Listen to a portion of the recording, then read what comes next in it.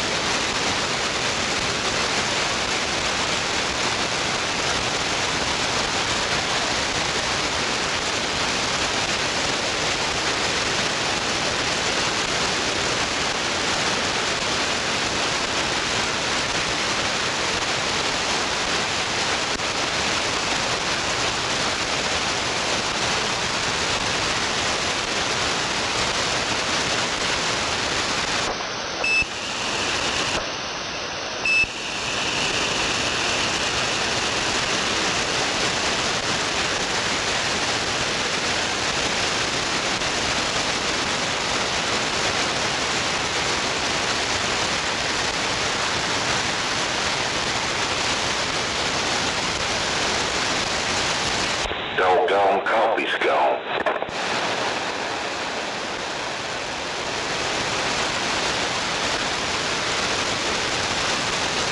Don't be running out of coffee now. I know you're right. Morning, Buffalo. It's Concrete Cowboy. Morning, Concrete Cowboy. Well, you sounded loud and proud this morning. Man, I don't know why. I guess static's gone or something. It's Mother Nature Day. All them people talking out there. Right. I hope it's not overmodulated. I hear you. That's just right.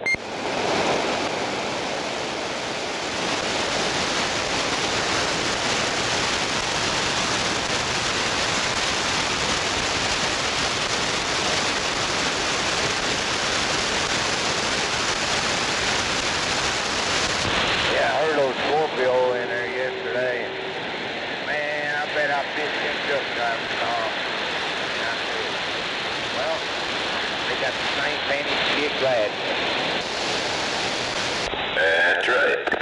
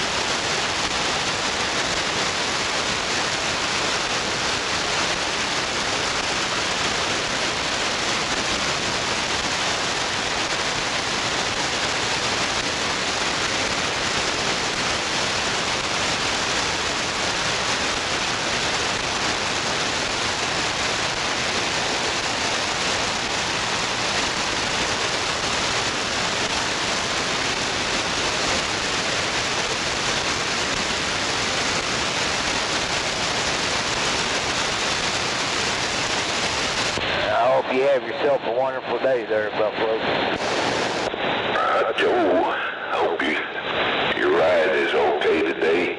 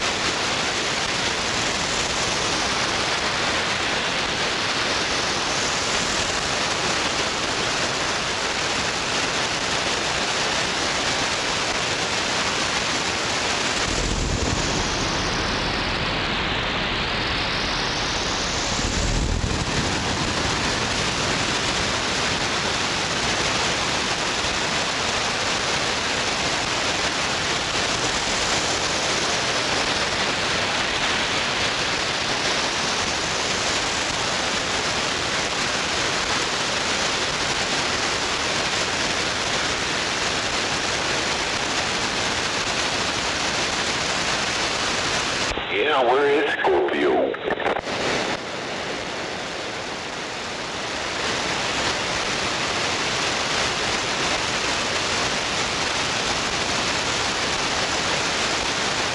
Well, he ought to be getting out here pretty close to any time.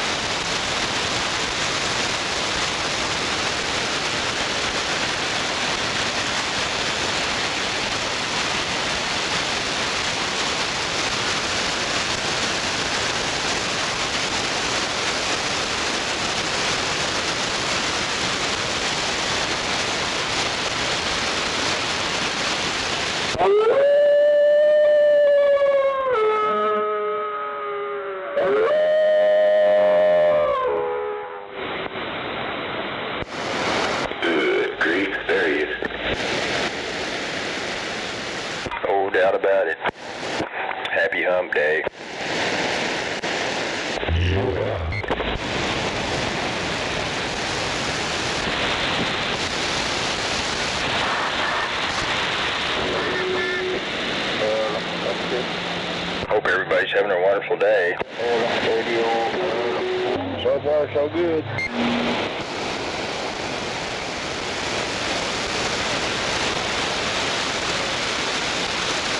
Morning, Scorpio.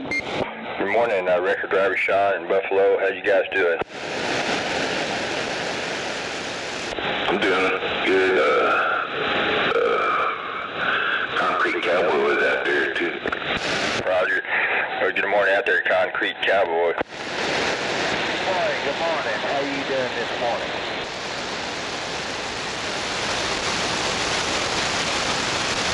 Can you hear me, Scorpio? Good morning to you too. I just barely hear you, but good morning. Hope you have a marvelous day. Keep up the good work out there. I'm trying to. Yeah, I was telling you yesterday when you said I guess I pissed them truck drivers off. I said, well, they got the same advantage to get glad in.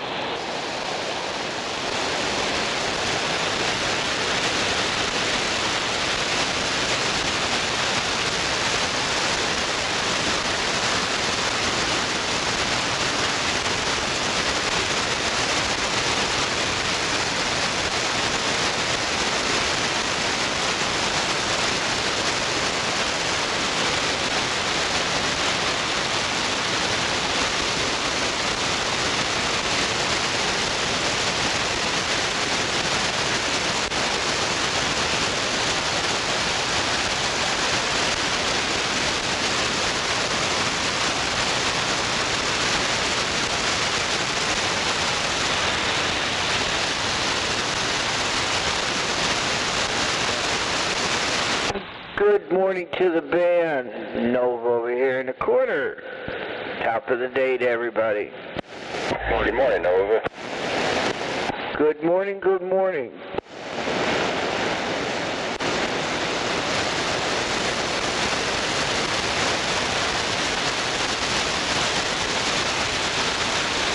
Yeah, good morning, Nova. Hope y'all have a good day. Good morning right back, sir.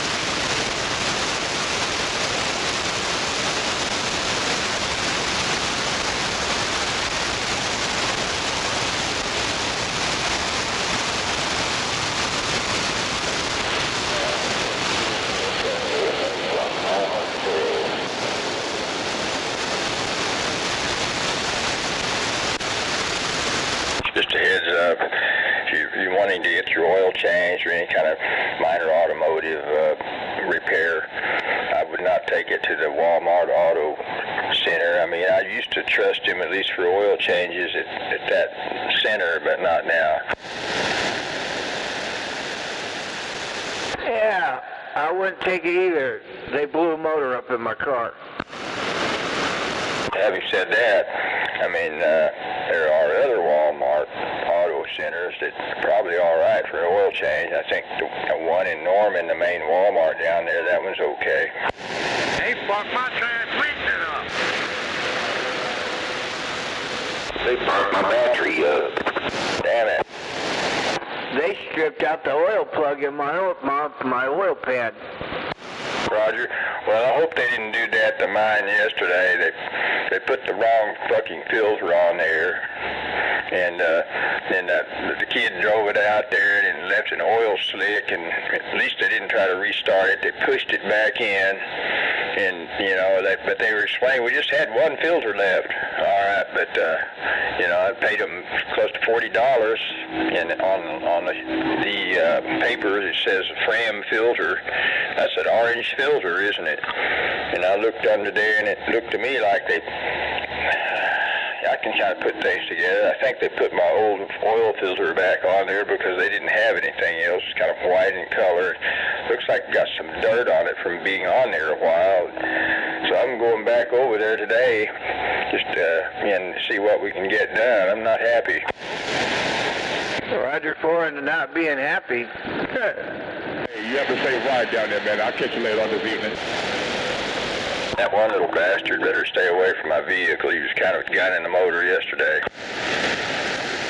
You know, I'm not staying inside. And you know how they'll tell you to go inside there. Fuck that. I want to watch. You know, I don't trust them. And that'll be the last time anyway if I go back over there. The last time for any auto shit. Right on.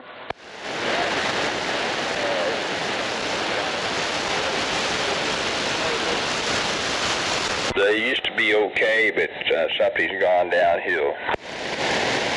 They got the guys over there that are just there to draw a paycheck. They don't care. Roger, yeah. They got a bunch of clowns over there now, most of them. Right on, right on.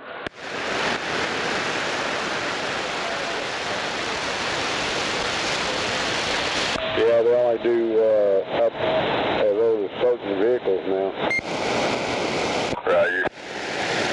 They just do modern or fairly recent vehicles or what? Yeah, they won't even touch any of mine now. Roger, yeah, they were going on about how old that one was. It's 32 years old. Well, it's not on our computer anymore. But, yeah, anyway, I don't know. I mean, that got me. Yeah, my 99 Yukon I've got, they won't touch it. Roger. Well, they changed oil in my 94 Nissan. I'd had that done before over there, no problem, but I won't go back over there for, you know, and except maybe to try to resolve this. Heck yeah. Because they just slide, you know, and I'm looking over, you know how they got a checklist of what all they did, and you know, for instance, it says on there I got 0 grease fitting. Well, fuck no, I got 4. Yeah, I put them on there myself. I know you're right.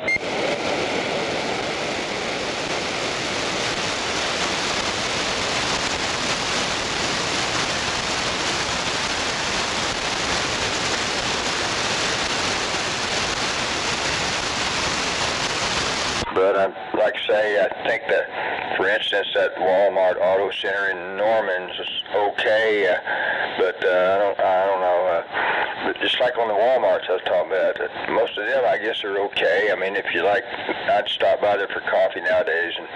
But that one down there in Texas, close to Temple on I-35, that one there is the worst one on the face of the planet. But I guess all franchises have a bad apple. I hope this is the only bad apple for Walmart auto service centers anyway. Who gives a fuck? Go find another channel to bullshit on instead of tying up 19. Oh, there's old Tubesteak or somebody crying a river. They made his day. That's all he does. He's poised to get pissed. We get to spare. I understand why y'all can't go to another channel just to bullshit. This ain't for just bullshit. Are you the rule maker? In case you don't know, this is Citizen Band. This channel is. It's not the truck driver band. Any citizen can operate on this channel, any channel of CB. It's Citizens Band, but y'all know that we all fucking talk on it, but y'all want to tie it up all day. Because you have no fucking common decency just go to another channel. Roger, well, it is known that truck drivers operate on this channel. It's known that other citizens operate on this channel. And so, you know, truck drivers aren't any better than other citizens.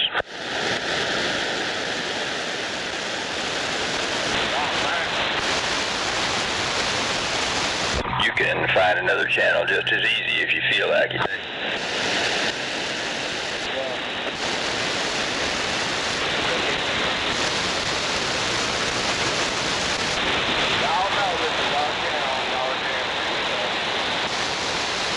It's not anybody's channel. It's just for the citizens. It's for the citizens. No one group can claim it.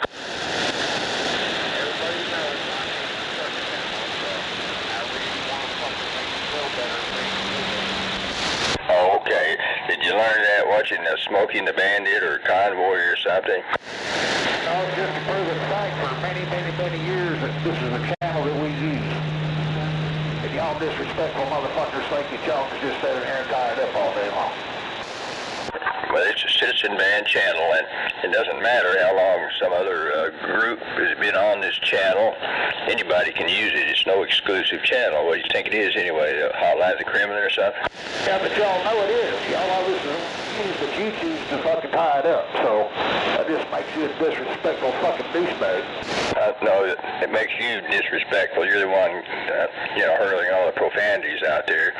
I mean, I get on Channel 19 because that seems to be where everybody's at, and so I could go to like Channel 27 or something and just sit there like a buff on a log, nobody on the channel. That I wouldn't enjoy that. I like to be where most operators around the metro are, which is this channel. That's what I'm going to do. I'm a citizen. I got a right to be on here. Got that all day, every fucking day. There have been base stations on this channel in Oklahoma for over 20 years. That's what I'm talking about. And what do those truck drivers use it for anyway? To dodge the law, to keep up with where the Smokey the Bear is hiding and all that?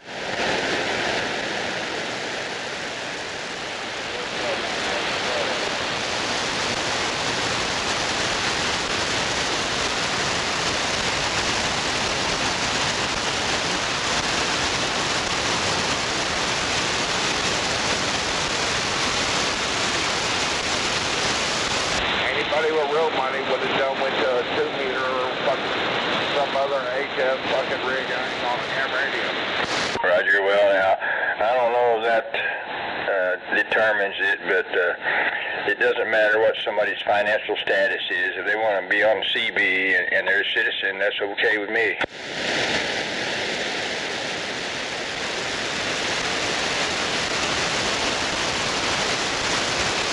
Only thing different between a ham operator and a CB operator is the license, and that's about it. Well, I've heard stories about hams, and a lot of them are not all that nice. There's certain frequencies I'm trying to remember. I've been told 7.2 meg or whatever is within one of the ham bands, and I think that's like the, if you will, the Channel 19 of ham radio, with all the fighting and bitching that goes on, and Prop Dead King. I guess they've diverged from adhering to all the rules of ham radio. It sounds like. Ham radio ain't nothing like it used to be, Scorpio. I've been a ham operator over 20 years now, and I listen to it, and there's some frequencies there ain't no better than a Channel 19. Roger that, Nova. Well, I hate to keep telling people I've been meaning to get a license, but I have been, and to get on ham, but I believe you, but I want to get on maybe some of the the high frequency bands, maybe, I don't know, 714 megahertz, whatever. I myself patronize 75 meters, and that's about it. I don't go anywhere near 40 meters or 20 meters because, in my opinion, I listen to those guys, and it's whose dick's bigger, basically. Roger that. And let's see now, 75 meters, that would be what, 7 meg band? No, it'd be 3,800 to 3,900. Roger. I mean, I thought, isn't there a 160 meter band? Maybe I'm getting that all mixed up. I thought that was like 3 to 4 meg or whatever. Okay, you got 160 meter. That's 1,800, or that goes actually in AM from 0 megahertz all the way up to, oh God, where's the frequency chart? I think it's like 2,800 megahertz. or not 2800, but 2.8 megahertz. Roger, over the standard broadcast band is basically 160 meters, so okay. Like you were saying, that 75 or 80 meters is what, 3.5 to 4 megahertz ham band? Yeah, and then you got 80 meters is from 35 to 38, and then 75 is 38 to 4.0, and then you got 40 meters that goes from 7.0 to 7.4. I could be wrong again. I don't have my ham band chart with me, but you can look it up on the internet, it'll tell you. Roger that. Me, I particularly patronize 30. I stay up at above 3,800. Roger that, above 3,800. Between 3,800 and 3,950. That's where I stay. That's where I hang out. Mostly I stay, you know, actually I'm more above 3,900 in 4.0. Roger. Then I guess your antenna's got to be a pretty good size antenna then. No, it's just an inverted V. So then inverted V, it's a wire. It's 100 and the wire altogether is 118 or 119 feet long. And inverted, you know, it don't take up a whole lot because I'm only up 30 feet at its apex. So I mean, you know, it's an upside down V. Roger on the inverted V. That way the water stays out of it. Good morning, Rocky. Good morning, gentlemen. Happy hump day. Yes, sir. Whoop, whoop. Oh, doubt about it.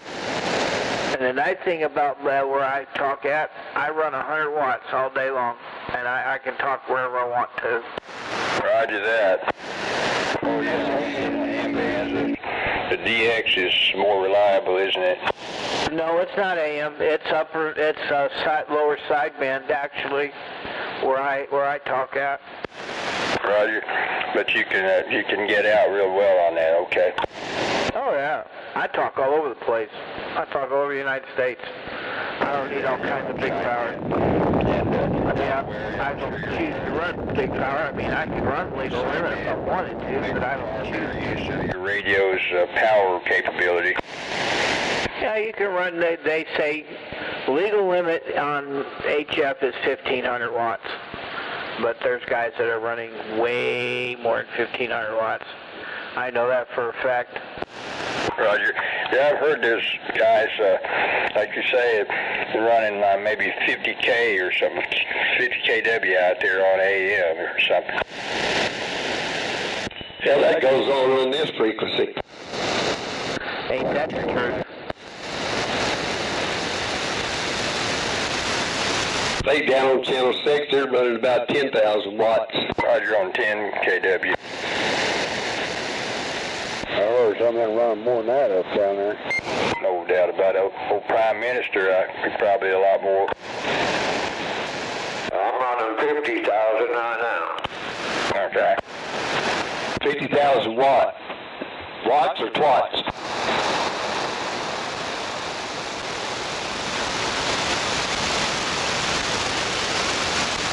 Yeah, Prime runs 50K at an idle. Roger that. Nake Vi Ion runs 50K at an idle. How you on, mate? Good morning, everybody. Good morning. Morning, I think it's 102. That's right. Good morning. Everybody know who I am. I don't have to say who I am. Get your tooth pulled? Nope, they got me on antibiotics. I gotta go. I have to go to an oral surgeon. That one must be a wisdom tooth. Yeah, Yes, I got 2 that need to be pulled, and they want to go in and actually pull what I got left out. So I got to wait for insurance approval and all that good stuff. Well, I got my upper dentures. Now I've got to, probably this year I'll have to get my lowers. Well, they want to go in and pull every freaking one of them all out at once.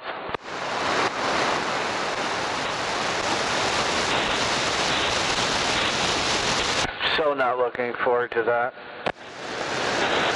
Oh, it only hurts while they're pulling them, and then a little time after that, it ain't a big deal.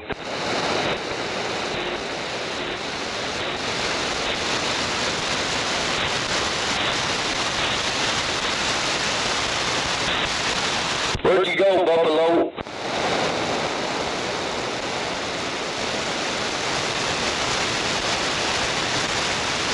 He probably putting his coffee cup away.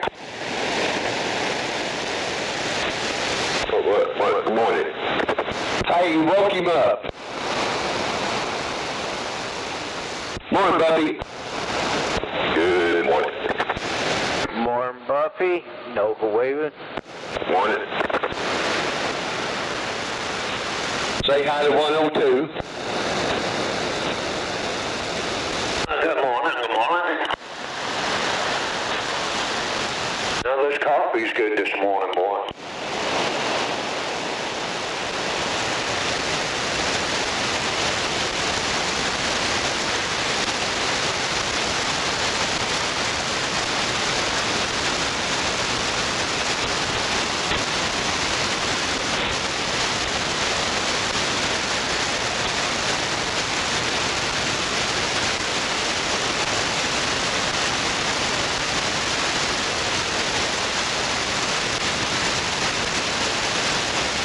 Buffalo, you coming over to mow my yard today?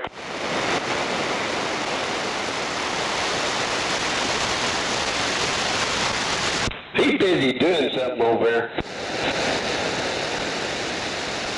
Put it away, Buffalo. What?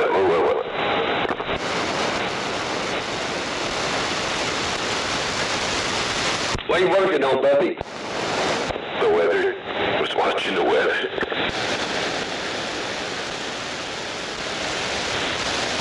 I think there's supposed to be some weather moving in tonight, isn't there?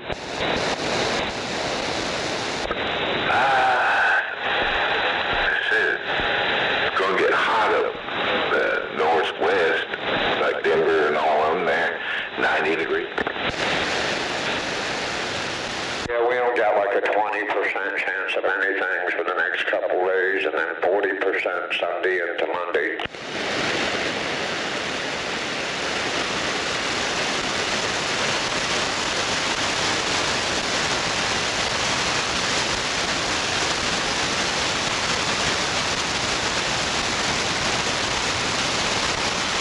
Well, there must be an accident on northbound I-35 somewhere. Every day. Yeah, I'm used to traffic, but it's not this bad every morning, so there's probably a little accident up by the river bridge.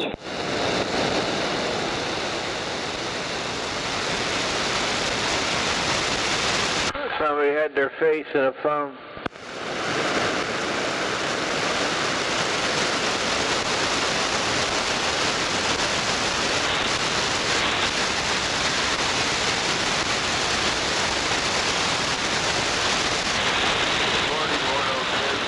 Well, Buffy, you taking the day off? Yeah, half a day anyway.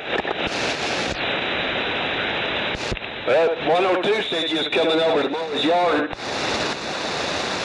All right, come on.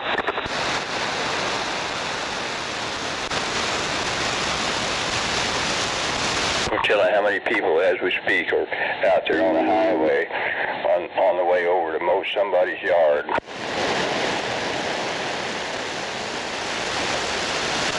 You know, when I was younger, I did that for a living. Doing something other than sitting at the house. Yeah. You need to training today's youth to get out there and do something useful. Good morning, everybody. Sit at the house all day. Hell, when I was a youth, I used to throw newspapers early in the morning and then go to work and work for Wendy's during morning time after that until lunchtime. Roger, that's what I'm talking about. That's before phones came out and video games and all that shit. You can't beat the younger generation to go to work. They think everything should be handed to them.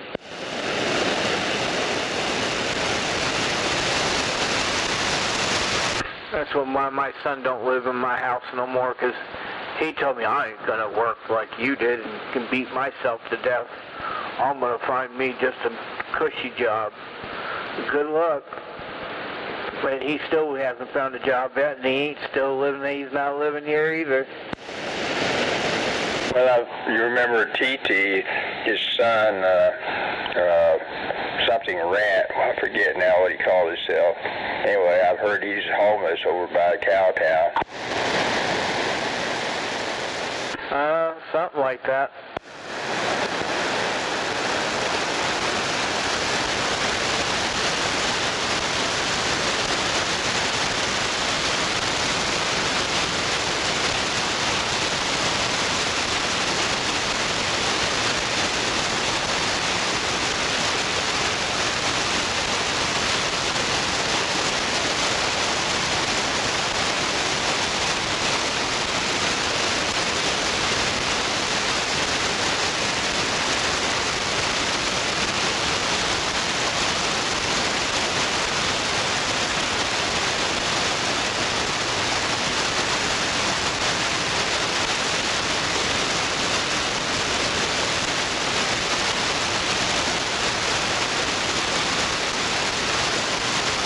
Yeah, I heard they're trying to make a crime out of being homeless.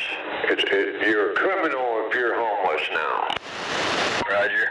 Well, I don't guess I agree with that, but then on the other hand, I do agree with them more vigorously controlling the homeless. So sometimes you know how they get out of hand out there, seeking donations and all that bullshit, and sometimes building their tents a little too close to the residential areas. Well, it used to be called vagrancy at one time back in the day, when you were homeless and had nowhere to go and no money in your pocket. It was called vagrancy, and yeah, it was against the law back when. But I understand some people just had bad circumstances and they're homeless and maybe they don't stay that way, but others, I think, have made a career out of it, and you know that.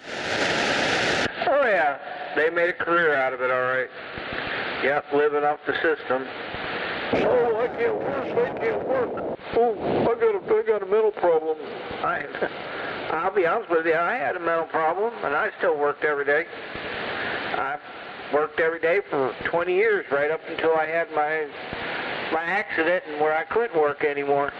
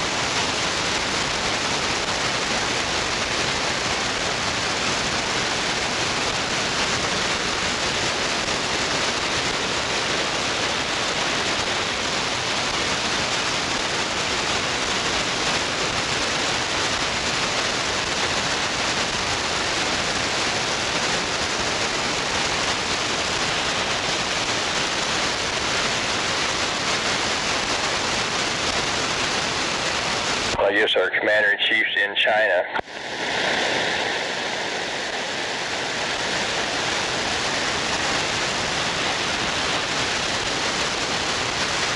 Yeah, I don't think it's going to work out for him now. Roger.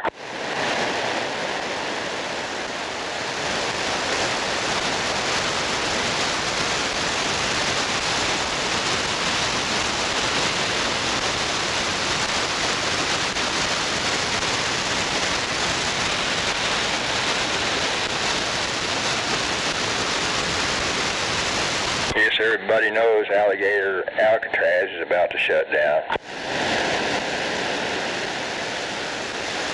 Alligator Alley? Roger. Oh, they ought to give it to the immigrants. There you go. Let the homeless pitch a tent down there.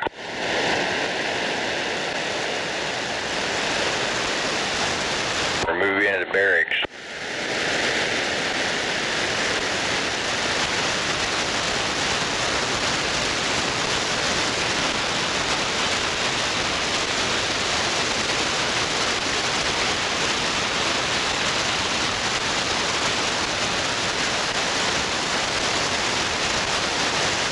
Everybody walking around in alligator boots and alligator vest. That's what I'm talking about. Now sit down in on an alligator couch.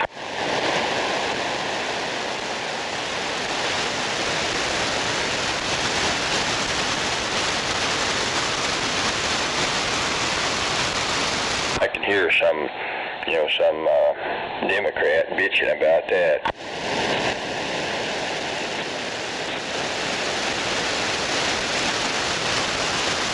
Get a meal and a pair of boots.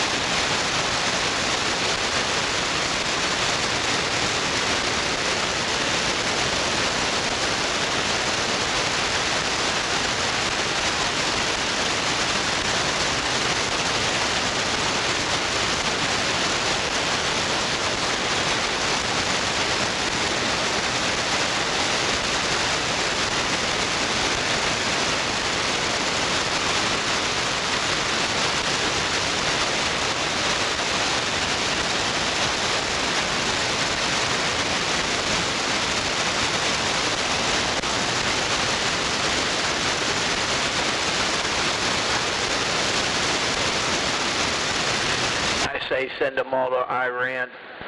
Let the Iranians deal with them.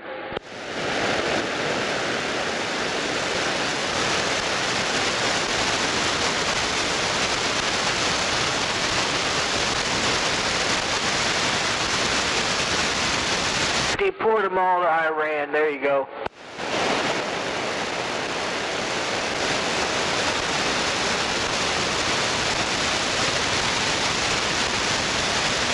Probably still available space on flights to Iran.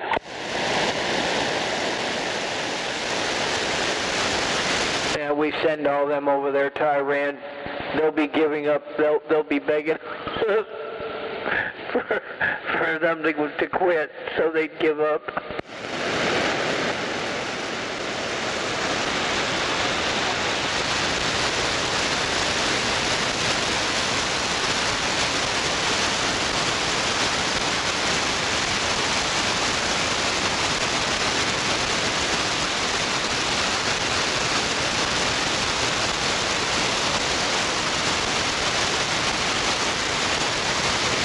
Iran can barely feed themselves right now. Yeah, they're being choked off. There you go. Send all the deport them all over there and really choke them off. Let them suck their country dry.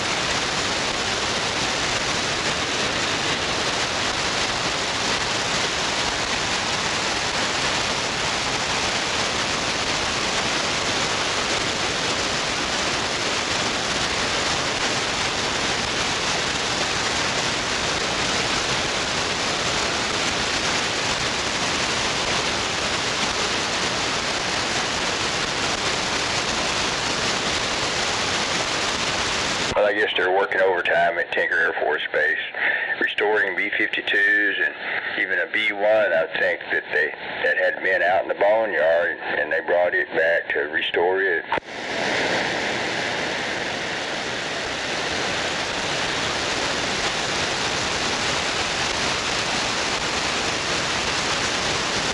Now that B-52s were American workhorse for a long time. I know you're right. I think they'll still continue to be that for, I don't know, another 20 years maybe.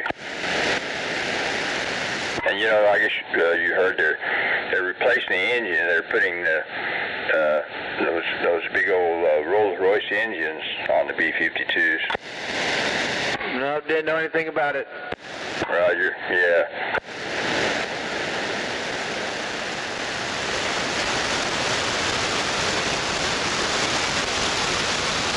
There's some probably been out of service for maybe decades. They're being pressed back into service after they restore them.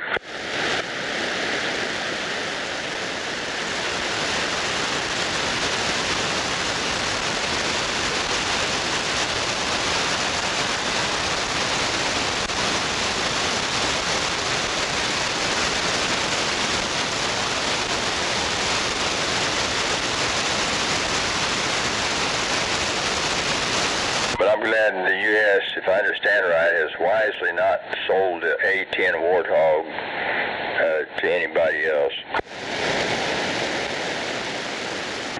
Yep, I wouldn't, as badass as they are. Roger that. And I guess, you know, certain Democrats wanted to declare them obsolete years ago and put them out there in the boneyard.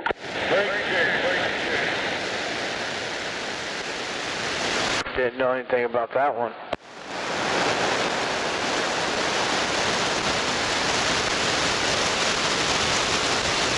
Does this thing sound all right over there? What's that? Does this thing sound okay over there? It sounds okay, Nova. You're not as strong as I sometimes hear you, but you're clear enough. I'm sorry. I'm not standing in front of the microphone. I'm kind of like off one side and off the other. You got to talk right into these things. Roger.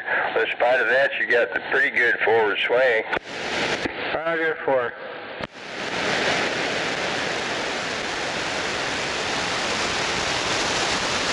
Drink more coffee.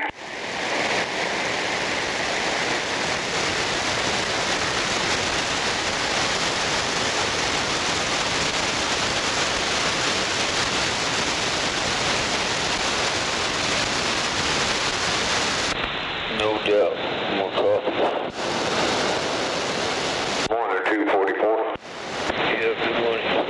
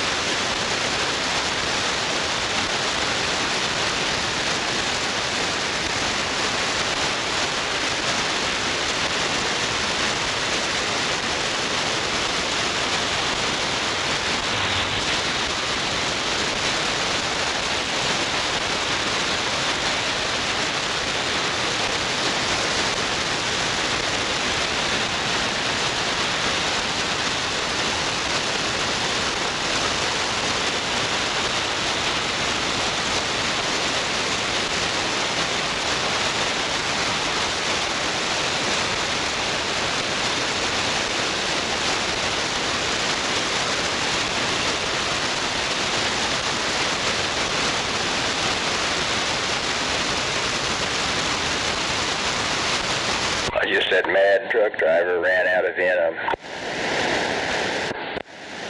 Right on.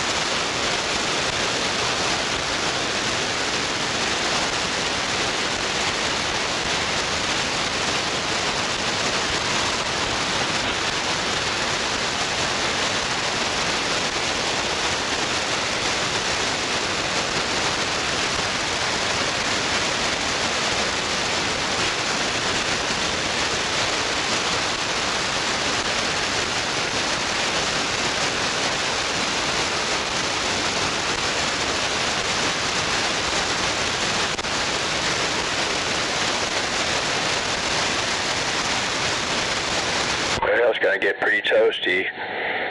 86 today, tomorrow 91, next day 92. Bikini weather, yay! Yeah. And as you know, that can be good or it can be very bad. Oh yeah, I wouldn't want to see Governor in a bikini, that's for sure.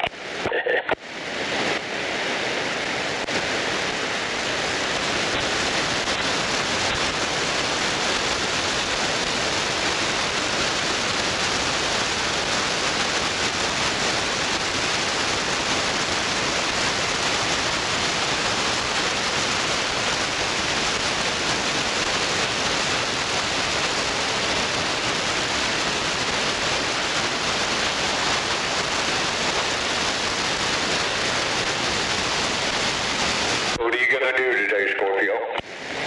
Oh, I'm probably going to go back over to the Walmart Auto Center and to lodge a complaint, if you will. Yeah, take your paperwork, show them that you have no grease inserts, show them you do have grease inserts, so they didn't check your vehicle. Absolutely, that's the core of the mission, is to walk the paperwork back over there and point out some discrepancies, if you will, and you know, obvious bullshit. And I tell them, you know what, after all this bullshit, y'all put my old filter back on, I want my fucking a new filter in my oil change, and I want my money back. Roger that, yeah. Yeah, we're going to be communicating that sort of message. You can count on it. They do stick it to you? No, they fucked me around. I mean, I think they put my own oil filter back on because they didn't have another one that was the right one. I mean, they put one on there that leaked like a sieve, and so they went out to park it, and it left the oil slick out there, so it pushed it back in, and I think that's what they did, took that off there and put my old oil filter back on there. But on the paperwork says it's a Fram oil filter, and everybody knows they're like bright orange. Well, that's white. It looks like it's got dirt on it, like it's already been on there. I think that's the one that had been on there. Well, see, they think nobody's going to get underneath there and check it, see. Yeah, they don't expect anybody to verify any of that, but I'm not like most people.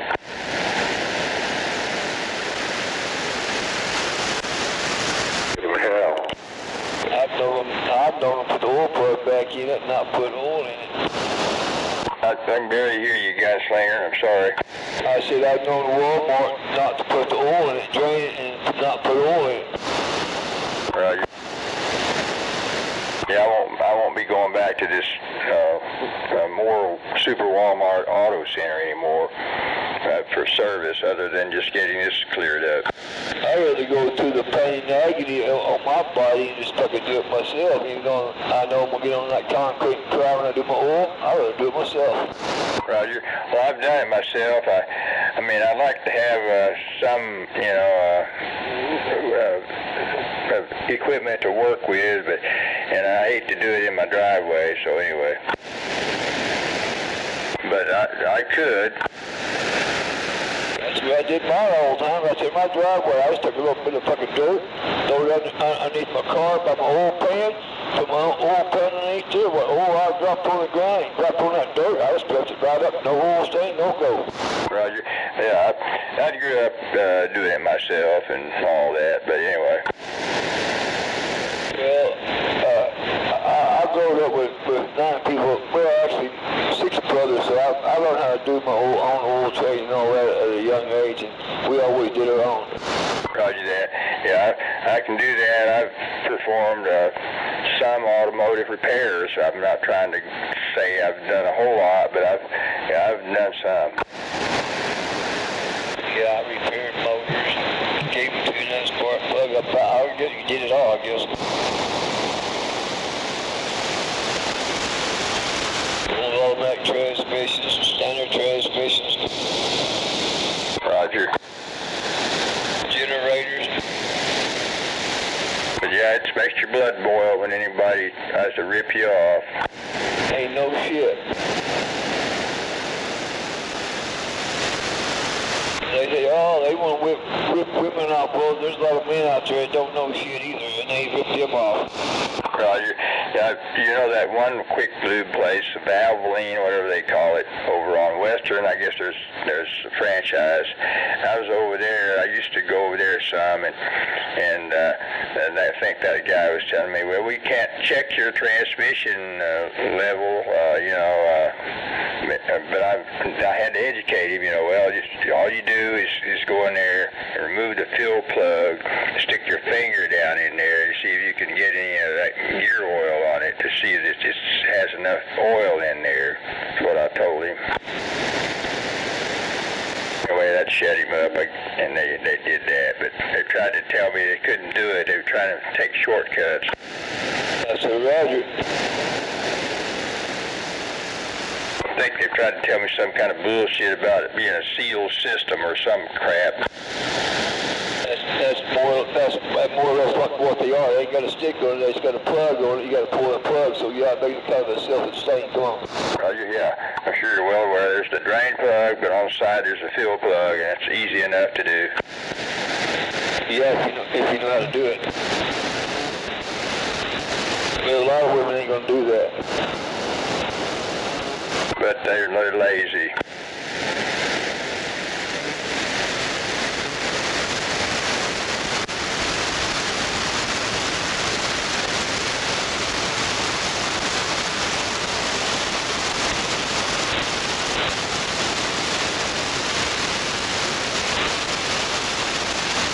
And depending on how much you drive, on that air filter, yeah, you might get what. How much room I got? Where you go, how much dust you're in.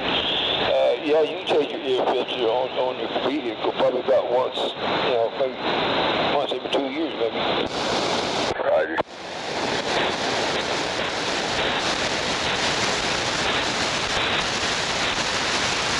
It's like mine. I check mine all the time, and I change mine about every 2 years. Roger. Now this Nissan, I just changed oil in. I mean, I had gone a year or two without changing oil because I didn't drive it very much. But anyway. Well, I try to change my oil about every year, every other year, depending on how much I drive it. Roger. Now, if I'm hauling a lot of cows, a lot of horses, yeah, I'll do it. I'll do it about every year. Well, I'll do it sometimes about twice a year. Roger. I know my insurance company asked me, he goes, you don't drive your Suburban very much, do you? I says, no. I says, why do you ask? He says, because we kind of did it when you do your odometer check every 6 months. We figured that you might do 400 miles a year.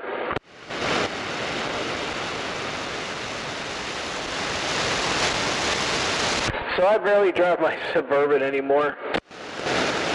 Roger.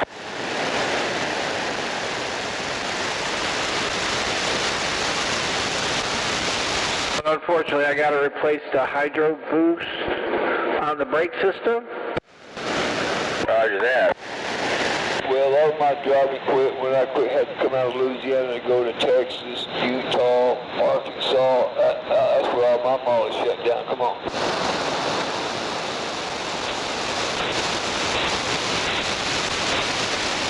That's a lot of miles. 600 miles to 1,000 miles just one way every month. That's a lot of driving.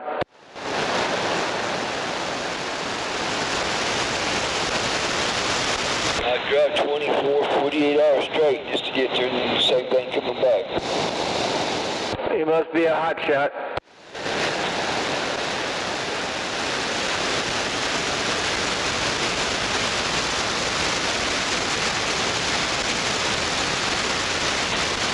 They'll say I don't do it anymore.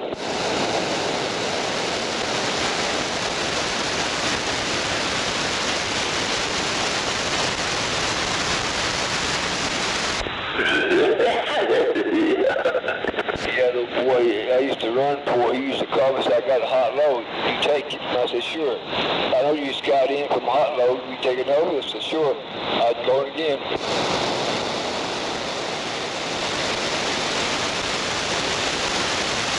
That's what happens when you're single. Yeah, when you're a single driver, yep, you get hammered on.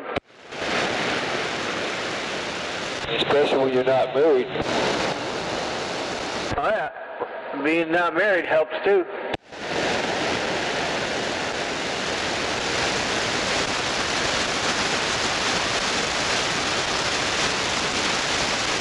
Yep, he gave you the fastest truck, the most powerful truck. Hell yeah, I like that truck.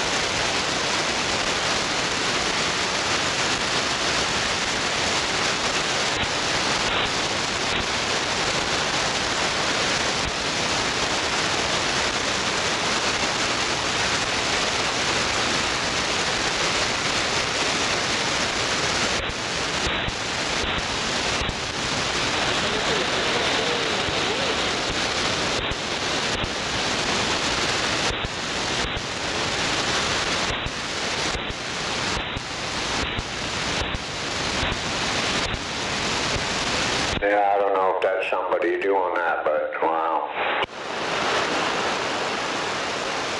It's somebody doing it. Yeah, that's just retarded. Oh, just somebody trying to irritate somebody, brother. Yeah, I thought that was my job. Roger, Ford.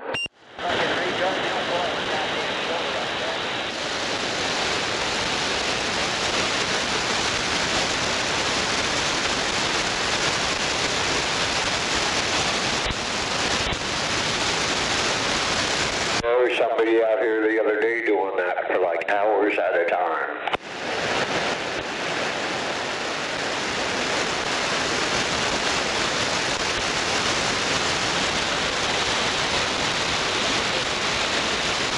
How you doing this morning, Nova? Oh, well, too, I'm doing quite well. I'm doing quite well this morning. The dentist put me on antibiotics and the pain is starting to ease up. So yeah, I'm having a good morning. Oh yeah, great. Unfortunately, I gotta make an appointment to go see an oral surgeon. Not looking forward to that. Yeah, that's never any fun, that.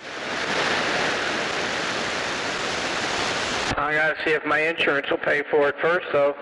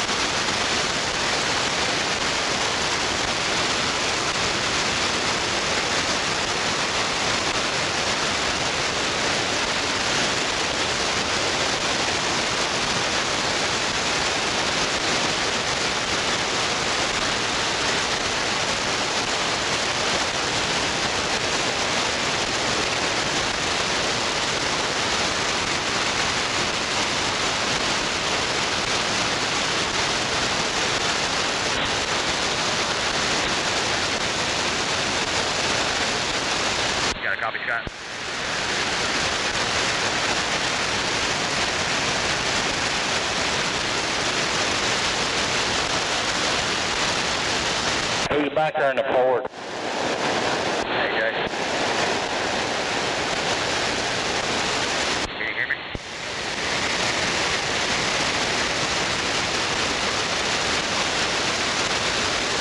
Hey, who's back there in the Ford? It's me, AJ. Okay, you're going to have to back up for a second because I'm going to have to scoot this over one. Copy. I'm coming out at a friggin' angle and I can't make this turn. Gotcha.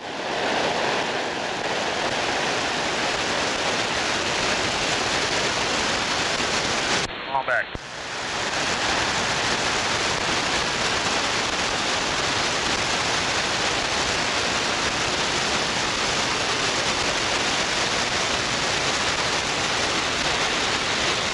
I go forward, then come back. Okay. Alright, get now, spot.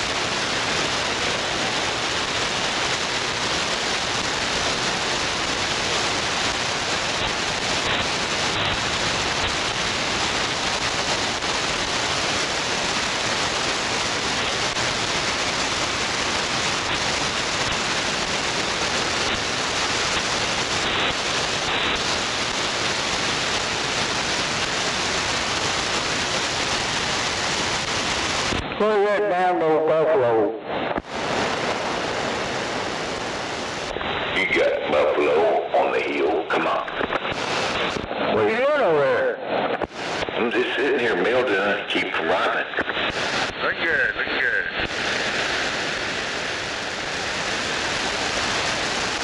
You just get me in? I got in a little bit ago. Yeah, pretty bad night, long. Awful. 410. Good. Good morning, 106. So far you were good.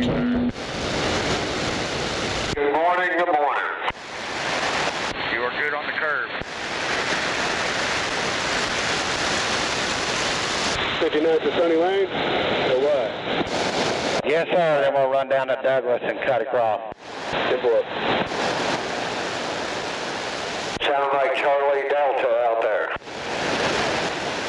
Sound like a Monty Rock I off. was pointing out that gate crooked. I could have got out, but I couldn't make the turn.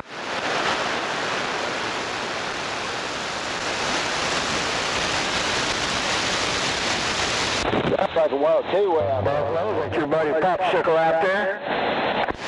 I hear something out there. I can't make them out. Good morning, whoever that was. Yeah, it's an unknown breakaway out here. Known breaker? I got you. Yep. What are you doing today?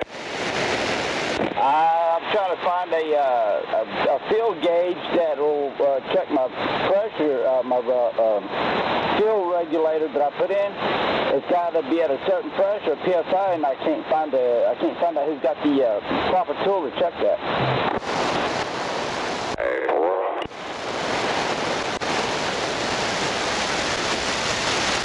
I'm sure you'll figure it out. Yeah, I'm trying not to hit any of these garages, you know, because I know they'll charge you on the leg just to hook it up and look at it.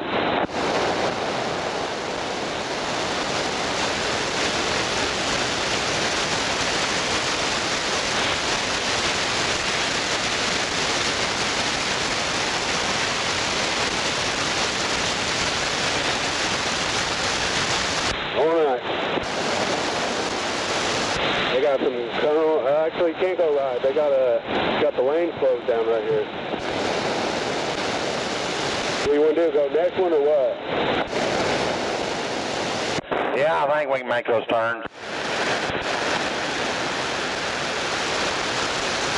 There's cones on both sides of the road. So. No, I mean, we have to go down to 44th.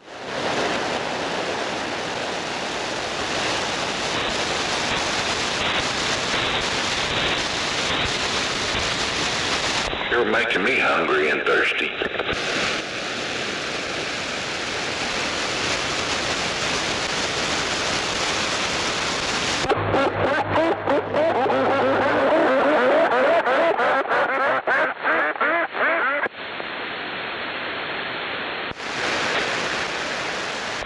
The windshield is turned white. Hey, I just hit a flock of ducks.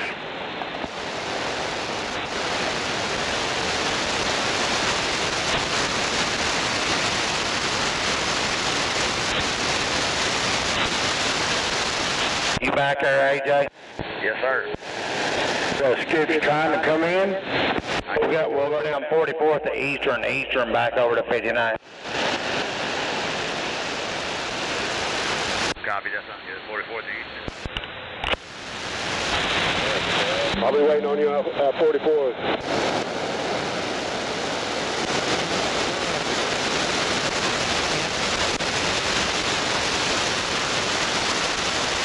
Unknown breaker, you have a good day out there.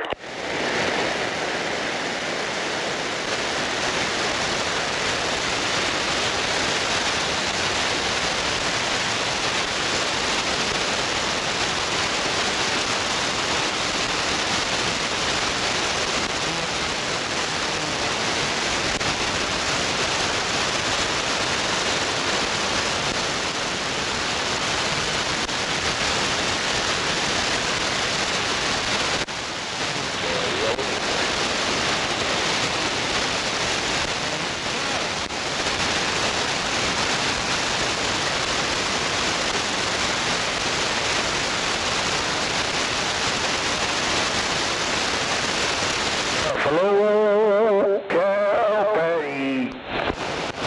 Yippee-ki-yay.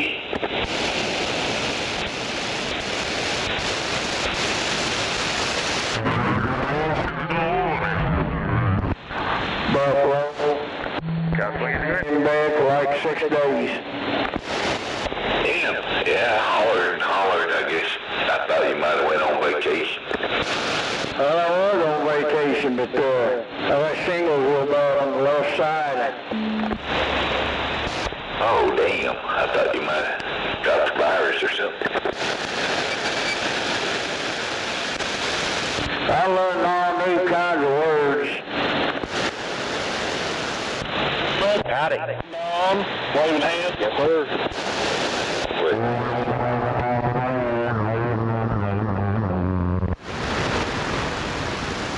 Was that Nova? I'm not sure that last part I didn't understand.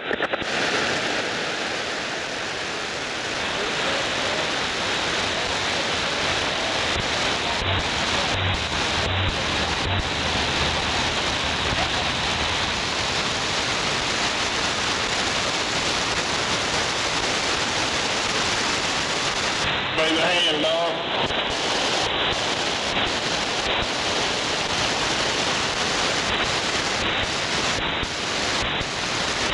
You can't hear my jump. Your signal's way down. Yeah, I think I was going through a bad spot. Is it better now? Okay, Gizmo, morning. Waving ahead.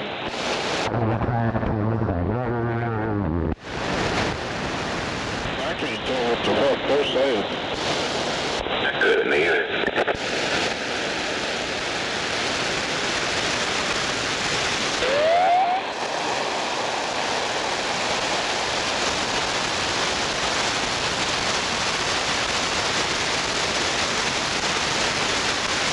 I'm in the chat.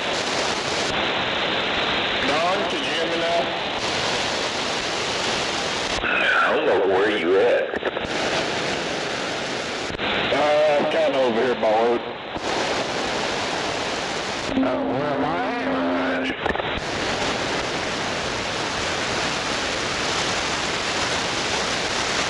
Damn it. You said you was close to work. That ain't better, Bobby. I knew you was up there. I could smell you. Feel kind of weak, but I guess you're upside the building or something.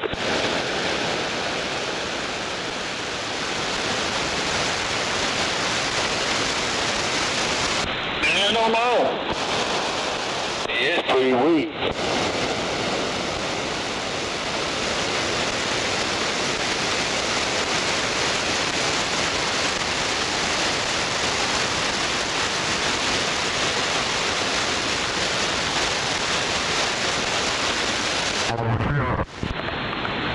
Who was it? Was that Noah? It was Gizmo. Oh, hello, wave my hand there, Gizmo. Wave a hand, Don. Can you hear me? Yeah, I can hear you now. Bro, Joe. Man, I don't know who that is, but I can't understand a word they're saying. I can't understand them either. Come on. Can y'all hear who that is? Negatory, no fly, no go. Sorry,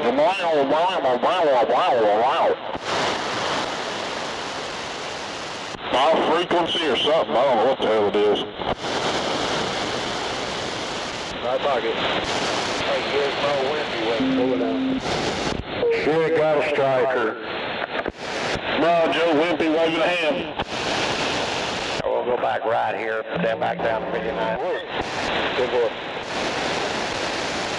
What was they doing there? Had an emergency bike painting lane or something? If you striker and talk on it, everybody knows what you got come up. Because they sound so damn good.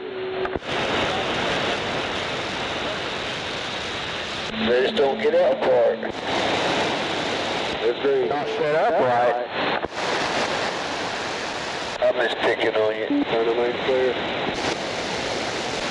I just got no junk code 29.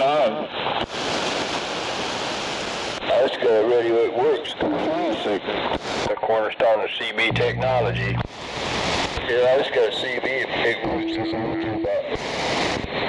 Yes, I like. Oh man, where's Scorpio? Easy money, what's new and exciting? Oh, I've had a long night, come on.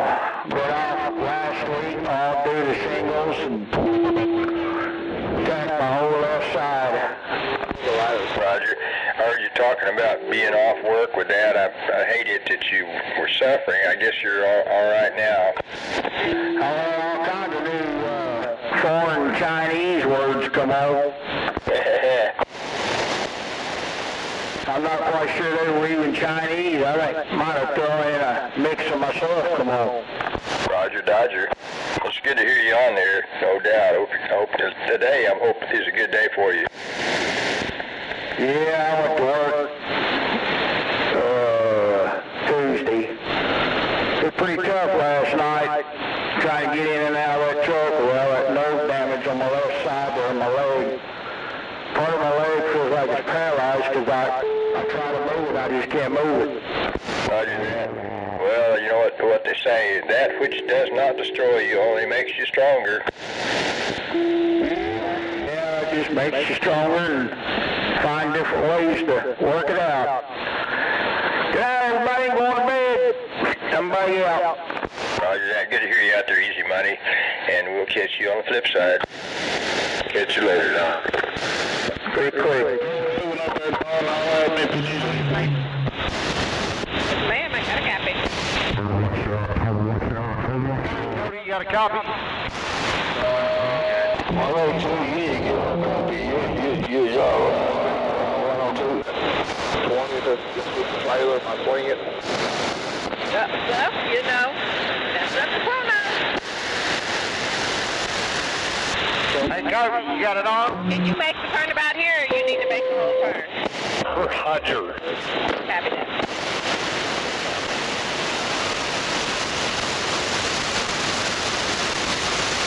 How about it, Cody?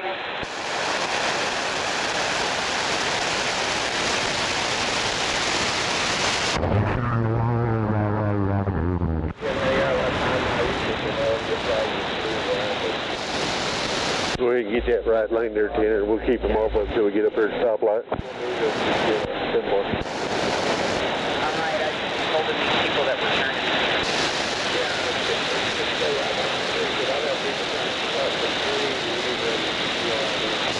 All right, copy that.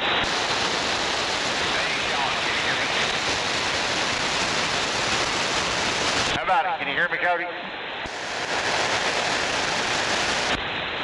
Hello.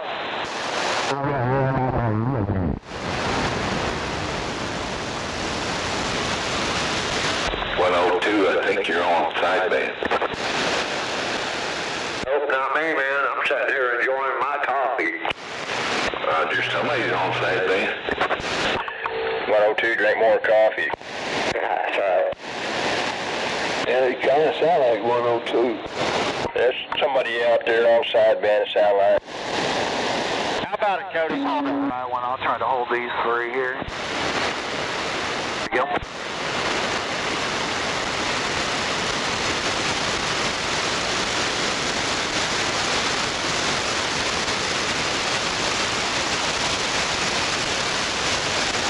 It's gonna be busy. Got an 18 up, lots of 4s behind him.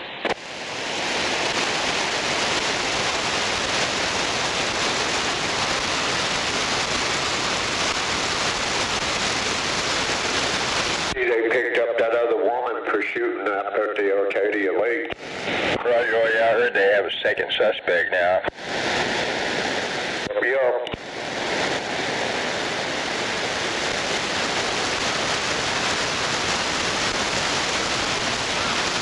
I guess from what I understand, it was started out as a cat fight and exploded into like a mass shooting.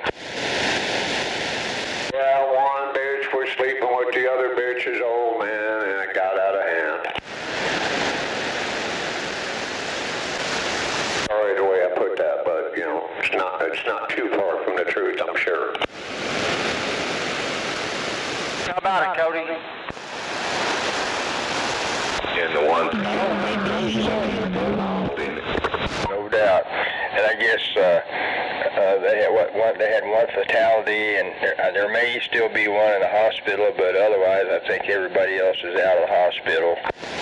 How about it now, Cody? Yeah, come on, what you got, Cody?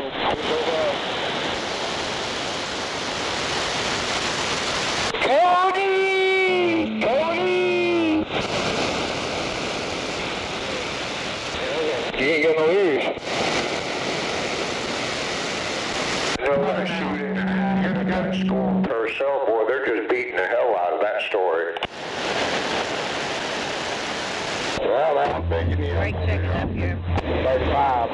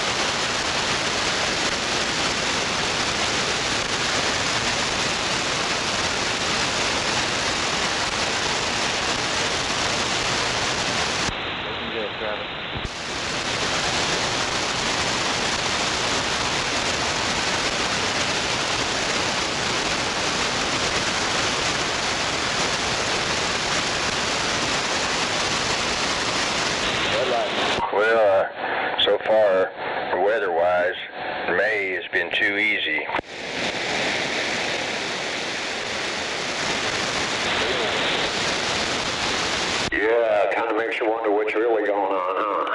Roger. Well, I hope we make it through the month and, get out of tornado season without any, ill effects around here. Enid didn't dodge the bullet, though. Roger that, yeah.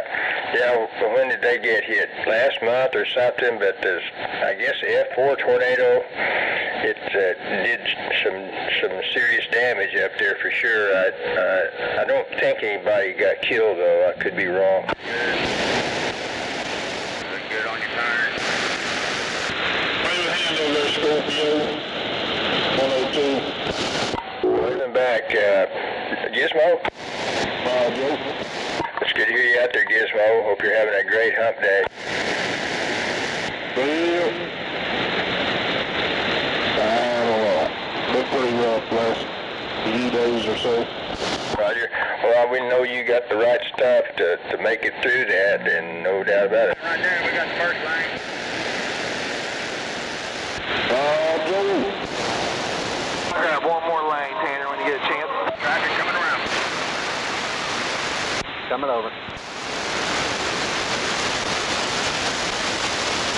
Y'all need to go down to Truck Drivers Channel. Anthony, go back Up Channel 6, just ask for the black man with a gold tooth. Damn it. Is that Gary?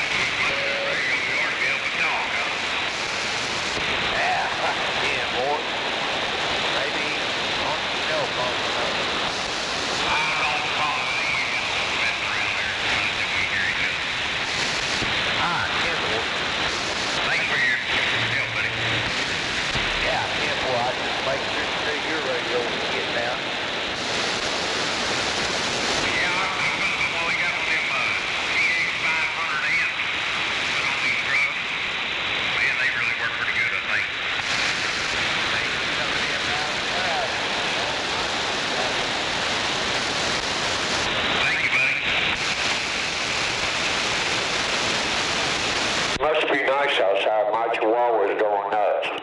Roger, it looks like a beautiful sky from what I can see, no clouds. How about it, Cody? You got a copy?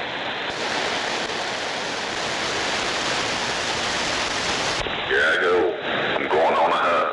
Hunting for something to eat. Roger that. Hey, tell me this radio's getting out. The radio's getting out, driver. You sound good and clear. You've got the strong signal. I don't know how far away you are. Oh, about downtown more. How far away are you from that? I'm standing here at 27 to 935. Roger. Okay, we're just a few miles apart, so your signal is about as strong as it should be, as close as you are. You got clear audio, and it's pretty loud. All right, thanks, sir. But actually now, when you get out there a few miles, you may not sound as loud, and you might need more audio, but anyway, it's clear. I got a good copy on him on 89th and Western. Morning, Tyler. And that guy Cody, I don't hear him at all coming back to you at all.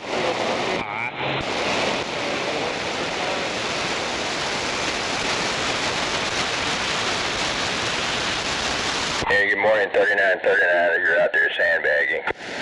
Morning, Sheriff 47. I haven't heard from him in a while. I hear you. I guess you're out there at your coffee spot.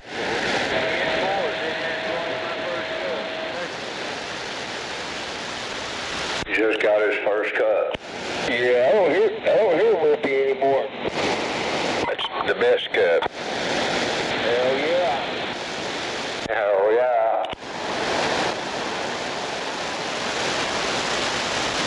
how about you, 3939? You got a copy on 244. If you got a copy, howdy, good morning, have a fine one. We're gone, bye-bye.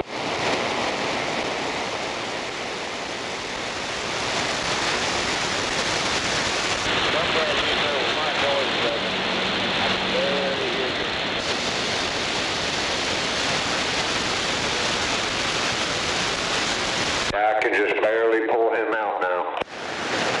Yeah, I don't hear him anymore. I ain't heard from him in a couple months now.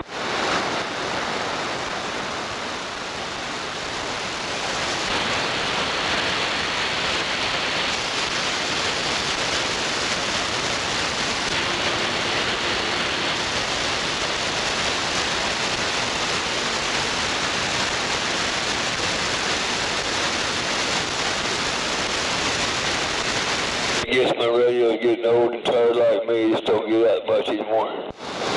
Why wouldn't we?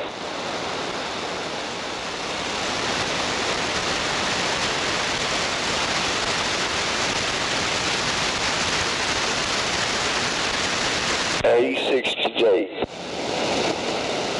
Said you're 86 today. Yeah, it's going to be 86 today.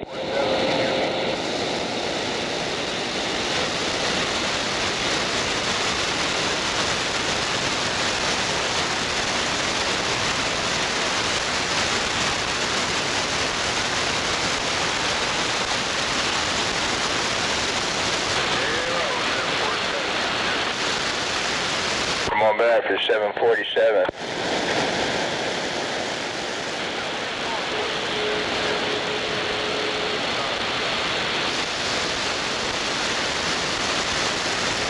Hey, Scorpio. Go ahead, 102. Hey, were you on last night when that guy was bleeding over on these channels? Oh, I think I was distracted. For your information, every evening, I mean, before dark, I usually get out there and do my running, for one thing. But also, I was still really angry over this situation with the service center, and it's not done with that. I'm going to get back on that today. There's somebody out there, I don't know where he was. I know he wasn't in Oklahoma, though, and man, he running so much power, he's just bleeding on all the channels. Roger that. Yeah, them heavy hitters, you know how they are.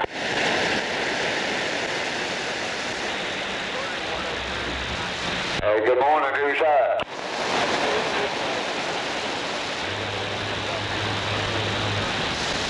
Yeah, 10-4 Charlie Delta, I've got you in there, bro.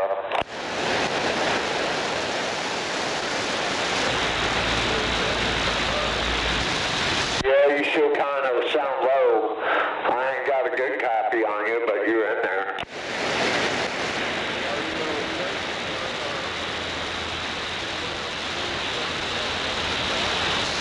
All right, brother, you have a good day. We'll talk to you next time.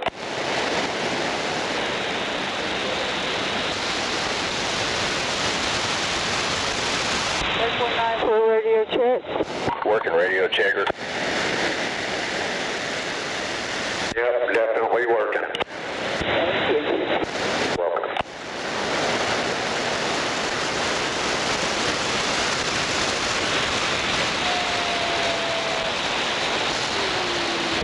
No man, you out there? Come on back for 747. Well, 747, what's the time about? I barely hear you. Is that Jolly Rancher out there? No, Bubba, this is Mama Bear. That's Mama Bear. Mama Bear? Yep, Mama Bear, how you doing? Roger, Mama Bear. Seems like I remember your handle from a few years back, but anyway, 747 with the wave. Whatever your 20 is out there. Roger D on that. I heard you out here, wanted to holler at you. Where? Roger on Shawnee. Let me turn more that direction. I can hear you, Shawnee, Oklahoma. You sound good. Mama Bear, you have a great day today. Around Shawnee 747 with the wave.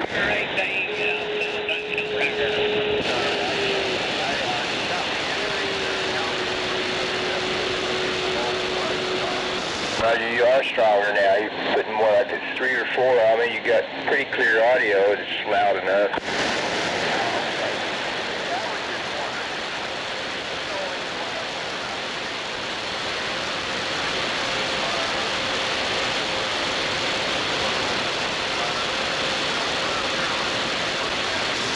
Roger, well, I know some people might be looking for mobile amplifiers. Yeah, so you got what's the specs on that one you got?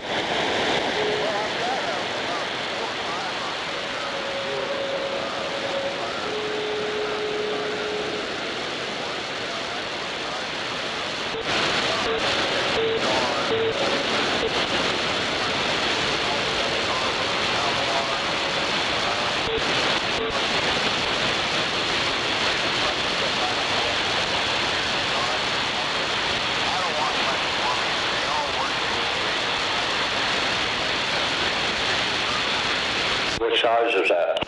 Roger that. Well, I might give you my cell number. If you could, wouldn't mind texting me all the specifications on the amps. You go talk to your boyfriend on the motor. Roger, okay. If you're ready with pencil and paper, area code 405-706-0985.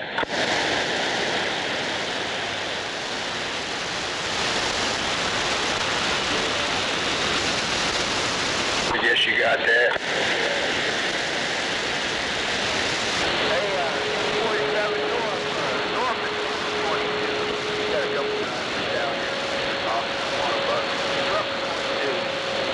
Roger that, I'm gone.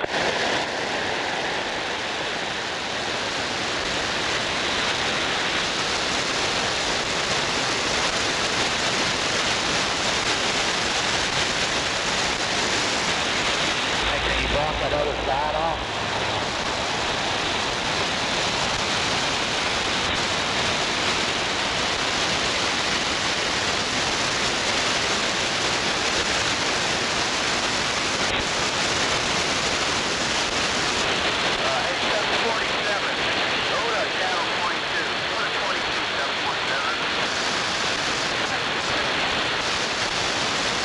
Follow there.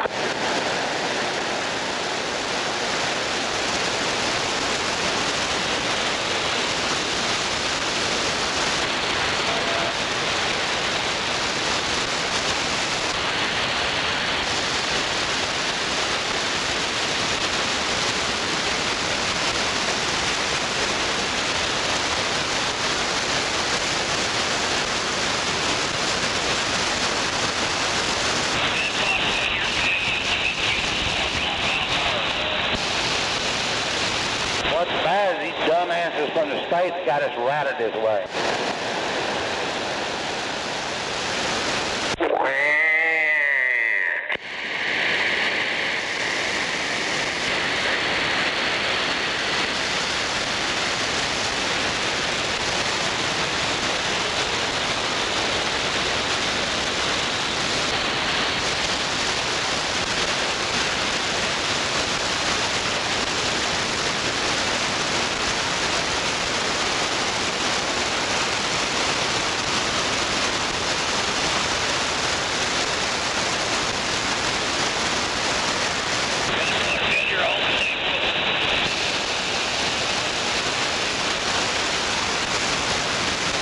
What you got in your mouth?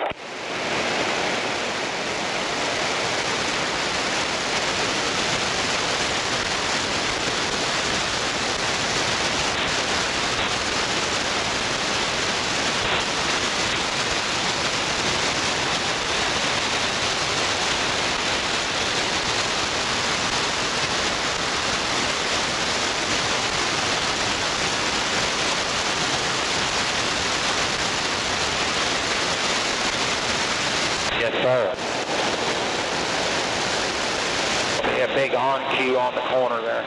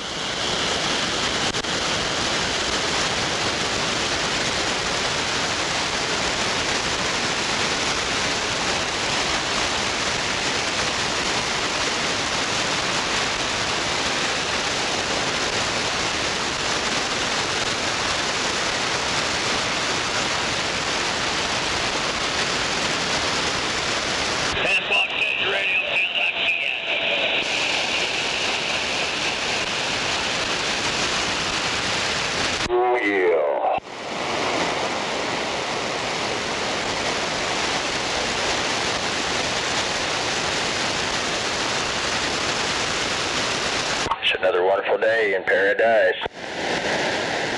Living a dream, living a dream.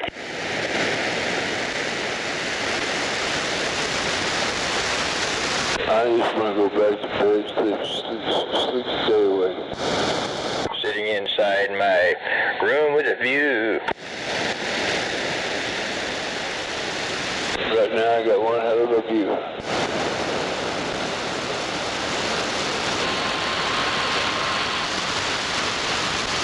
It's nice outside, come on.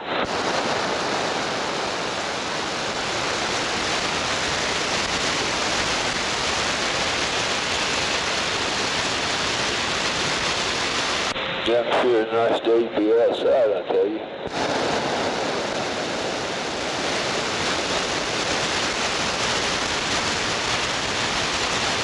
But it's gonna get hot before noon.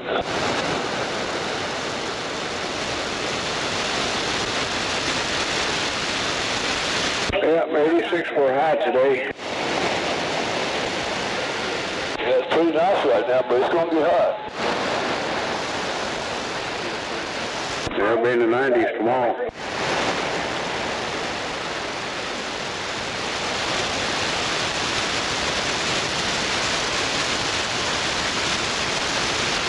Yeah, it's gonna be a little warm tomorrow, that's for sure.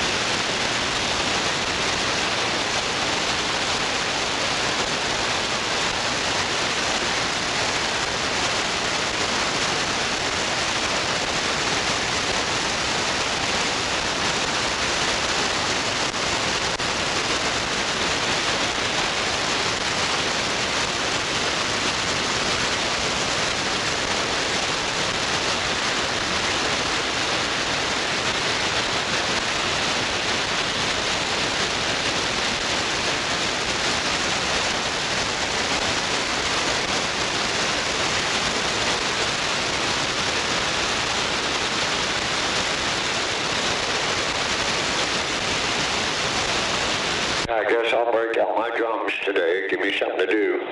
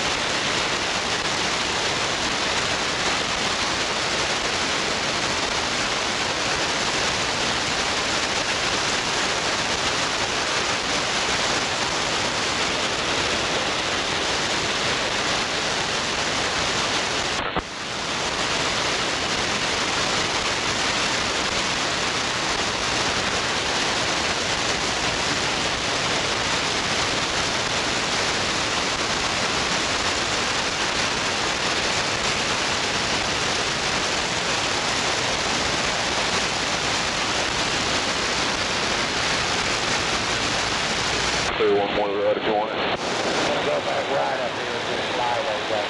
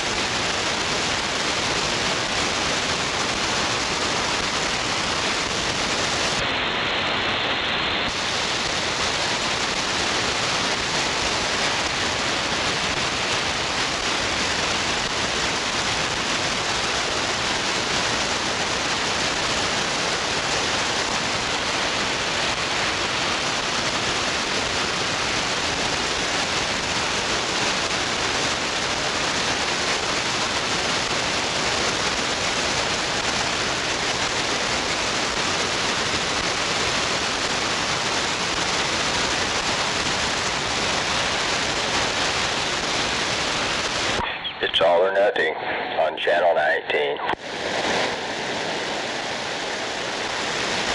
Yeah, that's for sure. Roger, Dodger.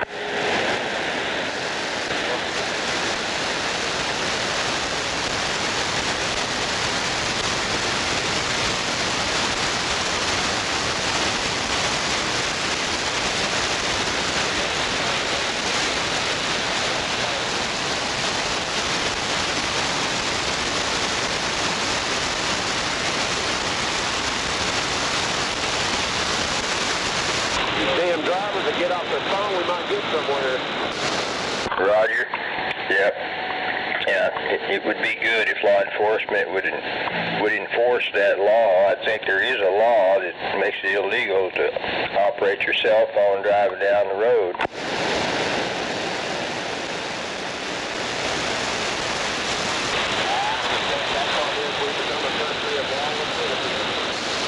Roger that. Another brand new law to enforce when they're not enforcing the laws they already got.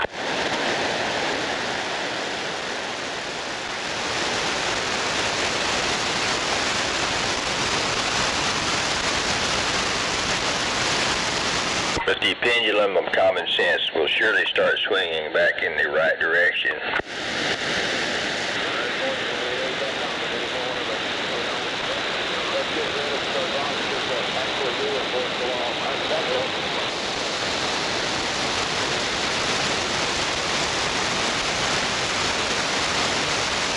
But the donut shops are making money.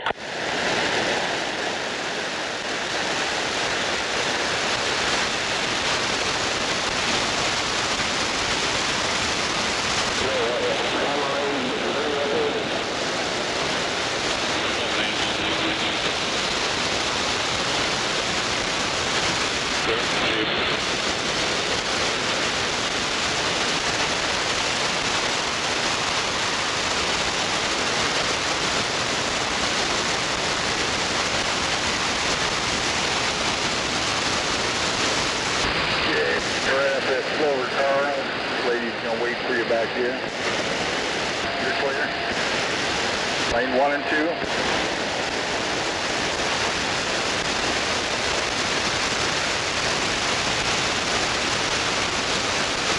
Yeah.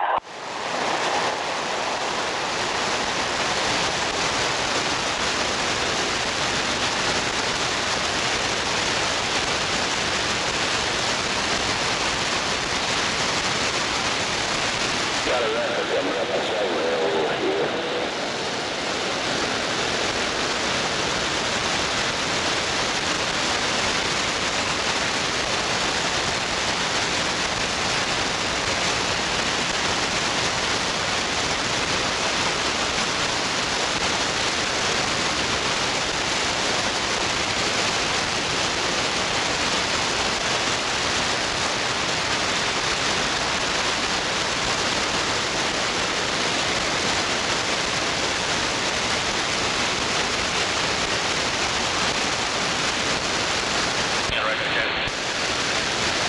Well, I guess GameStop tried to take over eBay, but they failed.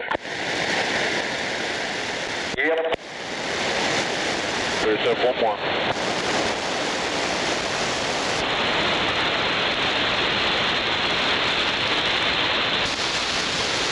Okay.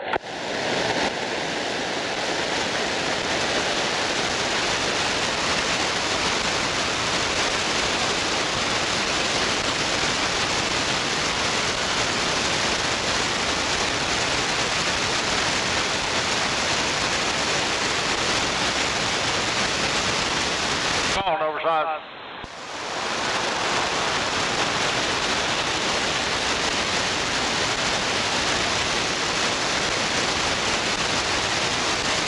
Alright, lane 3 is open. Alright, clear. Somebody's got to... You're clear. The next lane there, overside. Just so you know, your audio is weak. What is it?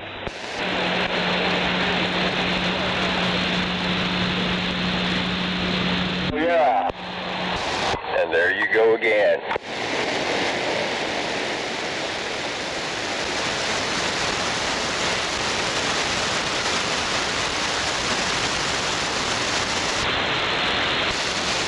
But I guess Top Gun 1 and 2 is back in the theater pretty soon.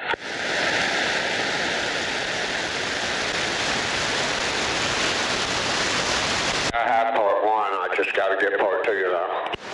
Roger.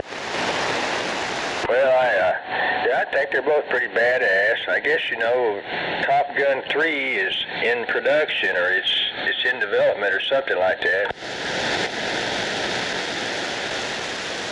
Yep.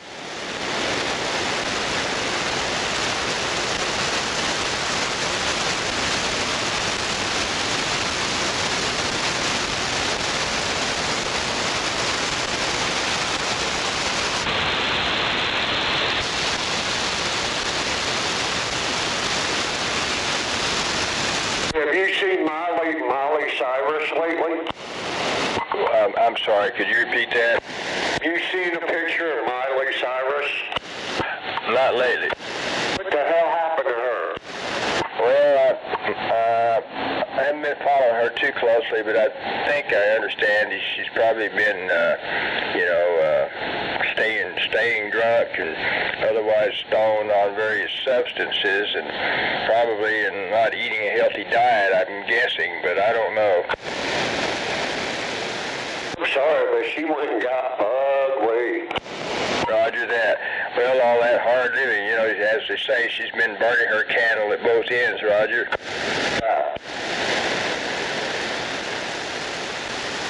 Yes, a long time ago she turned into a complete slut, from what I understand.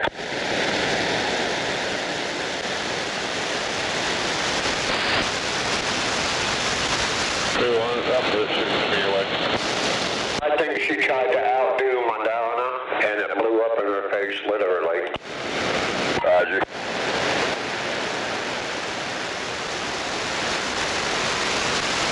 I honestly do. I thought about it a lot, and I think she was trying to make the same waves as Madonna, and only it didn't work for her very well.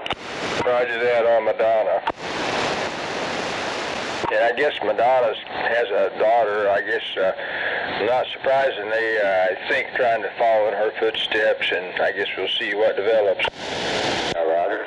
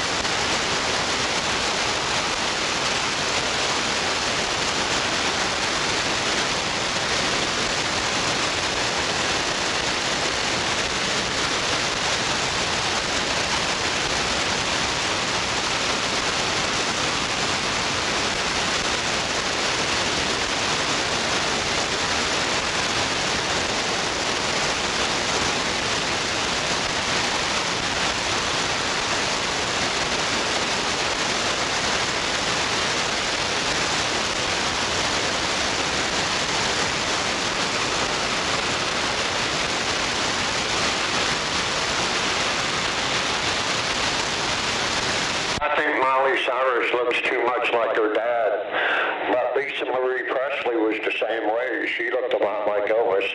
Roger.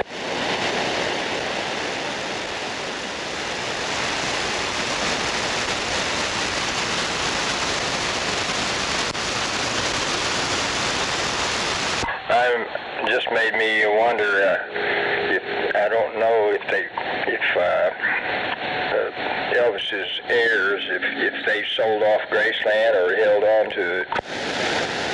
No, they still have it, and Tennessee is trying to make it into a national land monument or something like that, so nobody can buy it or tear it down or nothing. Roger that. That's probably about what it would take.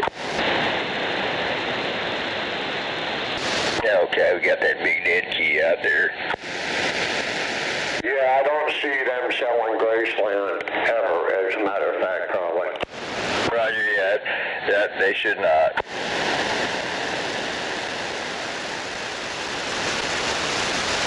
I know the woman that tried to scam Priscilla Presley out of that, and Lisa, she was arrested for forgery on those documents. Roger that. Well, I'm glad they uncovered that and put a stop to that. Yeah.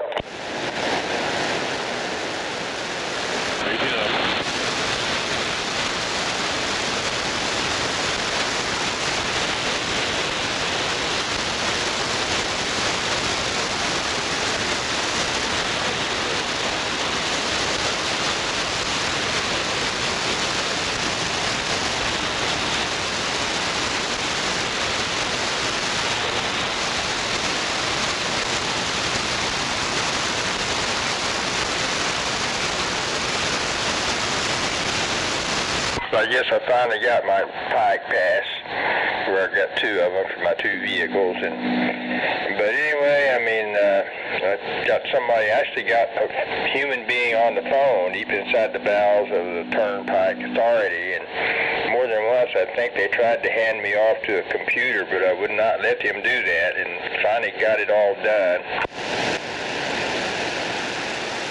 You gave me hell, did you? Yeah. And so anyway, damn it. I almost can't believe we got that done. Yesterday, I got multiple things done. Yeah, the last thing was the oil change, and you know the rest of that story. We'll be finishing up on that today. Yeah. But until the oil change, things went pretty well, pretty smoothly.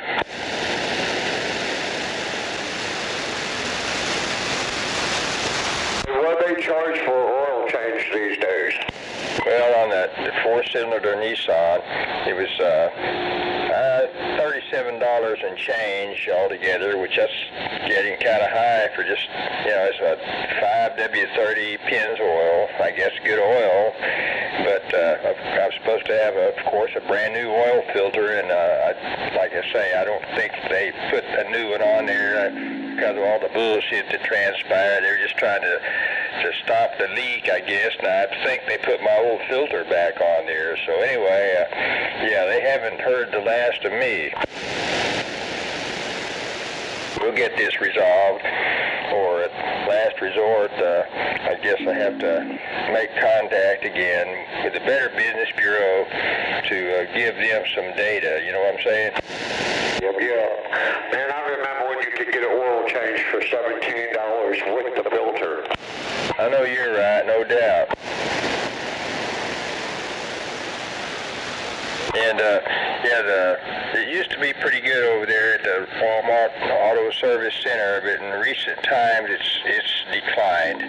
But other auto service centers for Walmart are good, like that one at the East Norman Super Walmart. It seems to be good. I mean, I've dealt with them, and they just, I mean, I think I've got almost a sixth sense to sniff out incompetent personnel. Down there, I think they've got it going on, got a good attitude, and they know what they're doing and treat you good and all that.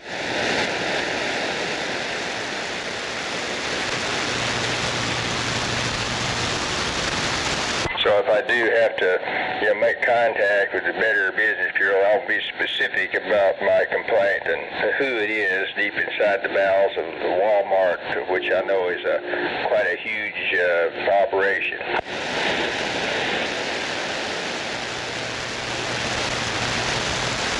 But one time I was dissatisfied with a certain garage because they fucked me over on an overhaul. They put a new clutch kit in for me, and it was making a squalling sound, and I wasn't happy with that, you know. And anyway, yeah, there was a couple brothers now. It's like one was the angel, the other was the devil. And so I went back over there with a complaint. It seemed like the angel brother had parted ways with the devil, so I got to deal with the devil, you know, and you know the rest of that story.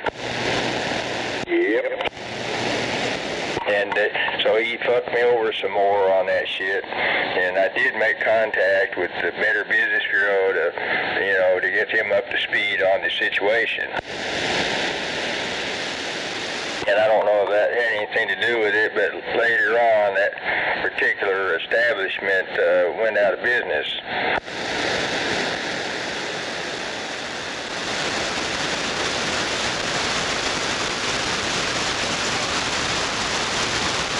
Anyway, it couldn't have happened to a nicer guy. Right. What's up with the Walmart over there on Santa Fe? Well, that one, yeah, I don't know if I really like it. It's like close to this. They have a ghetto kind of. It's got a ghetto kind of atmosphere. I mean, I've encountered some cashiers over there with that shit fucking attitude, and I didn't handle it right. I should have. While I was making out a check, I asked a checker over there several years ago if she wouldn't mind putting some of the groceries in my cart. Well, she did that. She grabbed the bags and threw them in there, and I think I expressed my displeasure with that, but I should have gone beyond that and got her fucking manager over there to ask him, you know, rhetorically, I guess, if they trained her to do that when they was training her to be a cashier. But anyway, I didn't do it. I should have addressed that. You know, she needed her ass fired. I know they sure got some ugly women in that store. Roger. Yeah, no doubt about it. And some of the customers in there are pretty gnarly or whatever, and confrontational. And I guess you've heard about certain people out in the parking lot over there at the Murphy's gas station they've got. I think somebody got their ass capped over there a few years ago. Yeah, it's not a safe place. I've used to do some business there, but for obvious reasons now I don't go there. I've never dealt with their auto service department. They're probably not good at that particular Walmart. I've been going up there to Santa Fe one for about 6 months yet, and I ain't found a single good-looking woman yet. Roger that, yeah. Go down and check out. You see some big old cows. This time of year, probably wearing a bikini and all that. Oh, man, no, you didn't just put that in my head, did you? Well, I hope I didn't fuck up your breakfast. Yeah.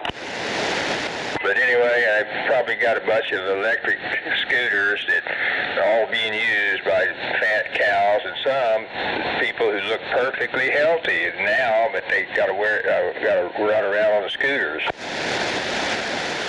And always to create you know how they create a traffic jam out there with all that fucking shit. Yep.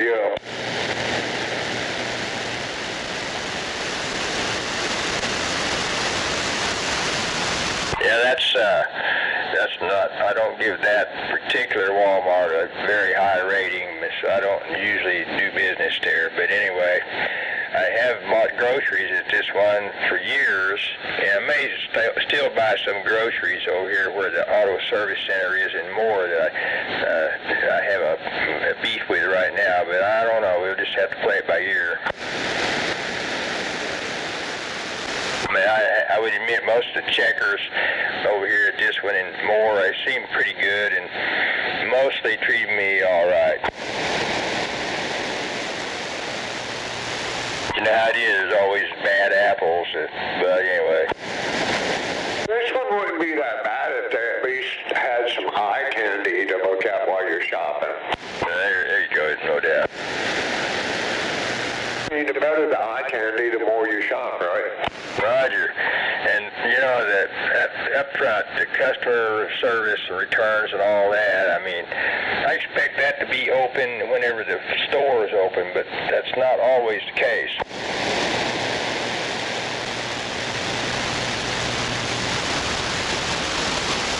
But the auto service center, they've gone down. They're like a shithole back there. But anyway, we'll get that resolved and not do any more business with that fucking auto center.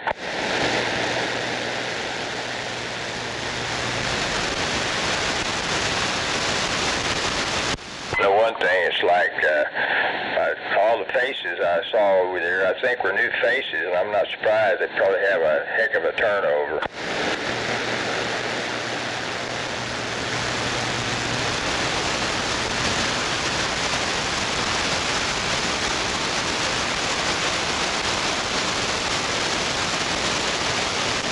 Oh, okay. Well, you went there once, you got ripped, so you know what? You know better than to go back, and that's a good thing. You learned, you know?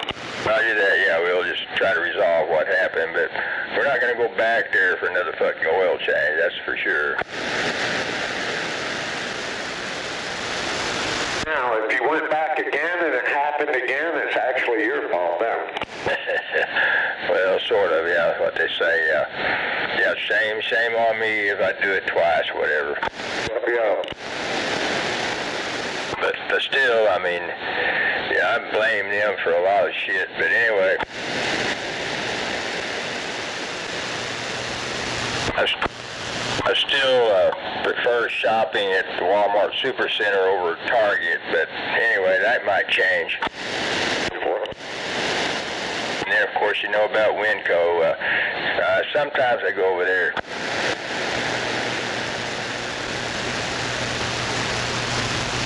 You know what I'm going to make? I'm going to tell you something.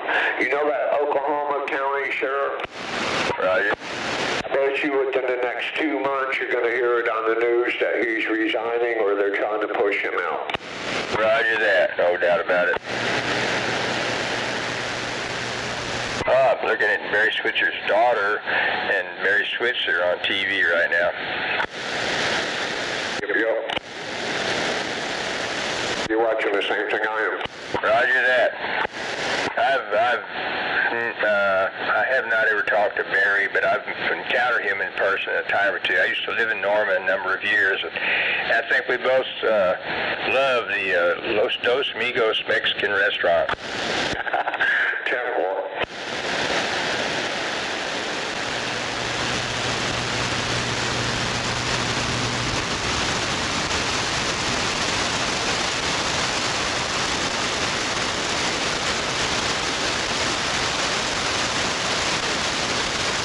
He sure made a hell of a career for himself, though. No doubt about it. I know you're right.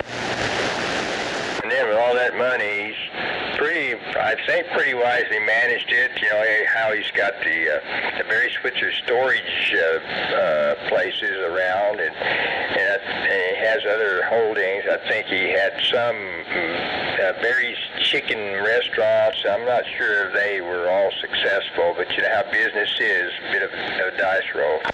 Oh, yeah. But he absolutely did not blow his money, you can tell. No, he also invested a lot. Yeah, no doubt.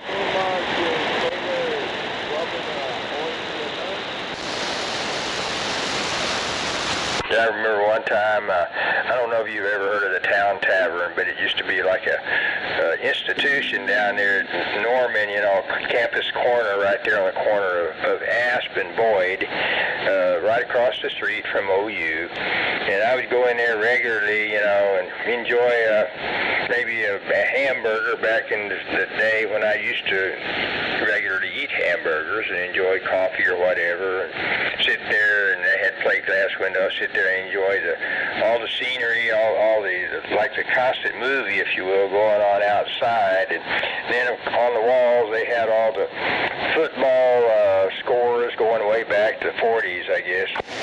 Roger. I've been to Campus Corner a number of times.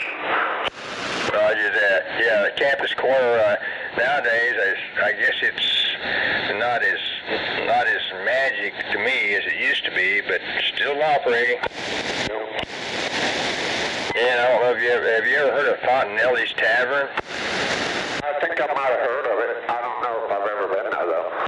Roger, I guess it's now defunct, but it used to be situated deep inside the bowels of Campus Corner over there on, I'm trying to remember, this one street over west of Asp.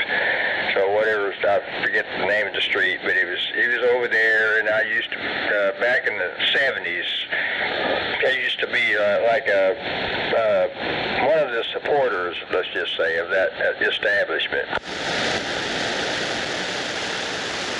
Also, I was equal opportunity. I helped support the Fox Bar, which was in the area, and Walter Mitty's, it was like a strip club, and they had two of them after a while. They opened a second one. They called it Walter Mitty's Jr., because I think they did away with I don't know, setups or whatever, mixed drinks, and they made it okay for 18-year-olds to enter the premises. I think the other one required you to be at least 21. But they had the new dancers, of course, and you know, plenty of cold beer, etc. That little restaurant you were talking about first, right there at Campus Corner, on the corner there, I think I've been in that one. Roger, on the Town Tavern. Yeah, that was quite an establishment. It definitely had the atmosphere, the aura of the campus of OU and all that, and the history, you know. Back when I went, it was more of a friend kind of family atmosphere. Now it's more of a, hey, just give me your money and get the hell out kind of attitude. Roger. I have not been in there in ages, so I'm not even, do they still actually have the Town Tavern? I thought it had been changed to something else. It's not the same one that was there when I was there. Roger, I mean, I think it's a different owner and different name, whatever. But anyway, Anyway, I went to OU for a number of years. I studied some engineering and art history and a little later film and video production and all that, film narrative, and I've taken quite a few courses down there. 10-4.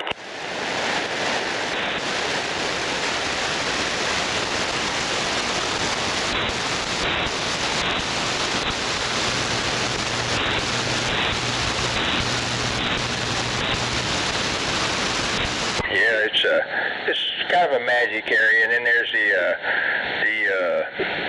Boomer Theater across the Asp on the other side of Asp over there.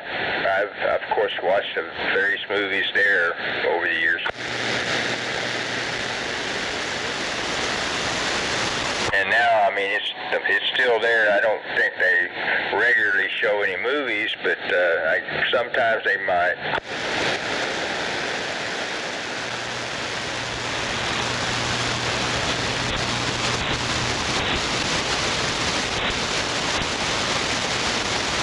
Brings back memories.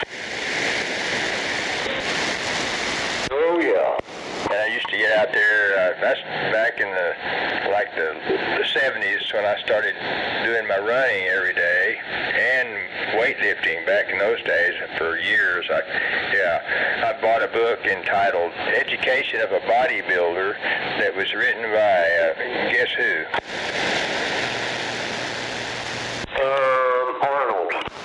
Yes, Arnold, that's right. Anyway, I got his book, and that was like my Bible, you know, and so I got the barbells and everything, and I worked out regularly, and I did the military press, bench press, curls, and a few other movements, and I got to where I could do the military press, that is, you know, you grab the barbell up there and put it up to about your chin level, and then press it on above your head. I got to where I could lift my own body weight up there above my head, which we're talking about 180 pounds, and I still weigh a little less than that now. But anyway, I know I couldn't even dream of being able to do that now, but I could do it then, and people noticed that I looked like I'd been exercising. It did build me up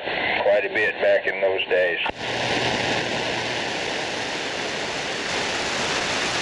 Anyway, I got out there and did the running, maybe 3 miles. I still run 3 miles a day, pretty much. And I'd go around the campus. That's what I started to say. I ran the basic campus. The main campus was from, like, you know, you may know, from Asp down to Lindsay, and on the east and west border by, like, Elm Street and I want to say Jenkins or something. Anyway, but it's some of their classrooms are definitely outside of that area, but that's where I would run. You know, I thought that would be my circuit.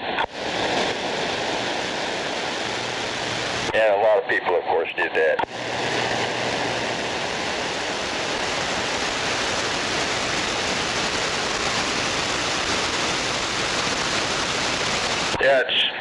Yeah, it's pretty cool. Almost reliving the past. And you remember, maybe you've heard of the duck pond. Yeah, I've been there a lot. Yeah, and that's another area we'd go out there and do quite a bit of running. Almost got into a big fight with an OU wrestler one day out there because he shot his fucking mouth off. He's riding a motorcycle on the pedestrian pathway, and there was a pedestrian bridge. Yes, he was on that fucking thing with his fucking motorcycle, so I couldn't run across the bridge the way I normally would, so I took a detour and went out there on Lindsay, I think it was, to go around his stupid ass. And I think there was a smoking hot chick running the other direction or something like that. He had to pop off. Hey, you're running the wrong direction. That started the fight, you know, because he was blocking my path anyway, the cocksucker. I'll tell you for it. Yeah, I never ran into anything like that. Me and Tammy and the kids used to go out there a lot and feed the ducks and all that. Roger that, yeah. Anyway, anyway, for years I did quite a bit of running out there, for sure, and a lot of people did, of course, and that's, I guess it's still relatively unchanged, but anyway, I learned he was a wrestler in the course of, you know, arguing him about his stupid bullshit, but anyway. But also, I'd worked out there a few days when you've heard the medieval fair they have every year at OU. Back earlier, they would actually put that on in and around the duck pond area, and so I got a job helping haul certain shit over there and then haul it back to storage. Most of my co-workers were homeless, but anyway, and so that's how that played out. Hey, you ever been over to the medieval fair? Yeah, I've worked on it that time to set it up, and I have visited the medieval fair various years. And I know somebody now who works that fair. I didn't go this year to it, but I've been up there a couple of times, a long time ago though, but I was just kind of curious if they still have that or not. Roger, they absolutely do, and it's fascinating to watch them. I guess you've seen the staged combat and all that. Of course, they've got the safety measures.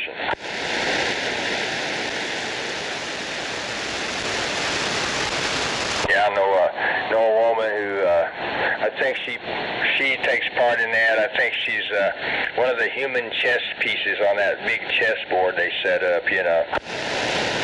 I've never seen anything like that. I was only there to like do shopping and stuff like that. Roger that. But anyway, yeah, that's quite a lot of pageantry and everything, and production values, if you will.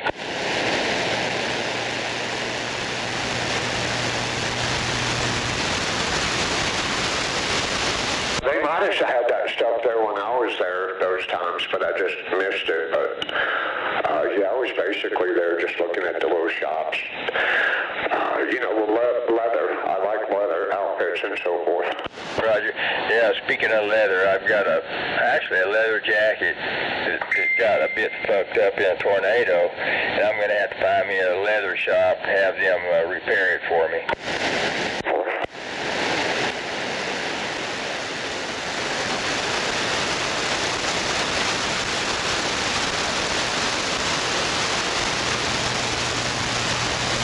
There's a flag place that sells American flags and all kinds of different flags there in Norman. I went in there one day to get a world map, and they had a suit of armor in the corner for sale for $350. And I'm thinking, man, that's a badass suit. So I went over to try to, you know, touch it and see what it was about. I was thinking about buying it. And here it was like a paper mache kind of shit. Damn it. Like, I don't know, $350 for paper mache? I don't think so. Yeah, I know you're right. It was metal. I would have jumped on that because I would have loved to have it. So, according to him, somebody would buy that because every minute there's another sucker born. Yeah. That was real metal. I would have taken it home that day. Roger that, yeah.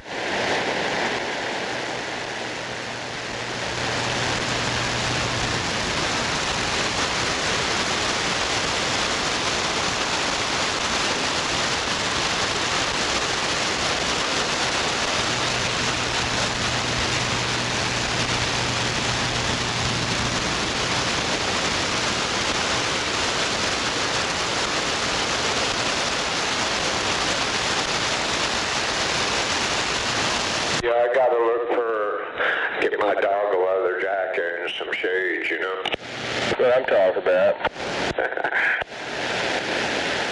I used to carve leather a long time ago, but most of my leather craft tools got blown away in a tornado. I did that back in school. We did leather work, made saddles and stuff like that. I never put anything that big together, but I made wallets and belts, and I think I even carved some leather shoes for a relative one time. Yeah, I've done the belts and the wallets and all that. That's how we started, and then we worked up to the saddles and the school would sell the saddles after we were done, and they'd have a party for the school. Roger. Well, it sounded like they looked pretty fabulous.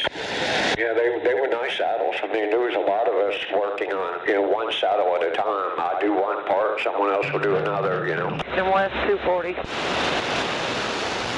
Yeah, they were nice.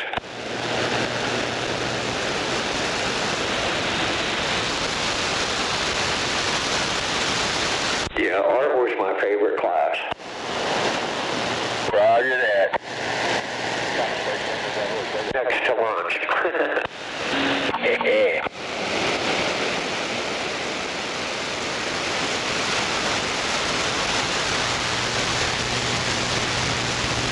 Scorpio, I gotta go take care of something real quick. I'll be back in about an hour. Roger, Dodger. We'll catch you on the flip side if we're still here. All right, man. You have a good day. No doubt about it. You do the same. 102. Keep up the good work.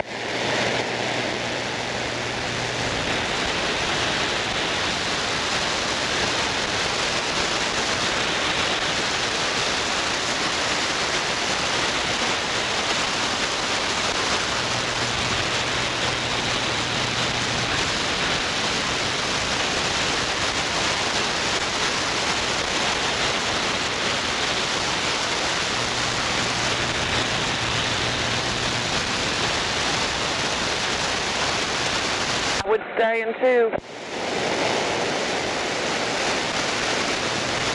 There'll be a lot of oncoming the next 5 miles.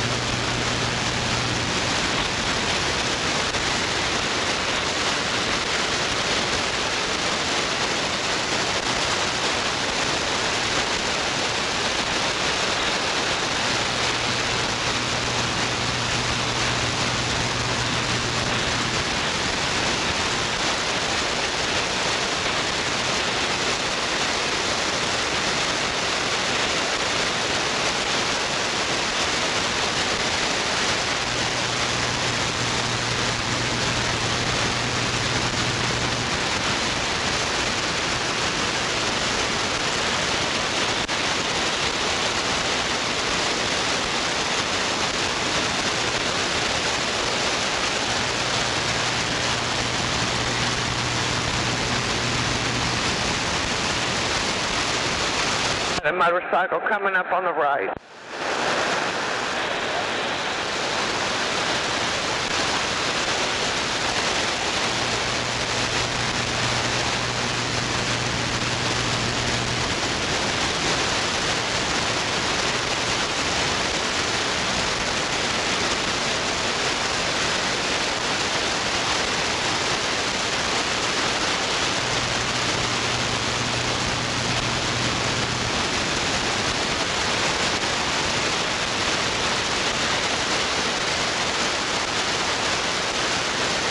Damn, green wagon. You don't know where you're going or what?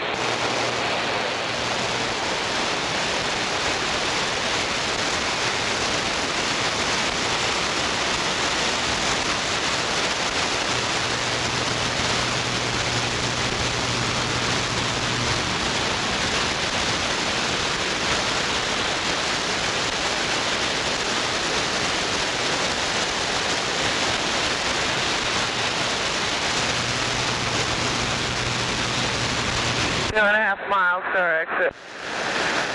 To 40. To 35. Don't need that left lane.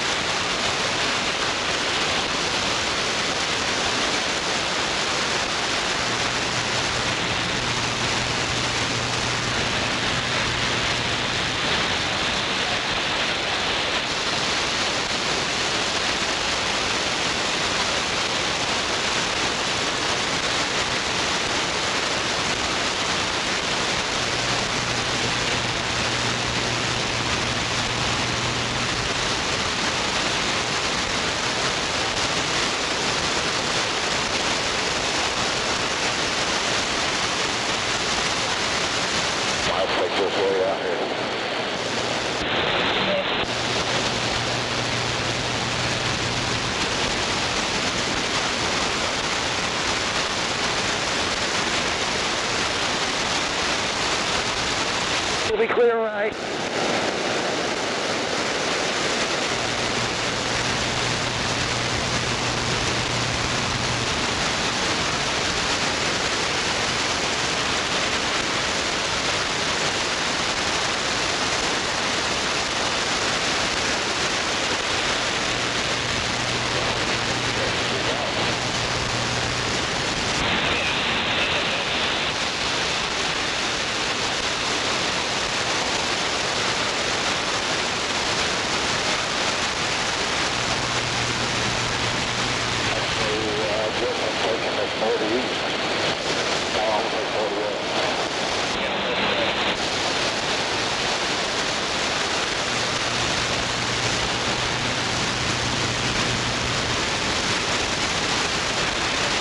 Don't you know where you're going?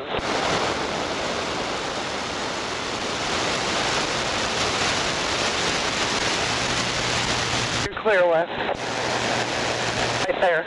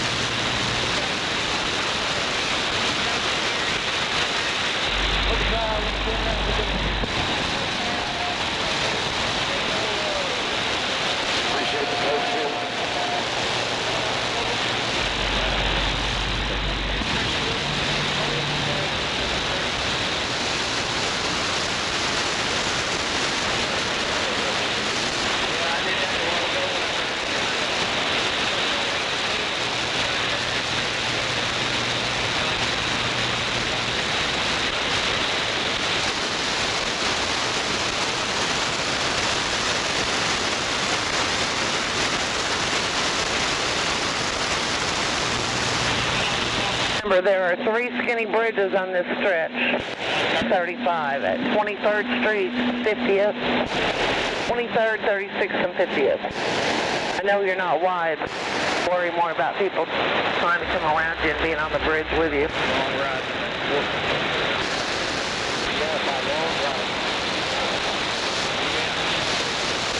Lose lane 3 at 23rd Street.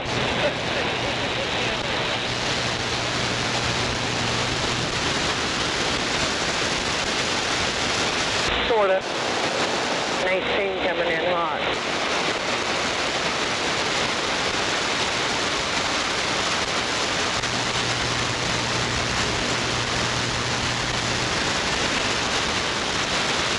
Next time I'm going to grab one after this 18 gets passed and the 4 behind us. Got a 4 coming around on your right.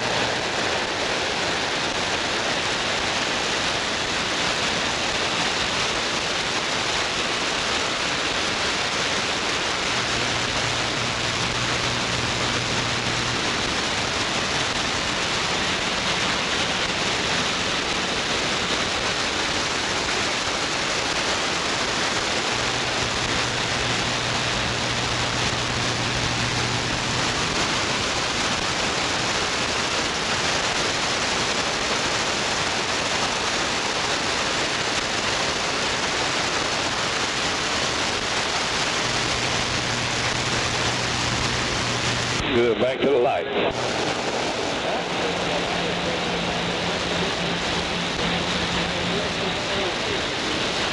No, we don't. Are my blinkers not working back there? Okay. Do what? I don't know. Right here. Oh, where are you going?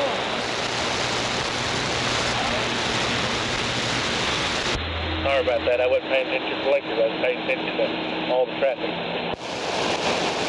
At the depot.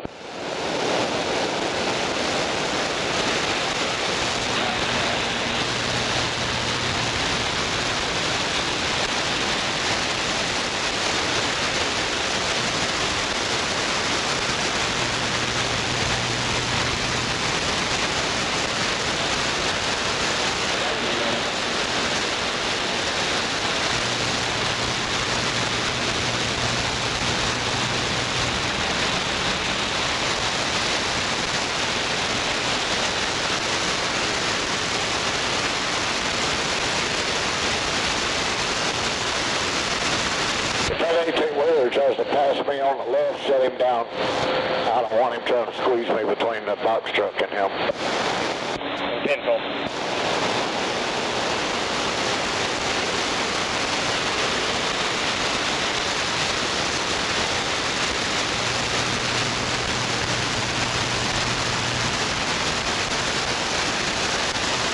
One more.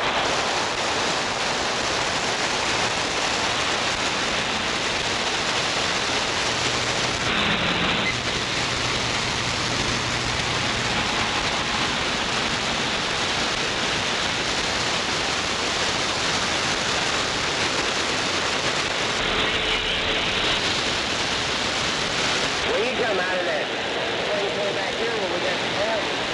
Hey, that's it. 1 and 2 on the 35.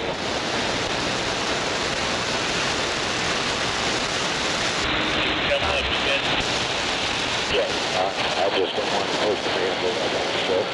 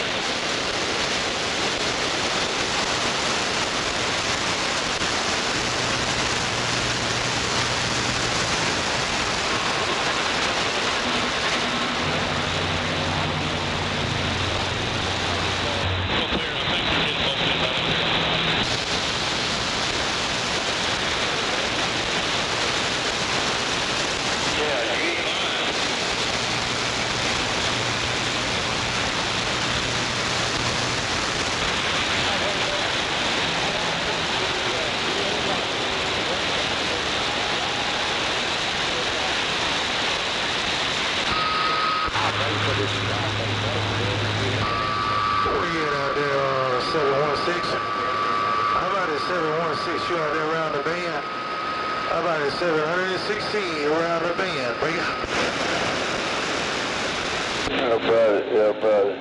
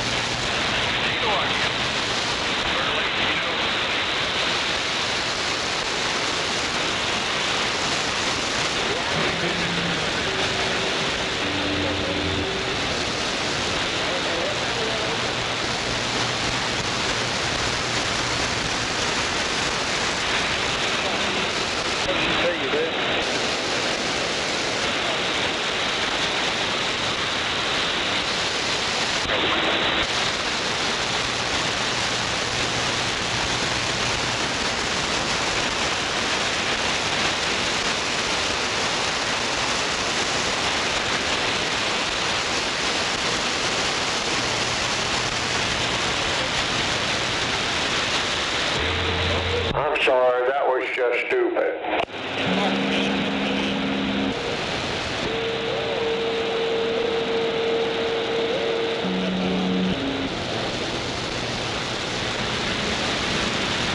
Oh, your radio's not working right. Well, it must be the mic or the radio. Really? Captain Obvious.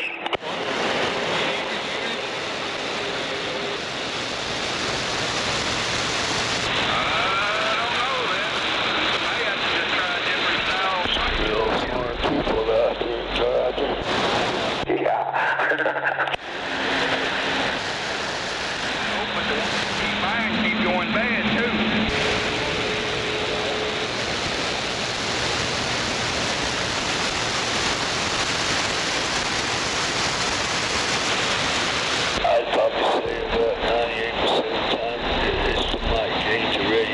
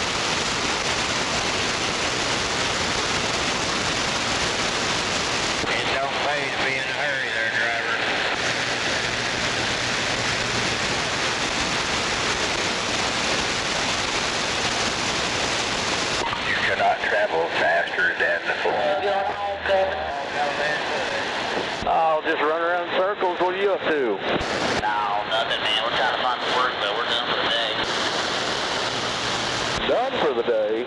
Yeah, well, we've been out at 1 o'clock. Maybe you need to pop up or something. Yeah, we ain't got nothing. I've been looking around, calling around, still can't find nothing. Yeah. It's a brand new car. Early every now and then. No, but I know it's coming, so we better enjoy what we can. Yeah. Yeah, I didn't gonna say that way.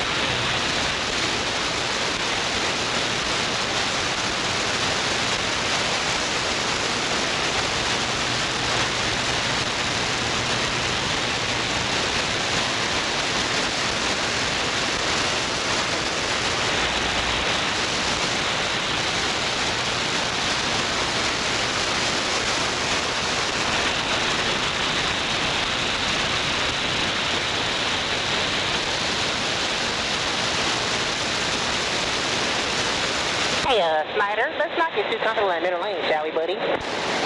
Yeah, buddy.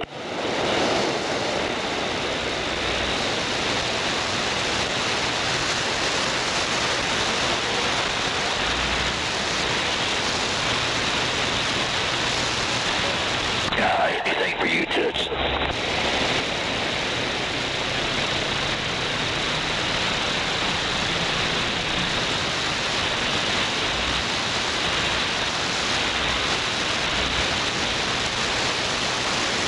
It's just too damn quiet out here.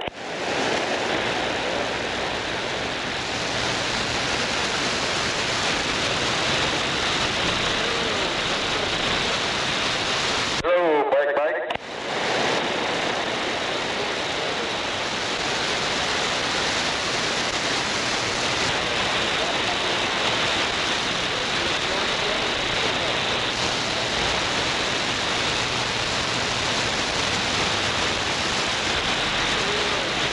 Yeah, can you hear him?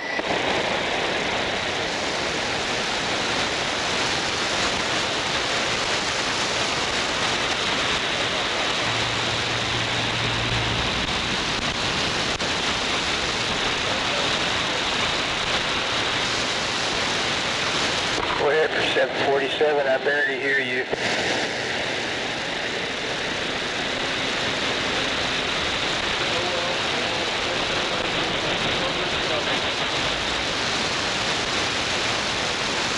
Charlie Delta, you need to get your antenna up in the air.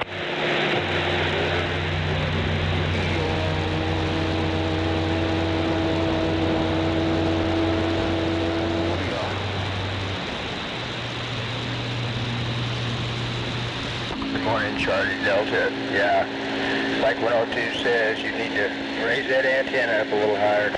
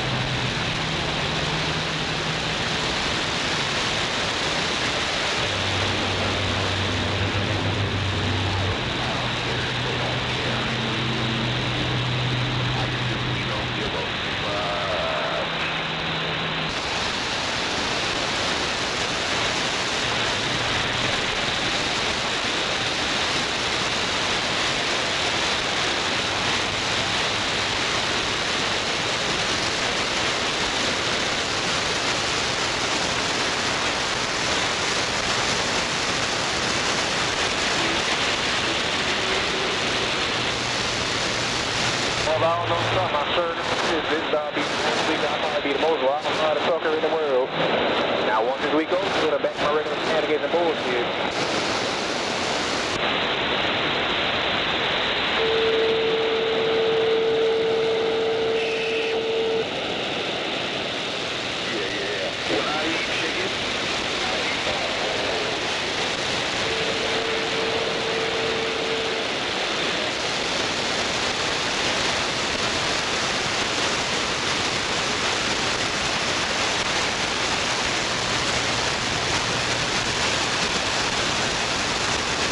Yeah, bear with a big truck there, northbound. Yeah, when I eat chicken, I eat the whole yard bird.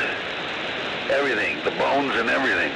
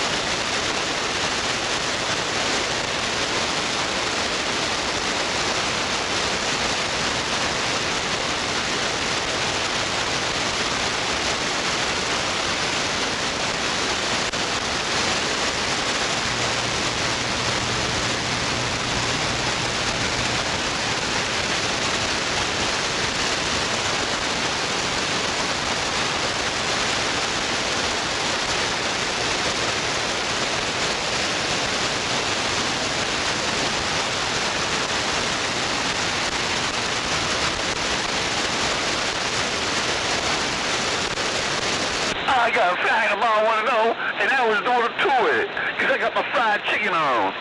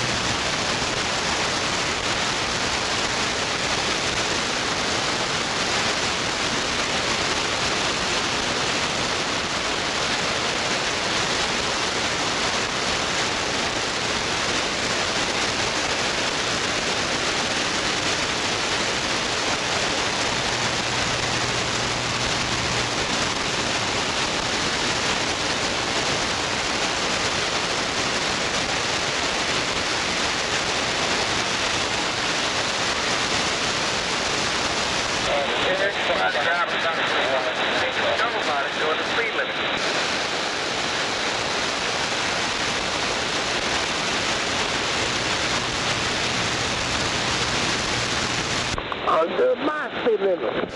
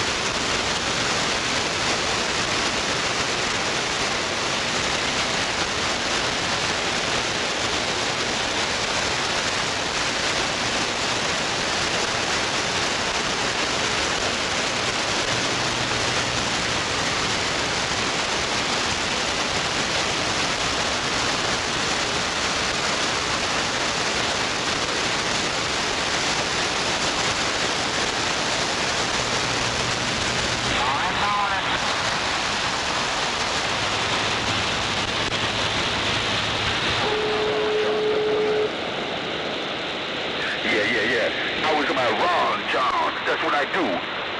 I get up in the morning, and then I get my fried chicken on. That's why I get my fried chicken in my round John. That's how I do it.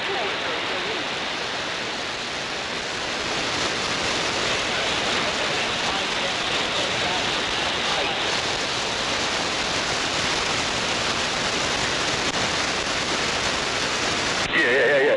Hey, do it. Hey, when I do it to it, I eat the whole kind of pig and yard bird. I get on down to business.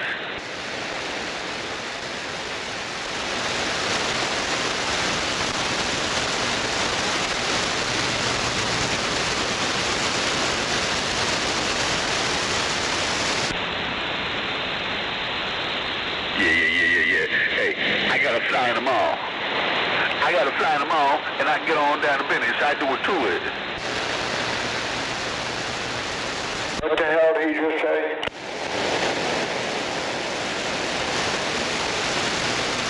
Yeah. I do it to it. I get the mashed potato. Yeah.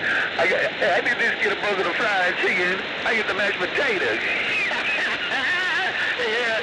Hey, now I'm really doing it to it. And I got to get on down to business.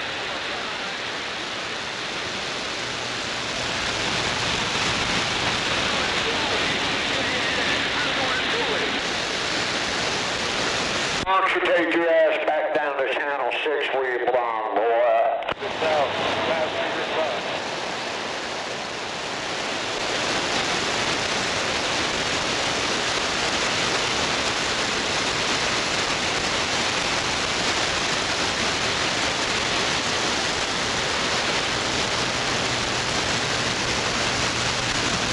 Nobody wants to play today.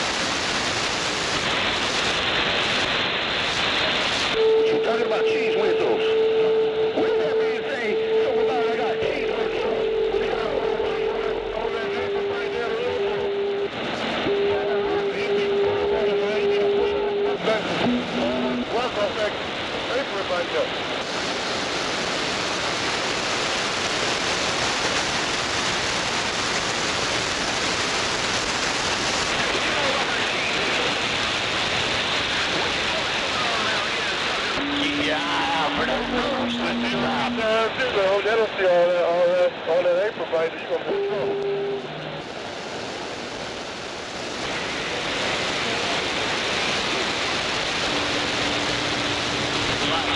Up underneath these overpasses in the day, you don't see them till you're all over them.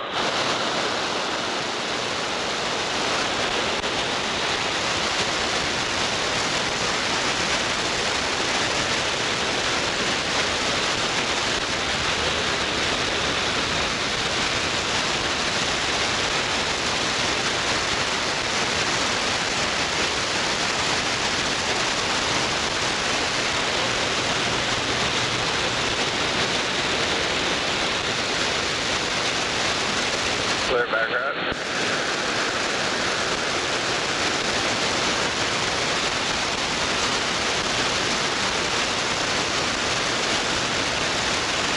Wide load coming on.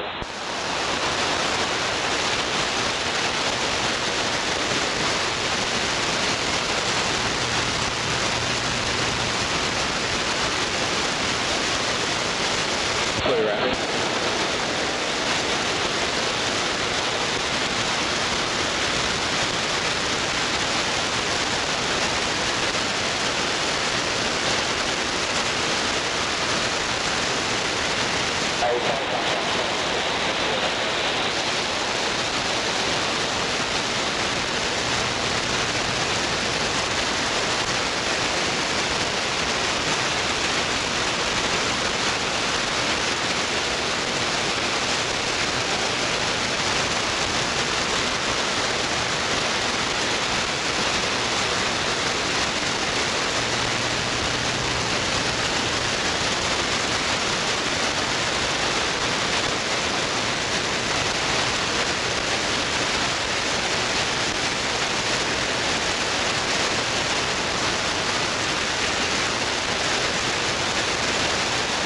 On your right.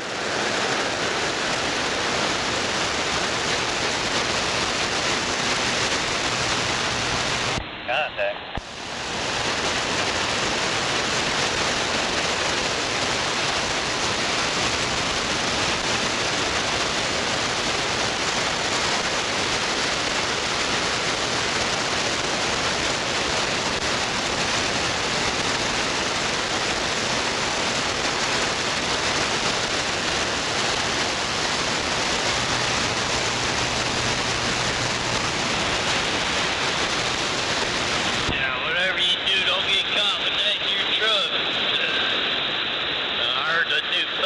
$1,500. What? What are you talking about? Contact. That's just old Mac barking. Uh-huh.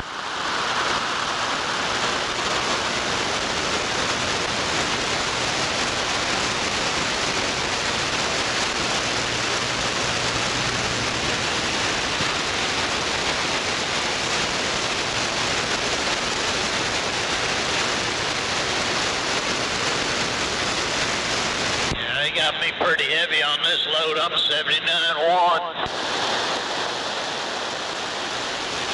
Damn it, boy. Where are you headed to? Up there by Carlisle, Pennsylvania, Friday morning there. I gotta go by the shop over there. Croy over there on 64, just this side of Wynn.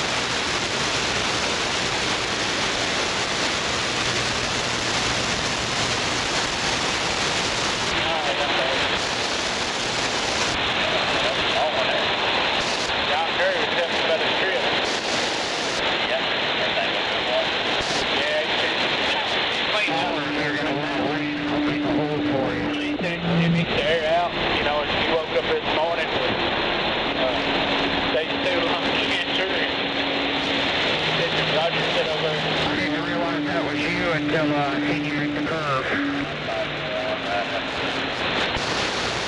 Yeah. It wasn't bad though. Outside of that, catering. Don't say I'm loving this guy.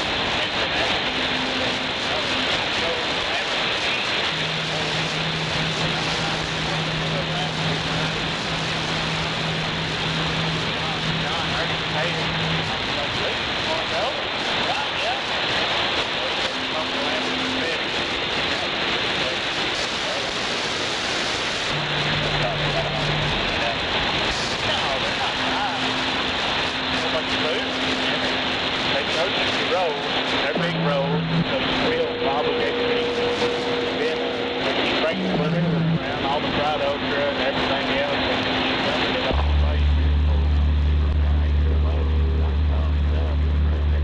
Some miles ago.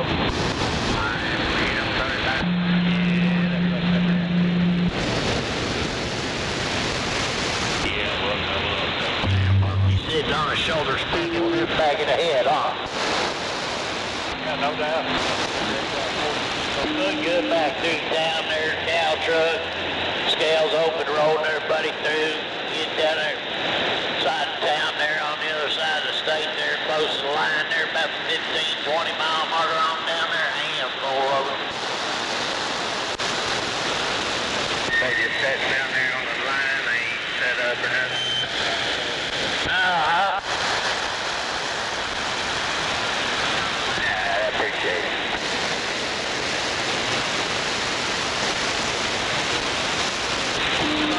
Service road. They got the funeral.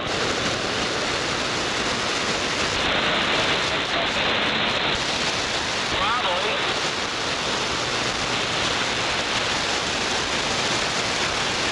Yeah, slick. I come through here 140. I get about 7, 8 o'clock in the morning here. I'm cutting westbound there, doing about 74. They was up in that shadow up underneath one of them old baskets. And that front was like, point this finger at me. Let me go.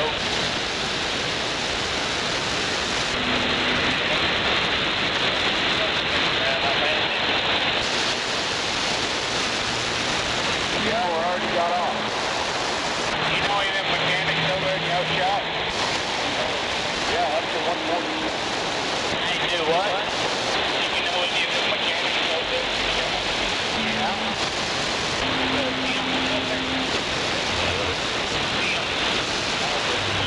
I don't know. No buddy's still there.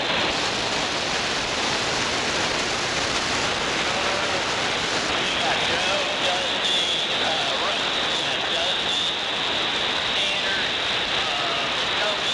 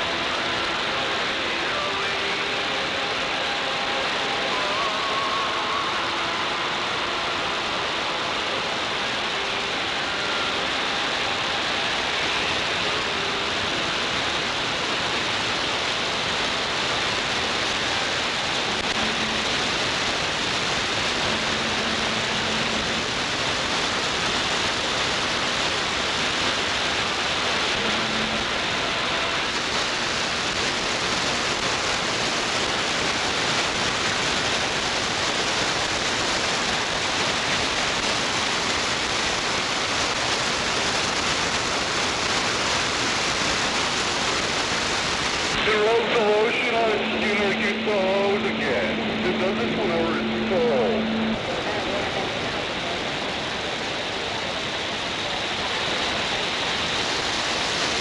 It rubs the lotion on its skin when it gets the hose again. It does this whenever it's full.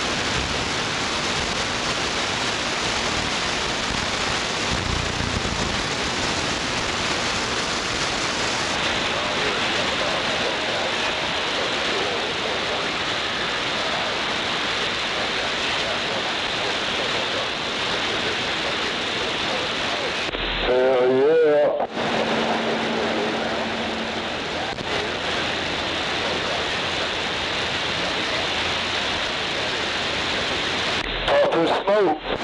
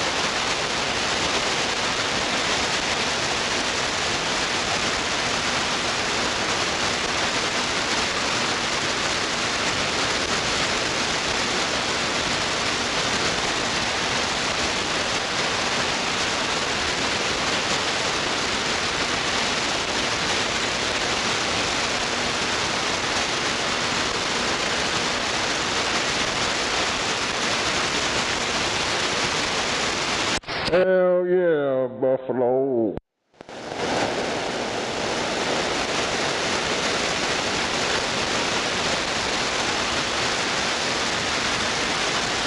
Damn, ain't nobody out here.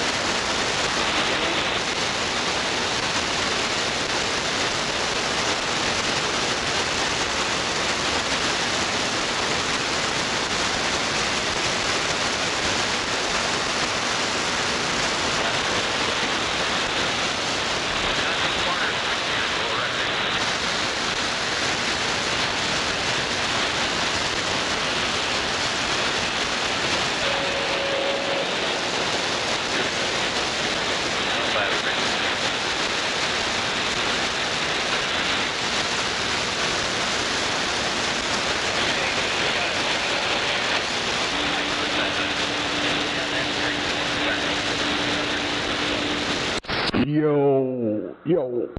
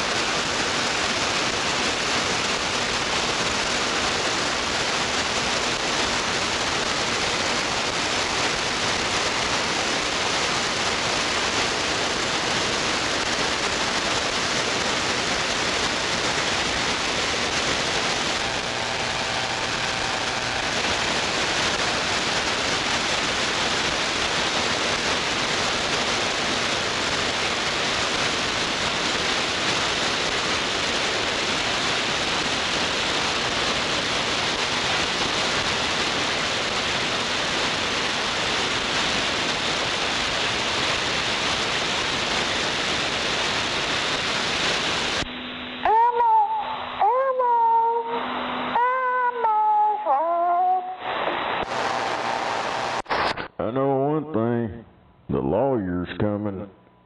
They gonna sue your ass for defamation and false police report.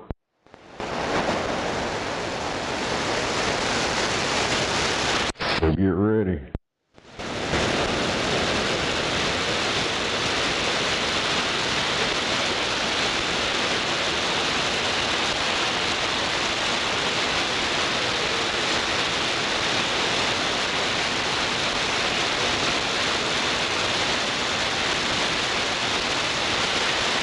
Hell of a deal.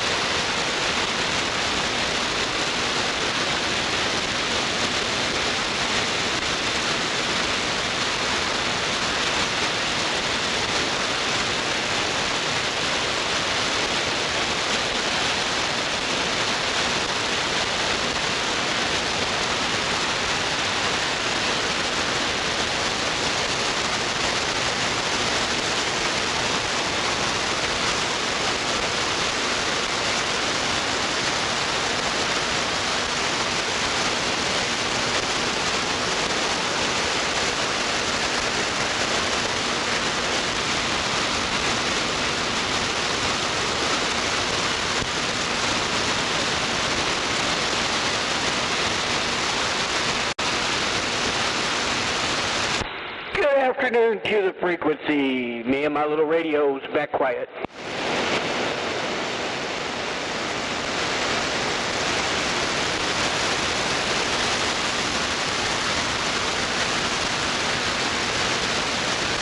Hell yeah. Got to pay. Gotta pay.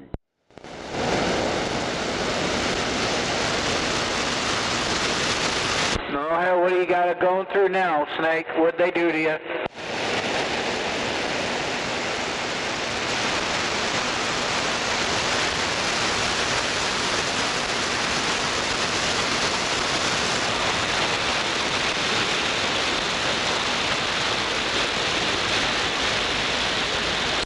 Hell yeah.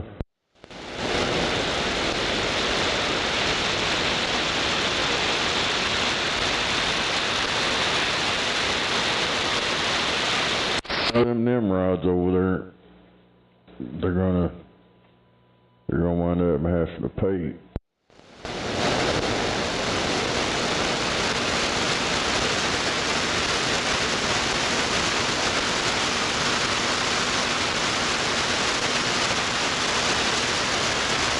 No doubt.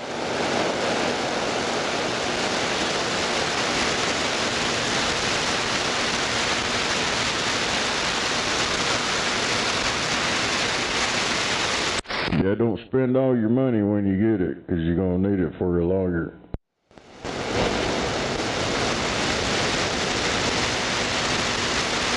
Who are you talking to, Snake? Who fucked up?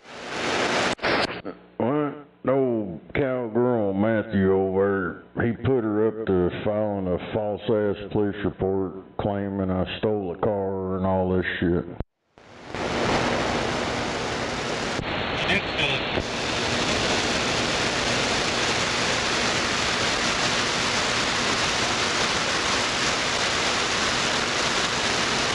Fucking retarded.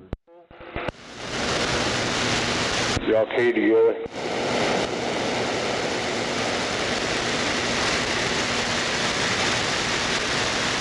All I said is that wasn't cool. No, it's a felony, because they're trying to get property, or they're trying to gain something out of it, so it makes it a felony in Oklahoma. But they keep on sticking their head out, making noises and all kind of shit over there. But yeah, I'm not playing. There's nobody left to stop me what I'm gonna do, so, and I don't feel bad about it either.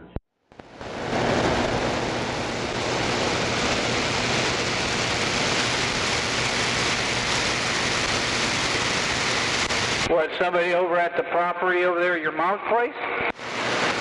That place is sold. They got a big old dumpster over there throwing everything away, cleaning it out. When they bought everything inside with it.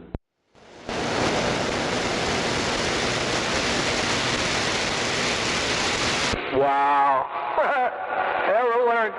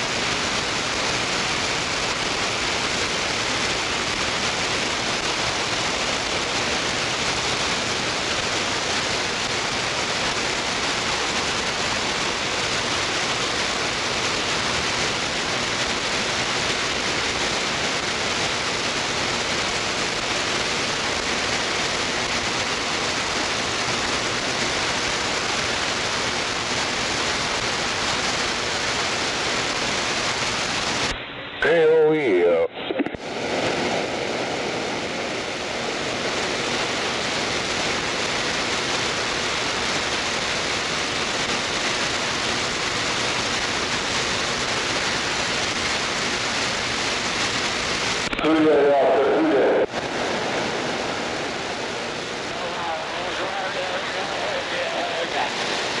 What the shit?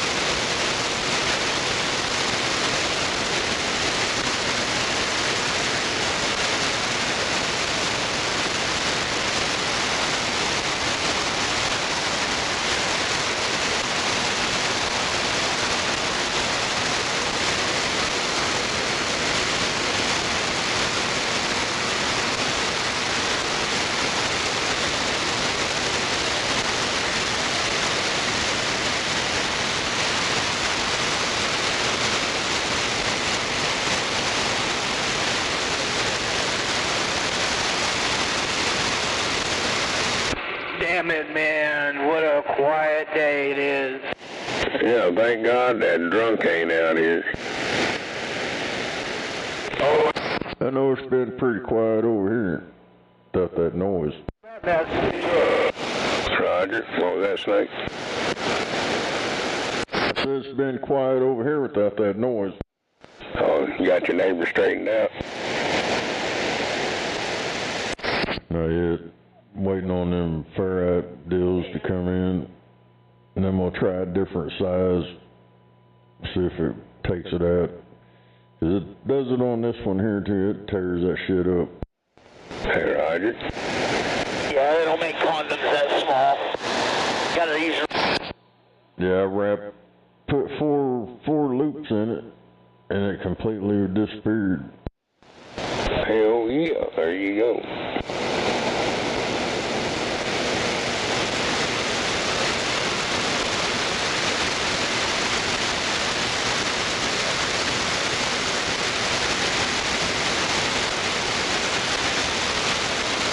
Afternoon, Snow. Good afternoon.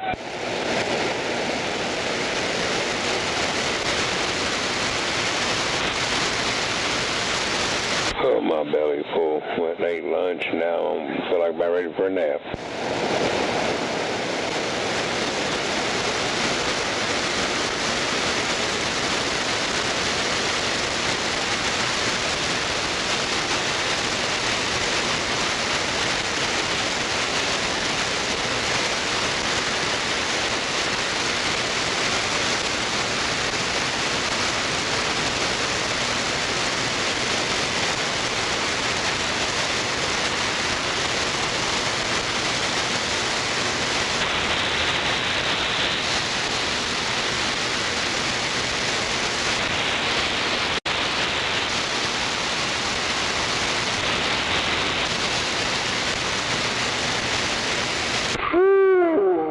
I'm bored.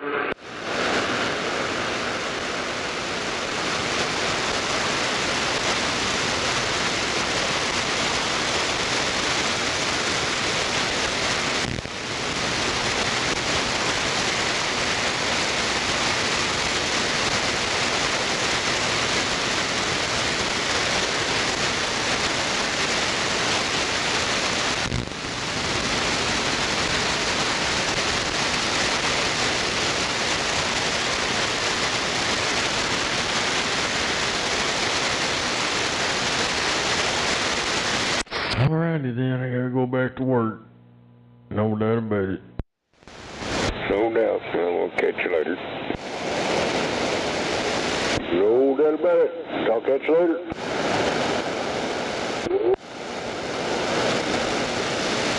Don't work too hard, Snake.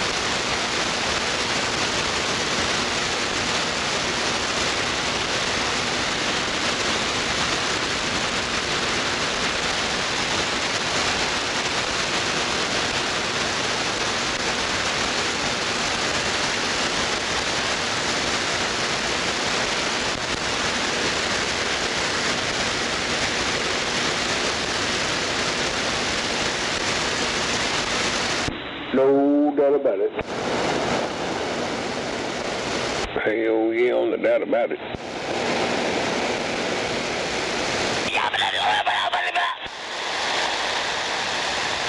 Damn, that throat sounds stripped out.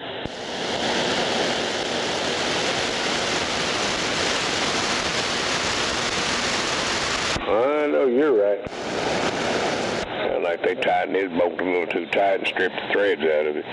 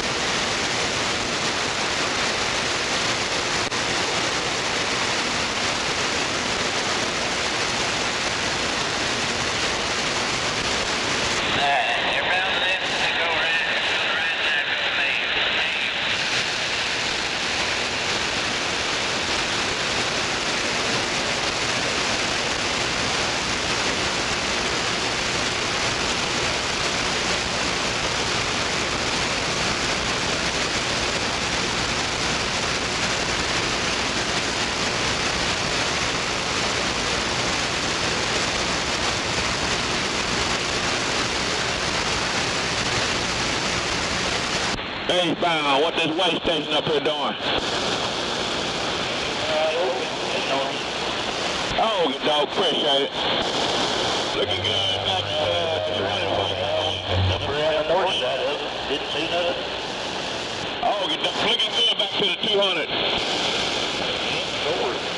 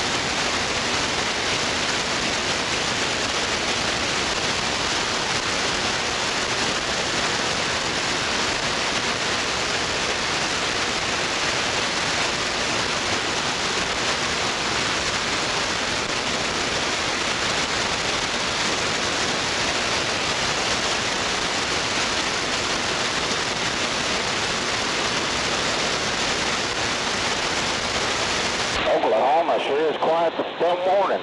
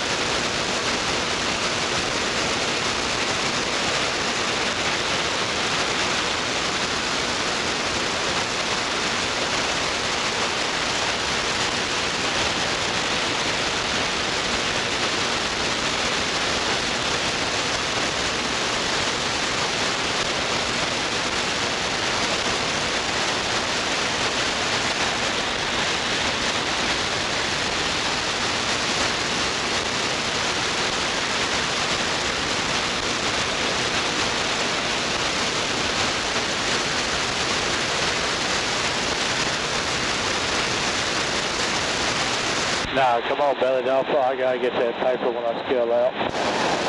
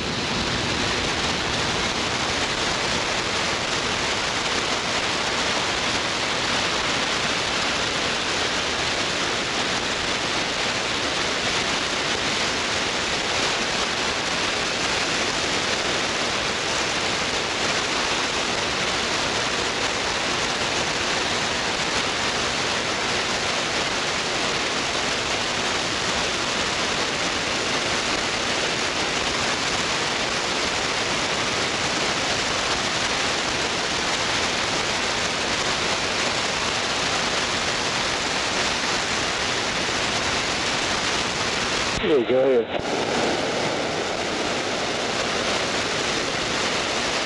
No, I had the 5/8, but the 3/8, when you turn behind me to go to the piles, the first pile you see is 3/8, 5/8, crusher, ODOT, and crusher run.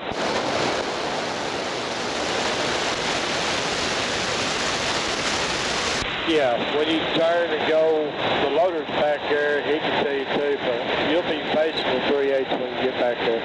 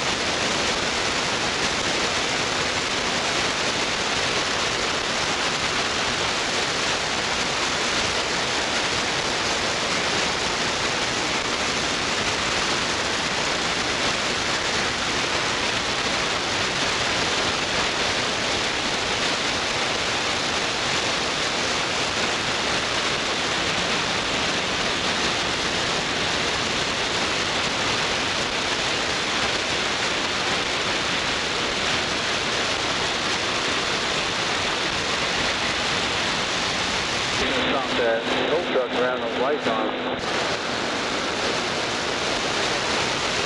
Probably.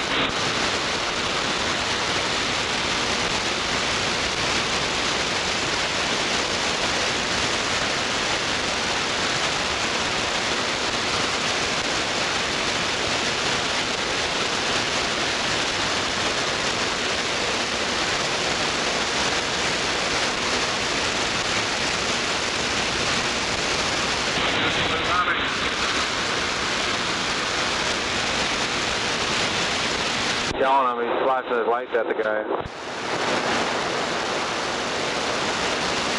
That's what that old dope started right there. Nake Vi Ion.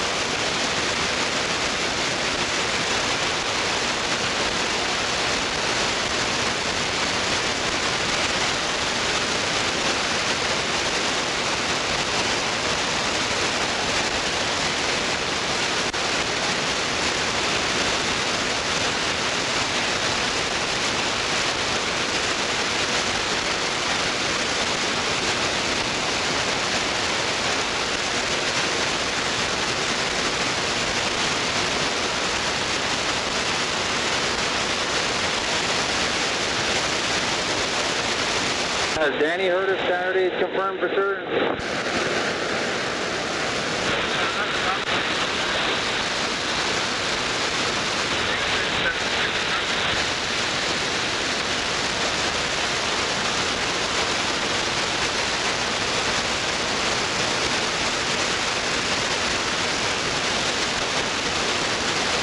don't know how often. We talk to Tyler if it is?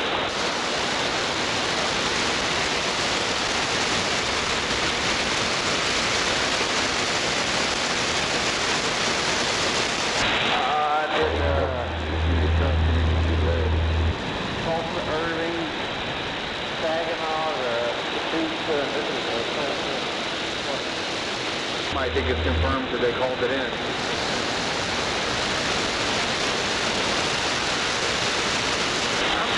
Yeah.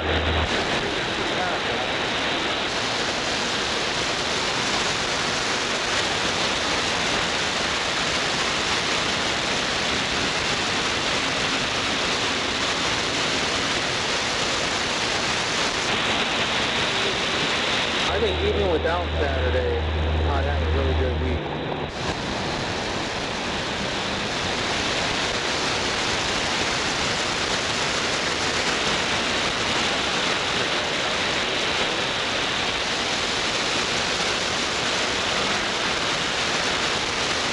No matter what, I gotta drive home Saturday. I'm saying in the morning. If Saturday doesn't happen, I gotta drive home Saturday morning. So I won't have enough hours Friday to pull both those houses and angle that data.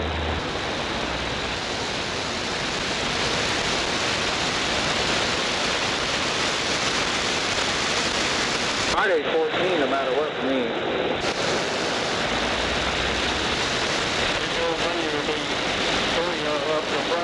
Be nice.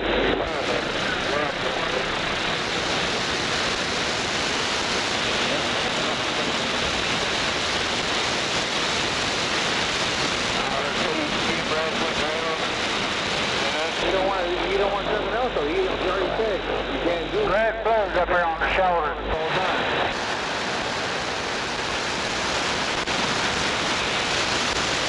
Bunch of prima donnas.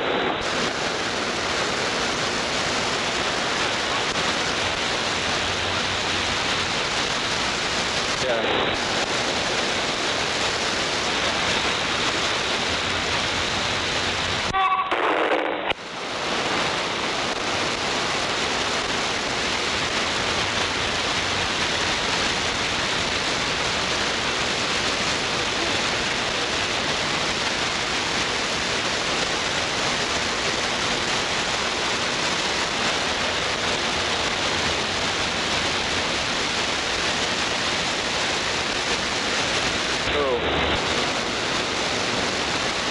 That'll fucking really suck.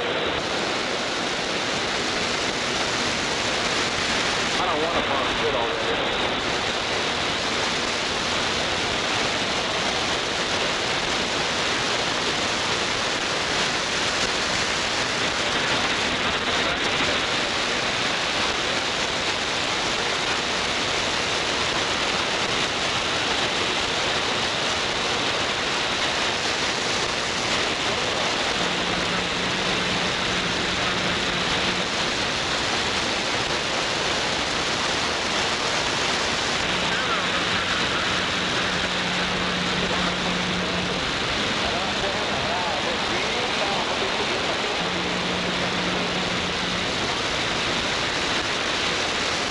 That guy's looking for a job, Mr. Fudge.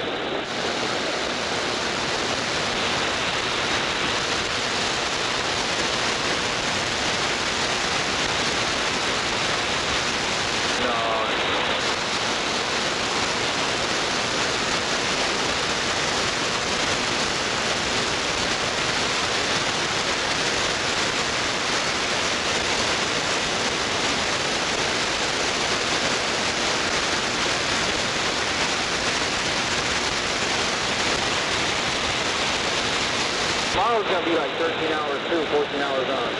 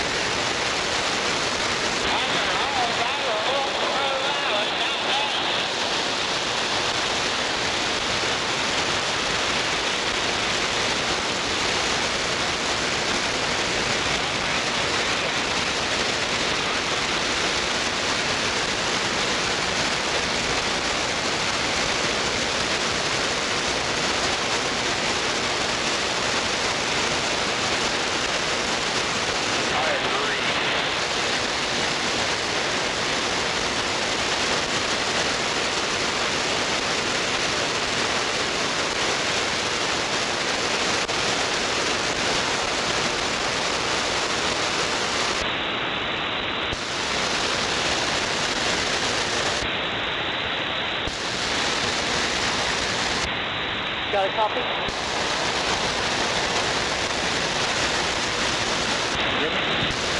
Yeah, do you have a copy? Loud and clear, right there.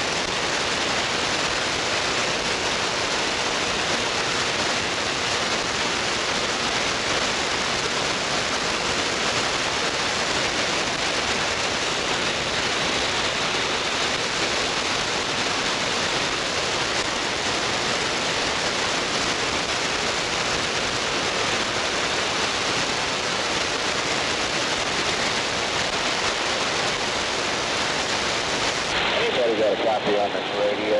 I'm just trying to see how clear and good it sounds. My grandpa gave it to me and it's sat for about 7 years. Sounds great.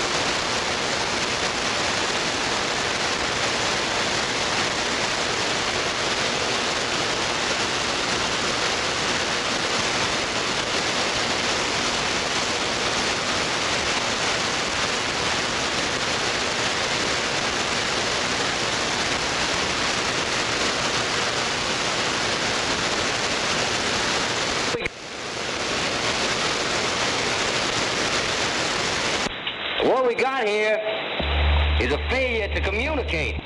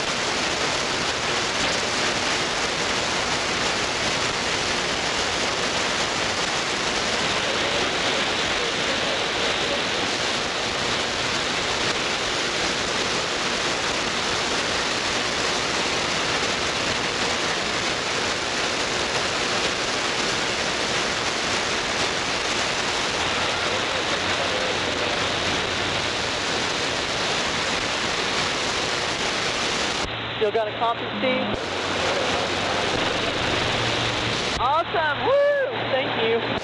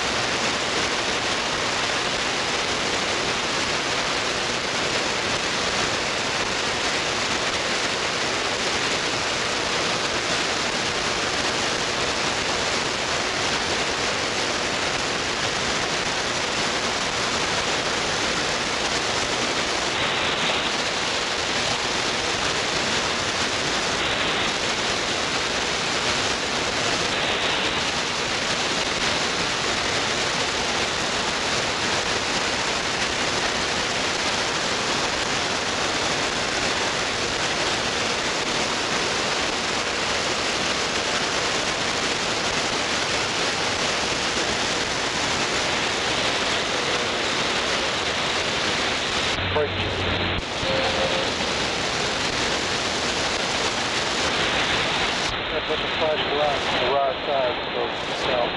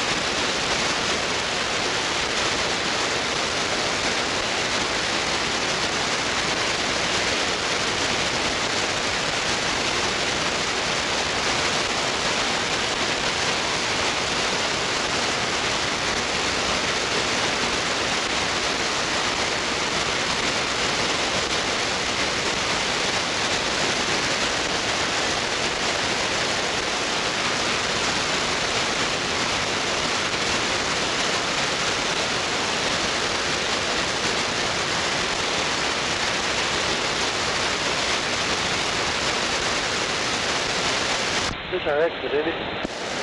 Next one around the curve. Oh, okay. Oh, yeah, there it is. I thought something was up. I remember going straight before. That looks weird. Yeah, that will take you downtown. We don't want to do that. No.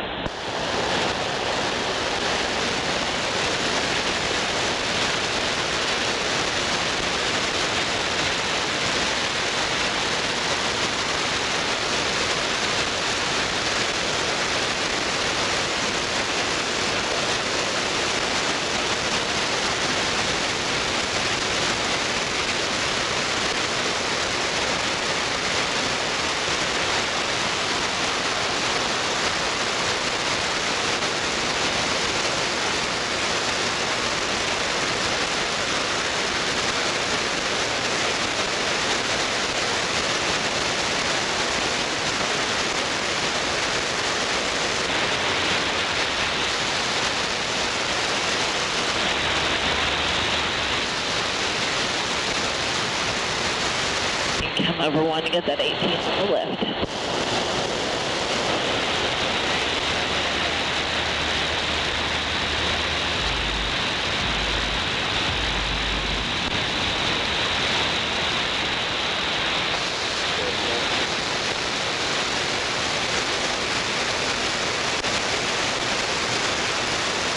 Damn, it's quiet out here.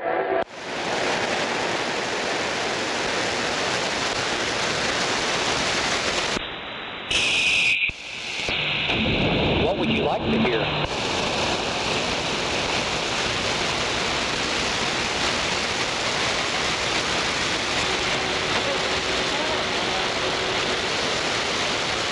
Burn out the mud, let's go.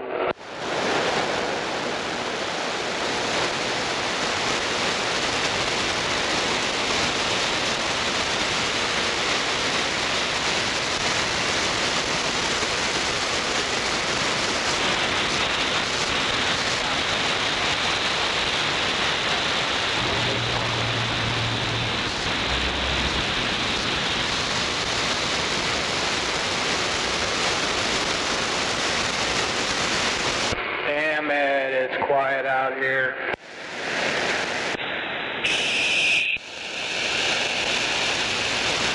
So amazed about how many people don't work.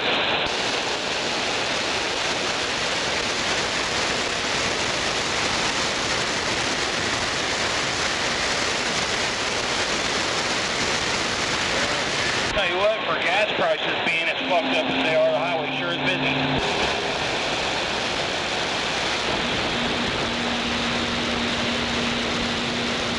All them little fucktards trying to get to their next protest. Come on.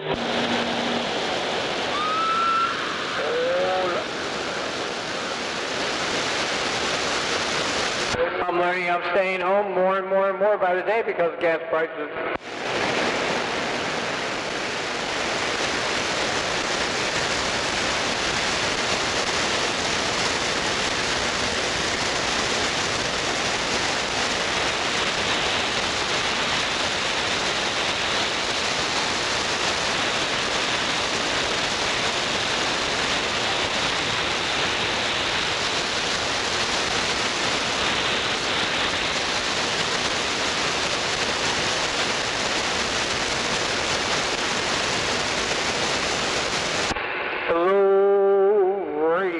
Audio check.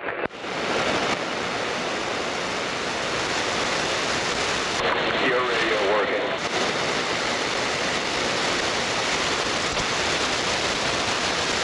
All right, John, the radio working. I appreciate the radio check. Yeah, it's working.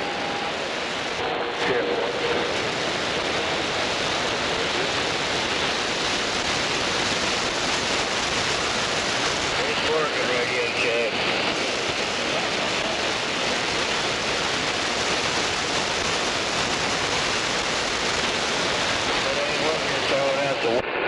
I hope it's working. God, I'm tired of being a mud duck. Yeah, you are a mud duck. Sounds pretty good out there.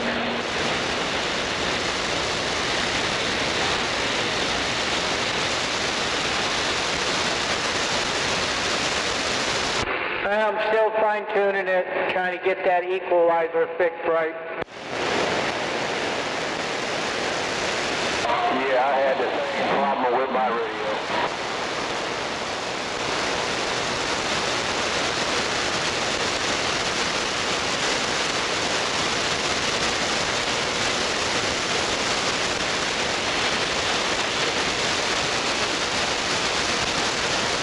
Keep playing with it. I'll get it eventually. Then I'll be happy.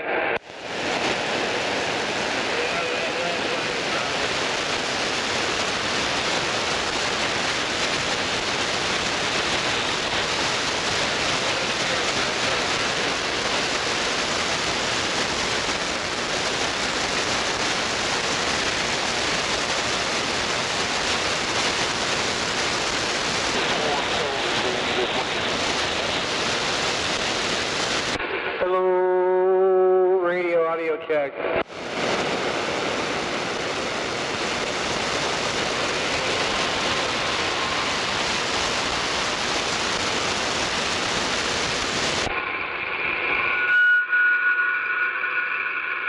Audio.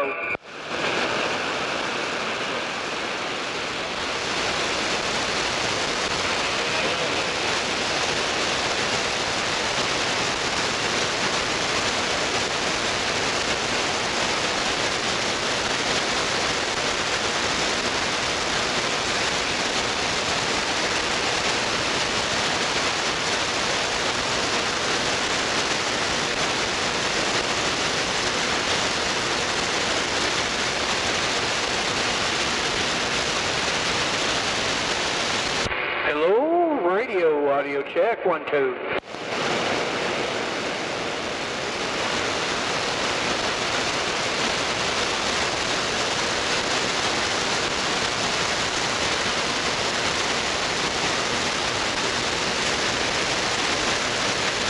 Audio check, 1, 2, 1, 2. Hello, come in.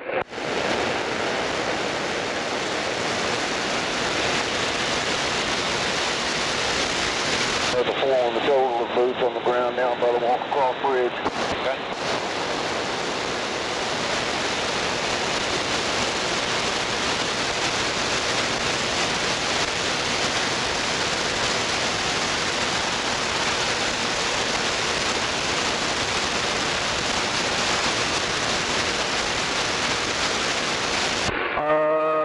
Check, 1, 2, 1, 2.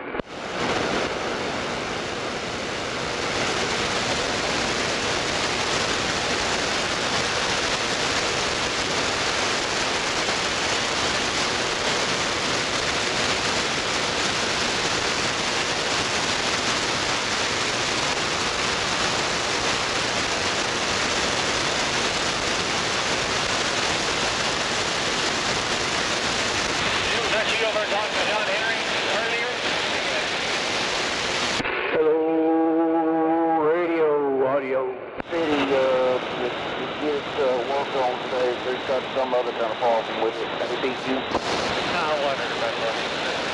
Hello, radio audio check. Sean tomorrow is coming to get it tomorrow. I had a feeling that was going on. Something wrong.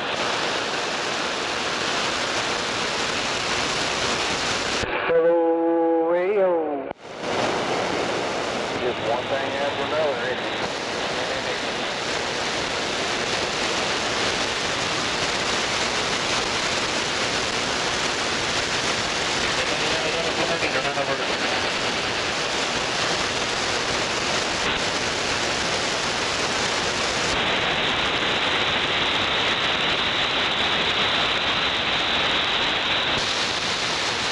Hello, radio check. 1, 2, 1, 2. Hello, come in.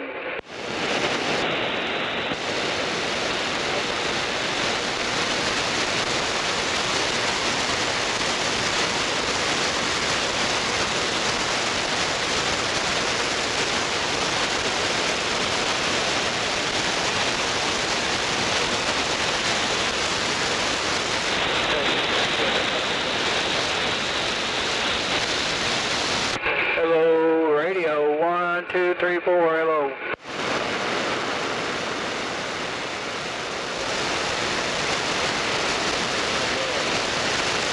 Hello, radio audio check. 1, 2.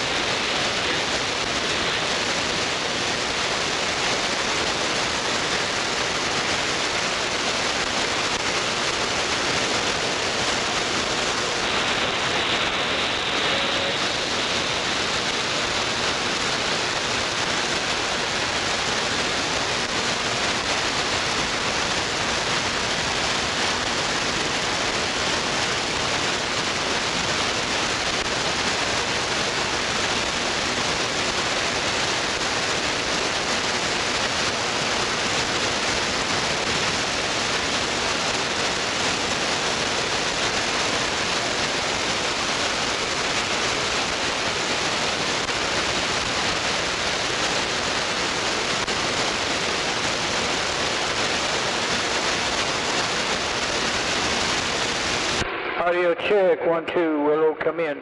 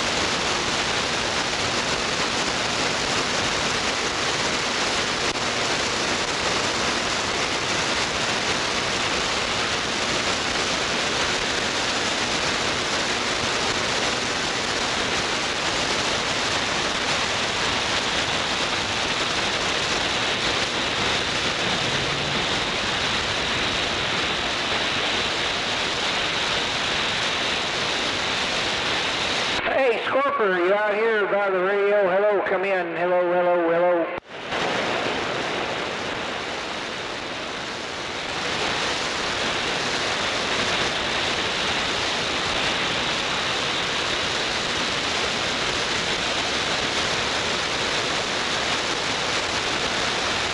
I guess old Scorpio ain't out there. Old Nova here in the corner's back quiet.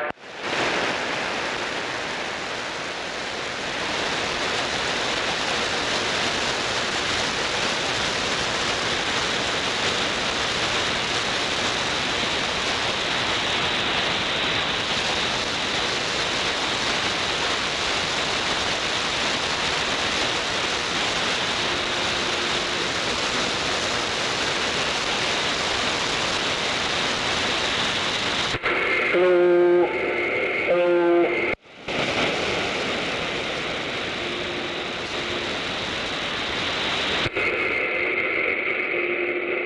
Hello. Audio. Knock that shit off.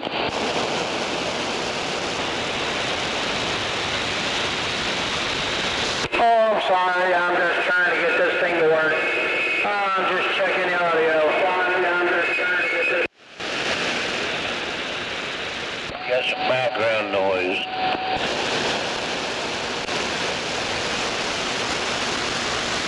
Yeah, I noticed that. I'm clipping the little audio.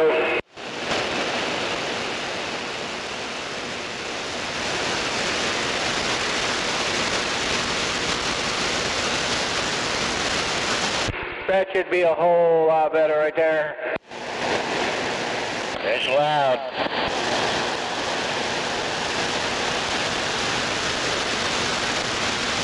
I appreciate that, driver. Have a good afternoon.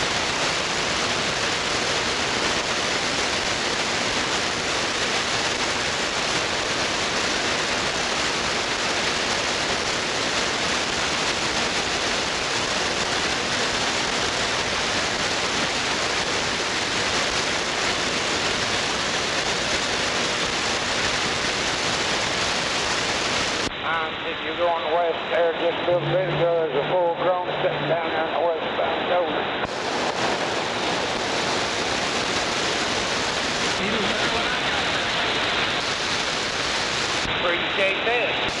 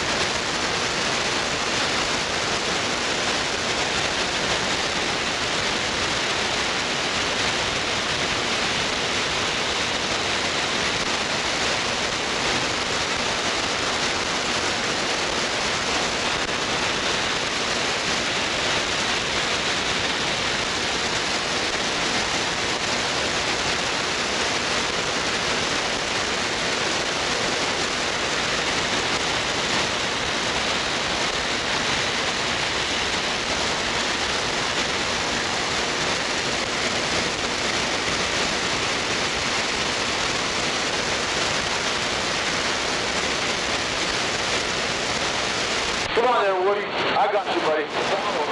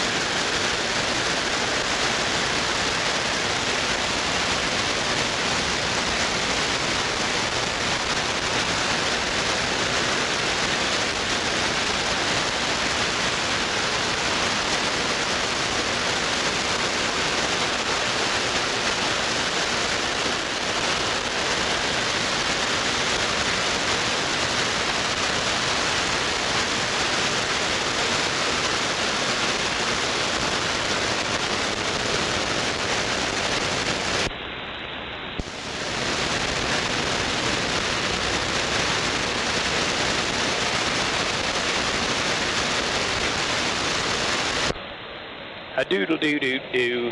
A doodle doo doo doo.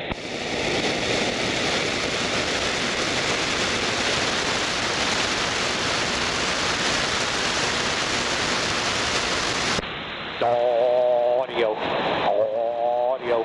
audio.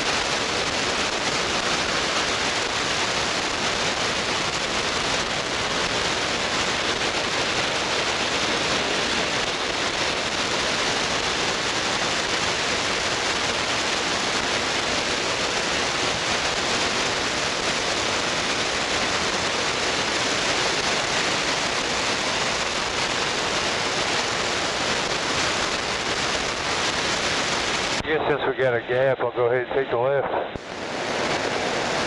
Ready.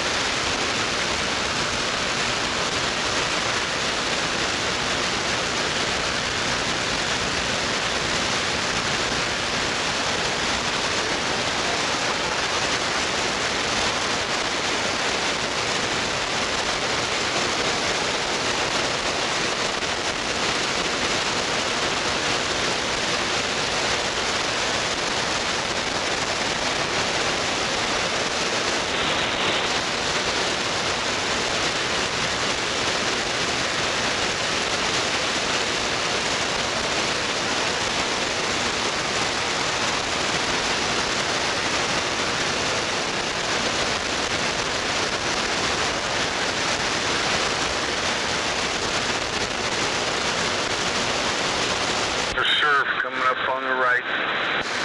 Unit 4.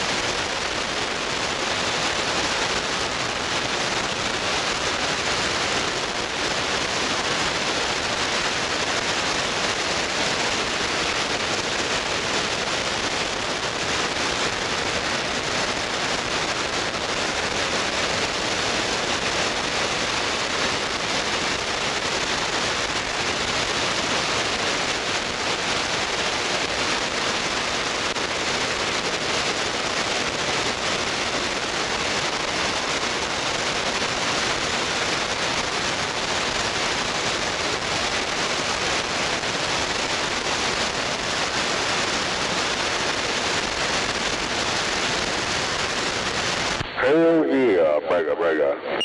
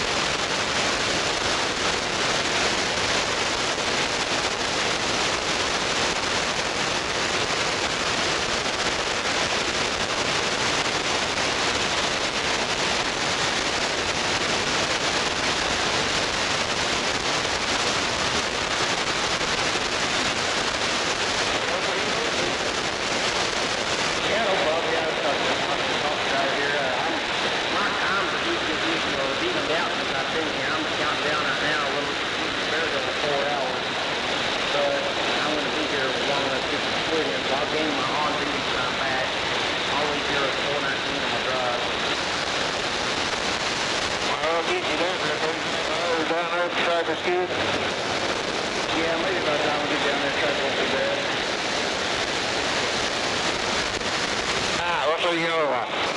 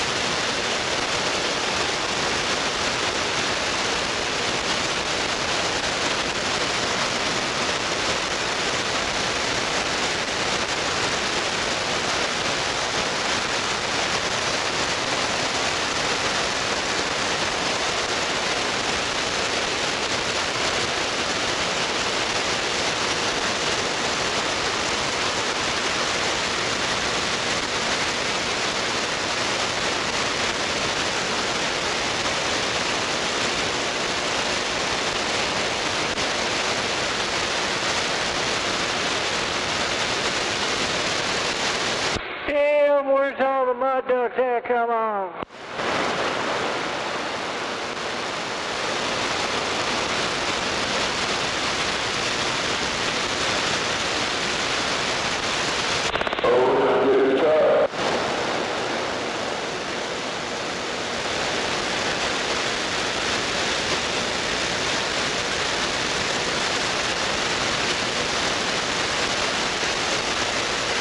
Hello, radio, how are you?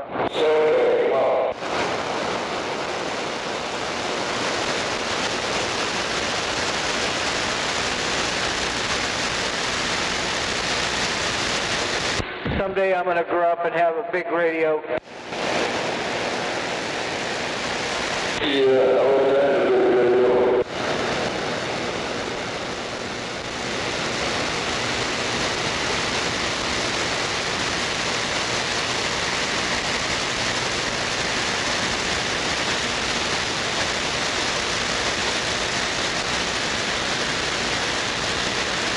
I wonder what kind of S units I'm giving to old Rattlesnake over there.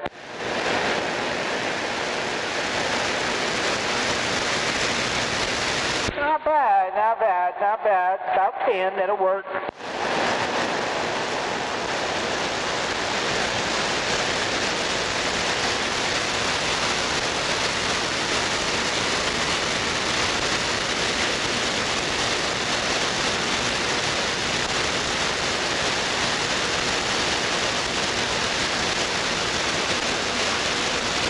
Let's try this one here. Let's see how well this does over there now.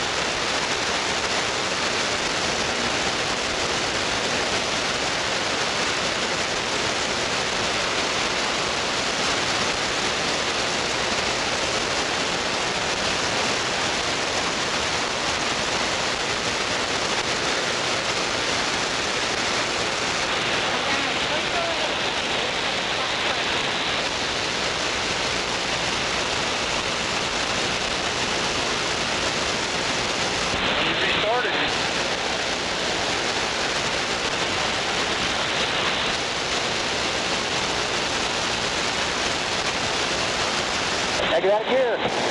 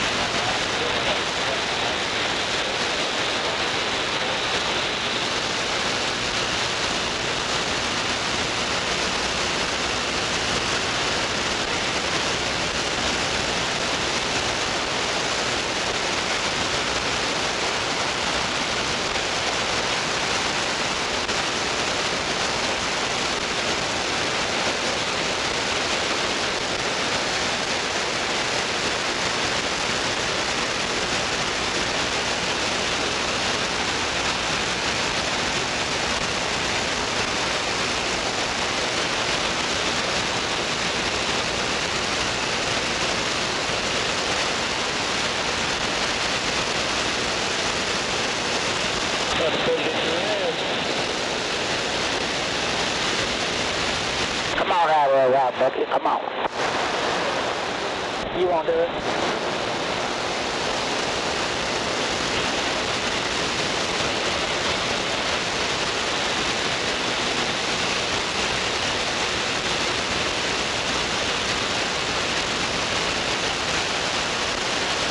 Bet you won't eat me out.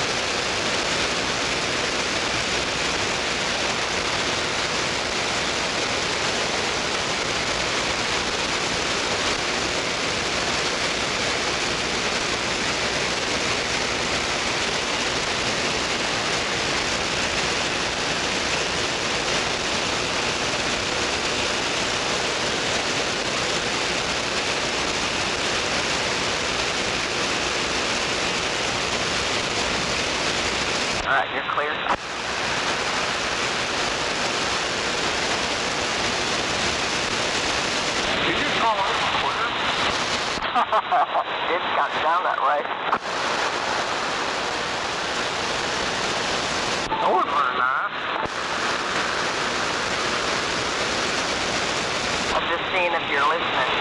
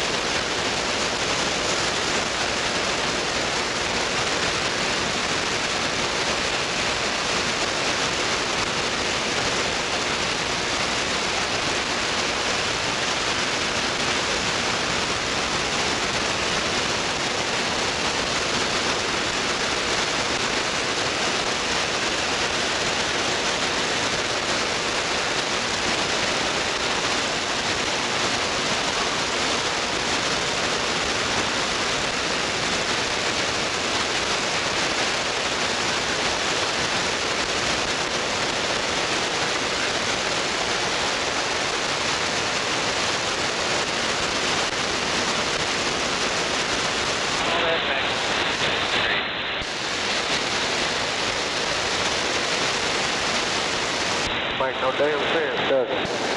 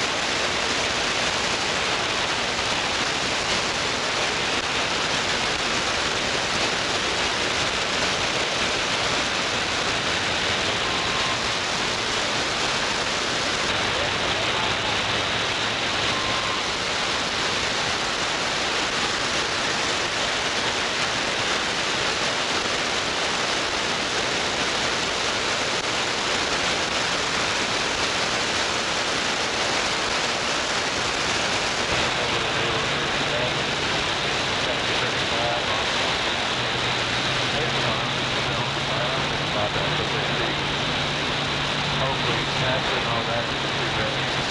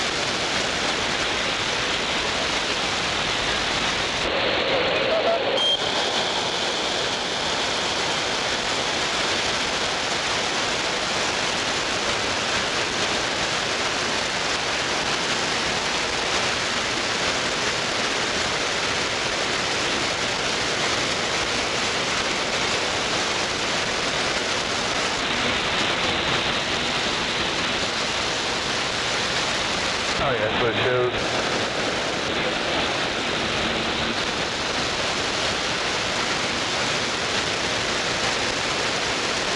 I want to say that, mine says still right.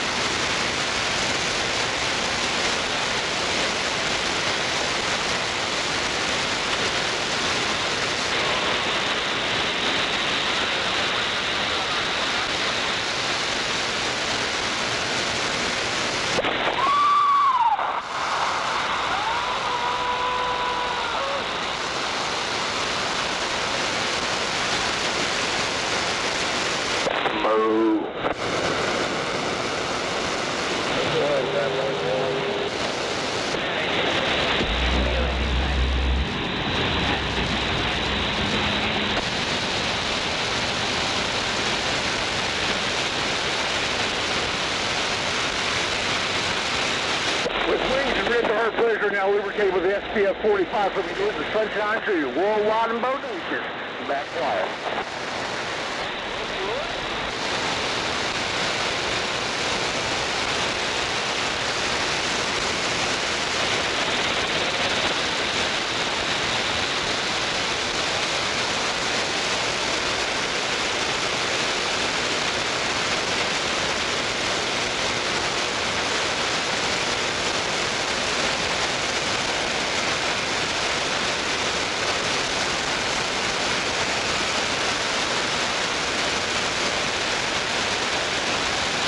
Hello, Mr. George.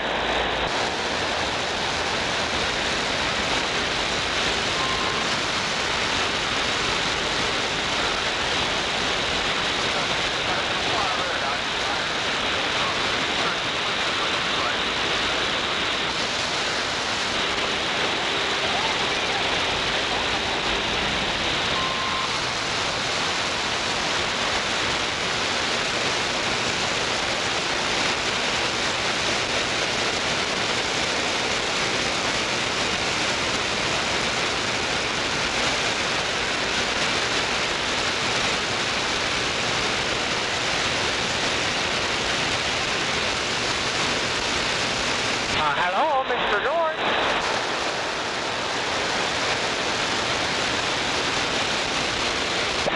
Come on.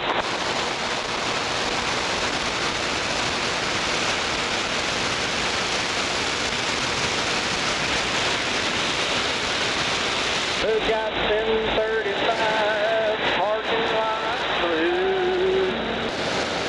It makes my penis hard.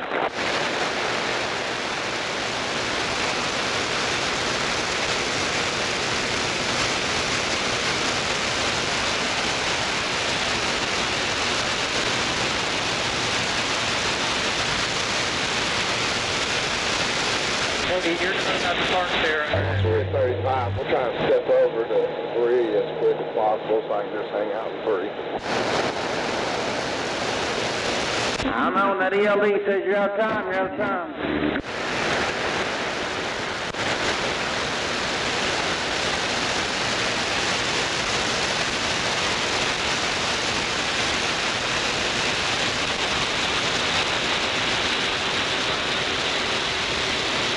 These cars here get by you, you'll be clear for 3.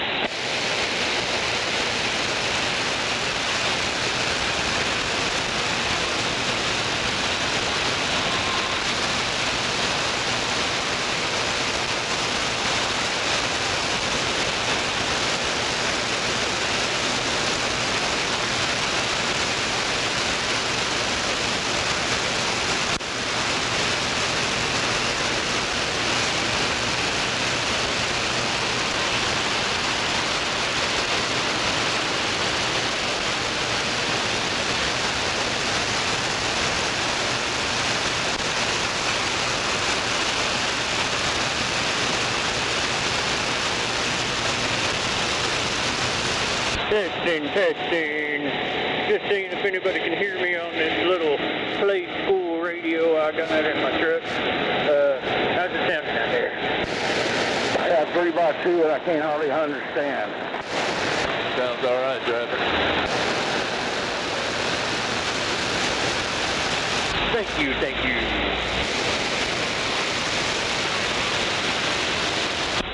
What we got here is a failure to communicate.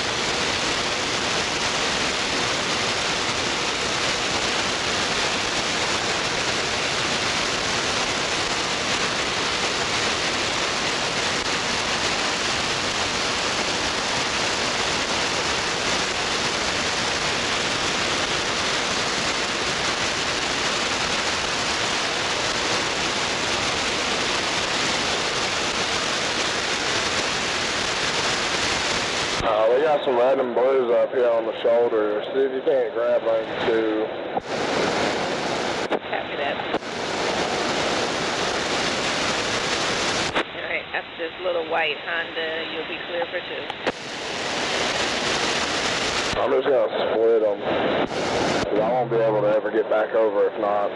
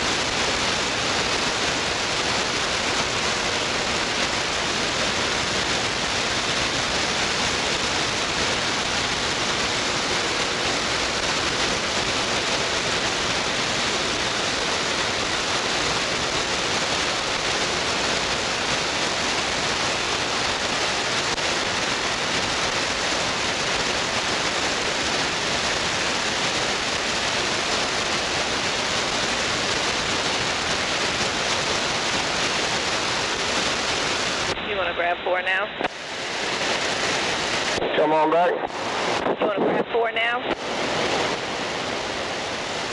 Do what? You want to grab this right lane now? Or you want to wait till we get past this traffic? Let's grab it as soon as we can, whenever it merges up here. The faster, the better. Do-si-do.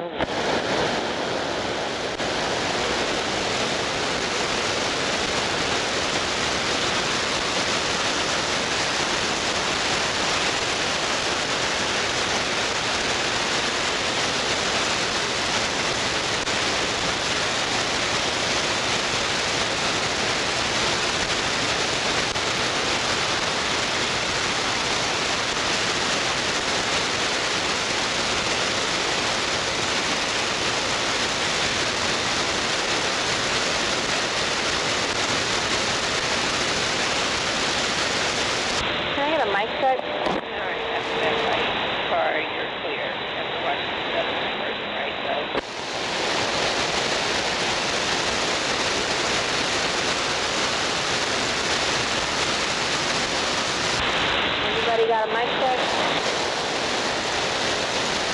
Oh, yeah.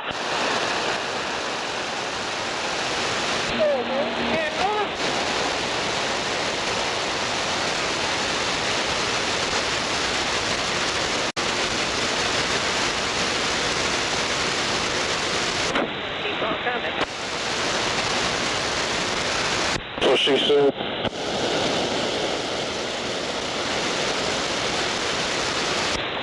South, is there a lane that we need to use? What's going on?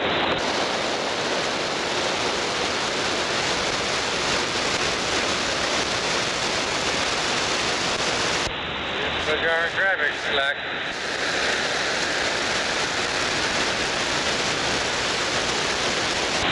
Doc, I didn't realize I was bored.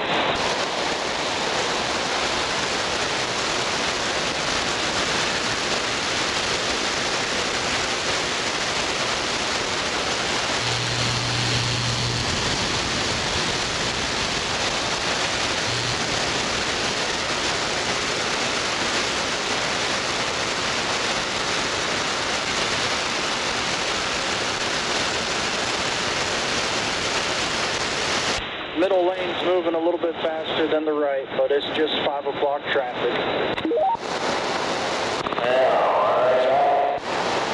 What?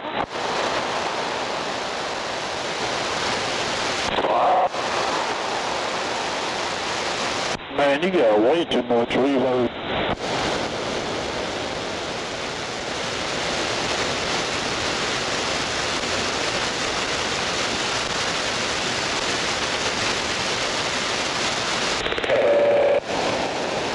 Same. There we go.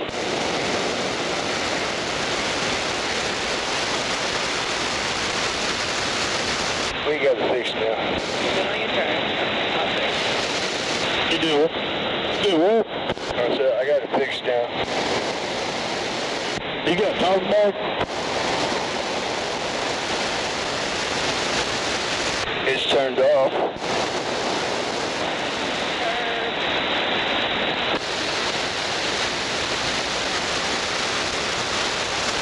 Damn, we got driving instructors on here or what? Yeah, I think so, dude.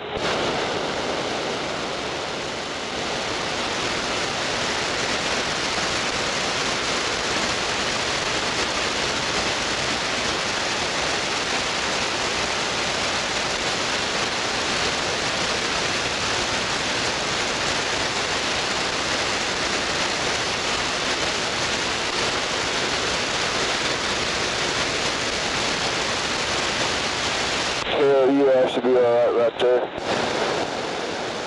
Yeah, I don't hear anything in there, but I mean,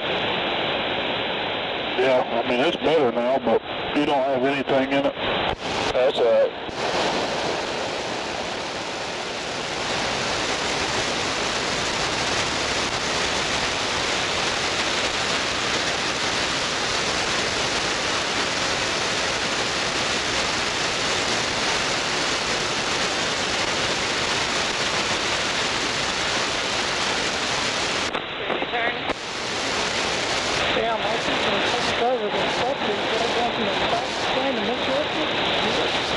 There should be a little something in there, come on.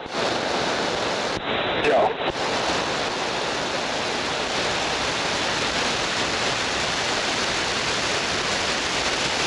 Driver, there ain't no person on sale. Hold off in here, Miss Maisha. You can take it out and you're good to go. I appreciate you.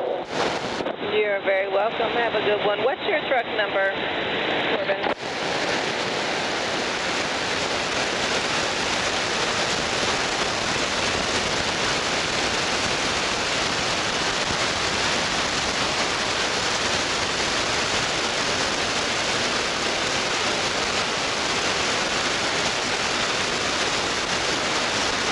Yeah, let's go for supper. I'll give you my truck number.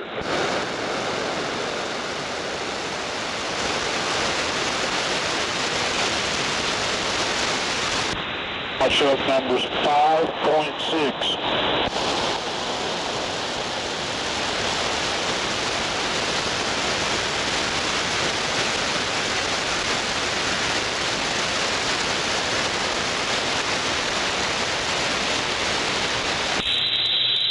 What did he say? What did he say? What did he say? What did he say? What did he say? What did he say? What did he say? What did he say?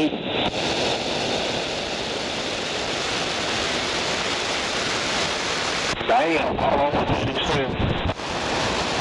Thank you, ma'am. You have a great day.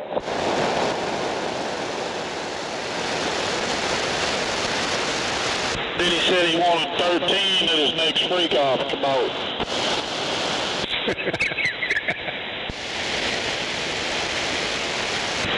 Wave a hand, 13.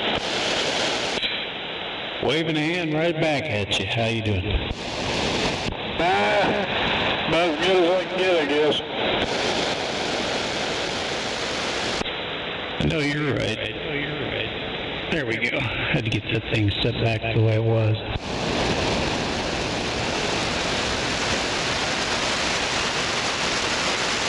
I couldn't sound like I was in the bottom of a barrel like him.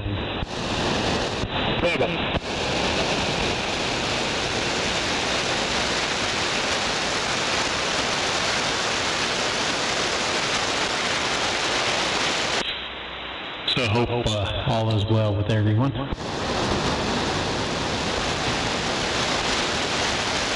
A little rough spot, but get through it all. How about yourself? Oh, we're doing good. Just getting ready to eat some dinner, I think, here in a while. Wife had to go in and have some teeth pulled, so she's in there trying to figure out what she's going to eat there, Roger. Damn it. Yeah, that's one thing I don't like is tennis. Baked potato will help. Yeah, I'm not sure what she wants yet. They pulled all her bottom teeth. She's getting ready to have implants put in, so. Nice thing about it is when they pull them, they bone graft it and sew it up, so it's not like you have a mouth with open holes there. She get them studs put in? She's thinking about it. It depends on how the grafts work. Yeah, my mom tried to do that. She's got whatever that bone disease is. They only allowed her a couple of them, but she says they work pretty decent. I'm sure if you get the max or whatever, I'm sure they'd be pretty good. The main deal I hear people having problems with is getting them fit right. They say that's a pain in the neck. Yeah, I don't know. I'm guessing she probably had osteoporosis.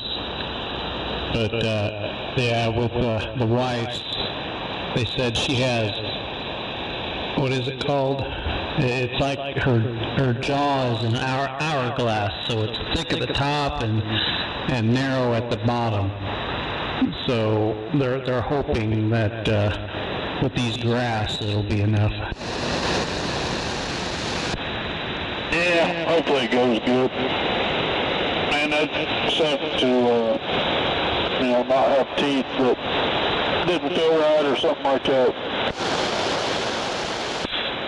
Well, I've known her since she was 17, so she was one of those kids that got cavities and everything else really easy.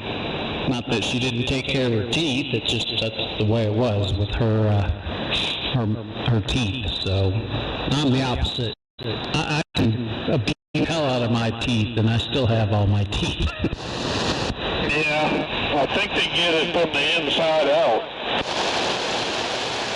And that doesn't surprise me. So unfortunately, my kid is the same way. So that's one of the bad traits that she passed on to him. Roger. 13, good talking to you. I gotta ease off here for a little bit.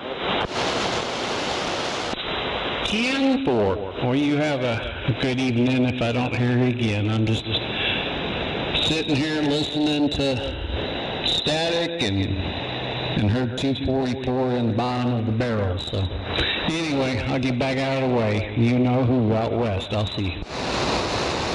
Roger. Yeah, I probably won't be on here for a few days very much. Got a funeral material to get set up and do all that stuff. So, I'll holler at you when I hear you. 10-4. Well, I'm sorry to hear about that. Hope everything goes well. I'll see you. Appreciate it. Have a good one.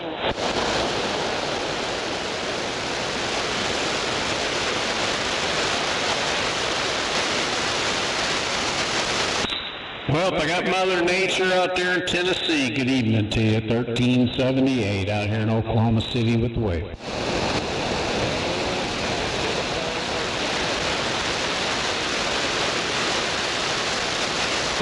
Okay, 413, you take care out there around Bristol. Sounding good out here in Oklahoma City. 1378, Oklahoma. I'll see you.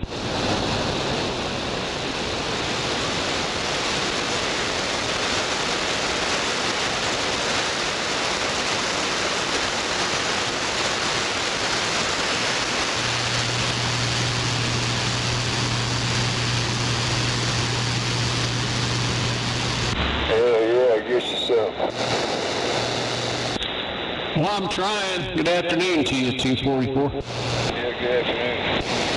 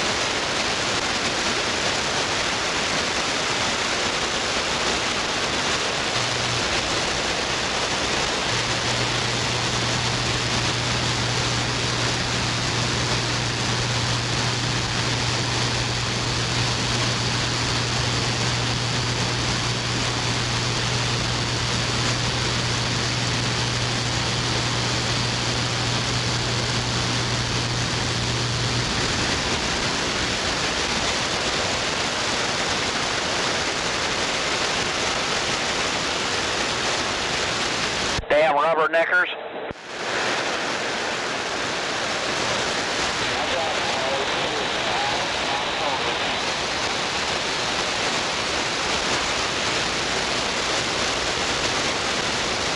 Should be watching the road, not the side of it.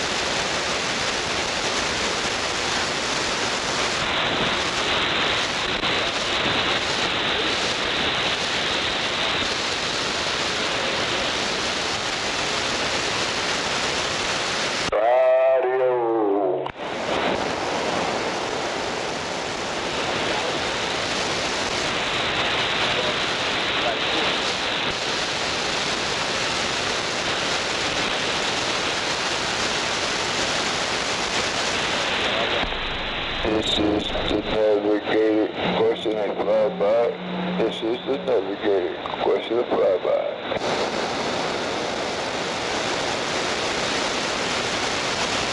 Up 244. Hey. All I want to do is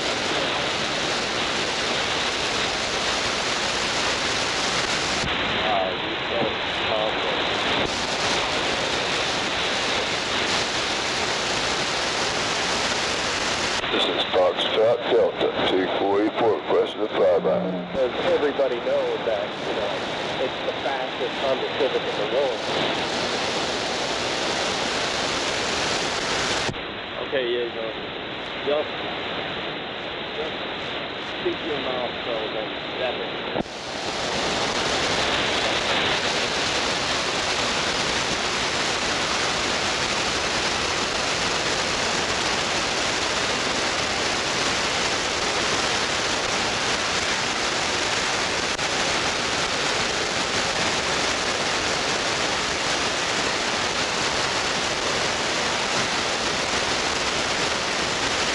One day I have to do like and you know about the whole part.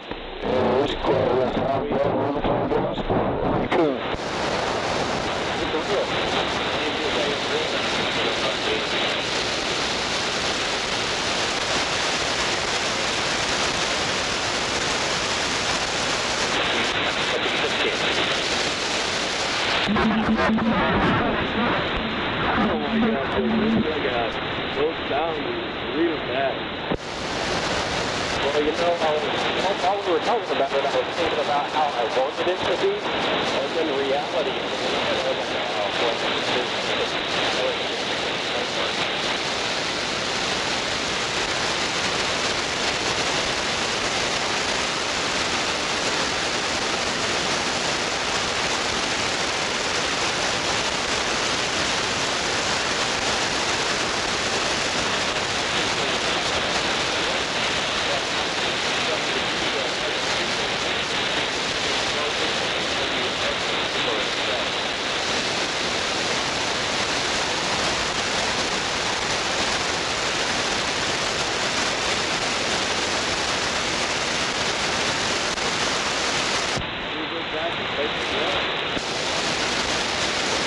you know how people say, you know, I would use that as a paperweight. You know, people just sit there and put paper there and stuff. You just use it as a paperweight. Value the paper. It would make the paper less valuable.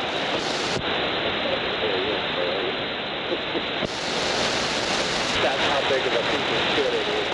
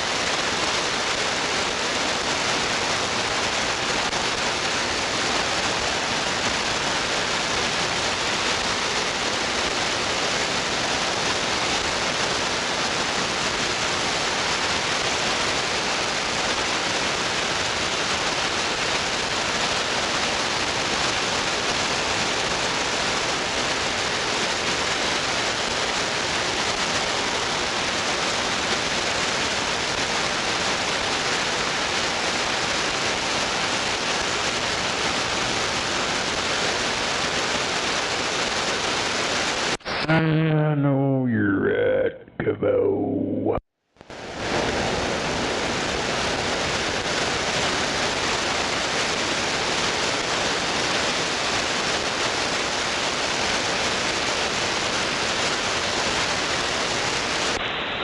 much happening.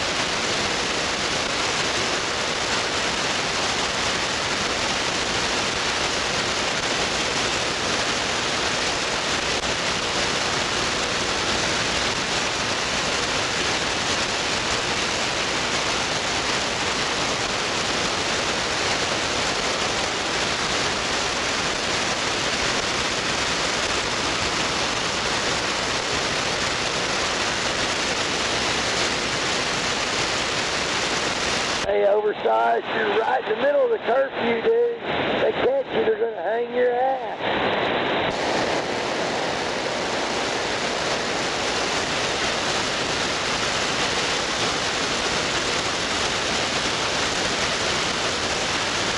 Well, you don't have to fucking advertise it for him, do you?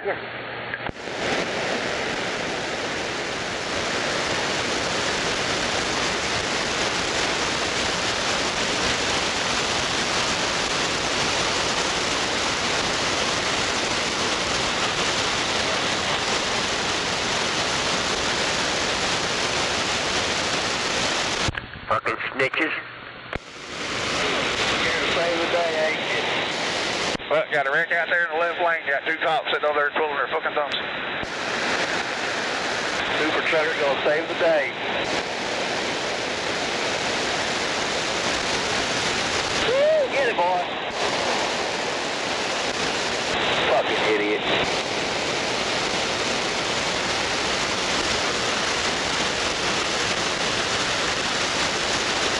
Super trucker.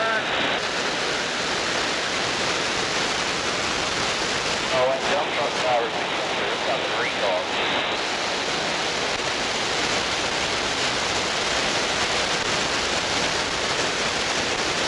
Breaker 19, this here's a rubber duck.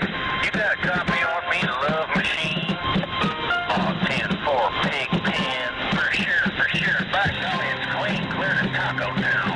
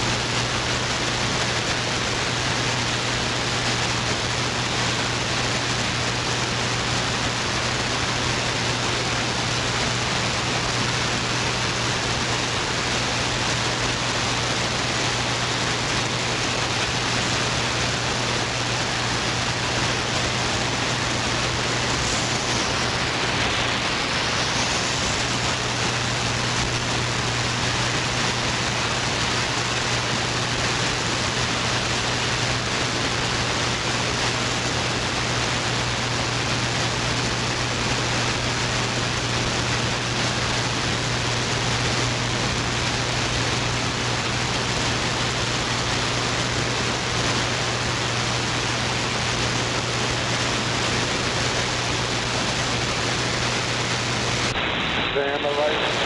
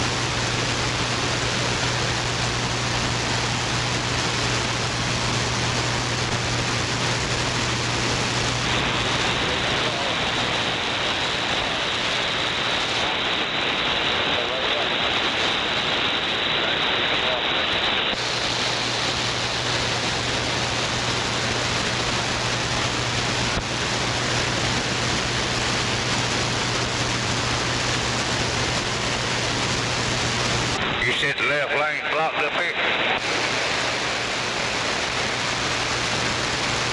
Driver, you said the left lane blocked?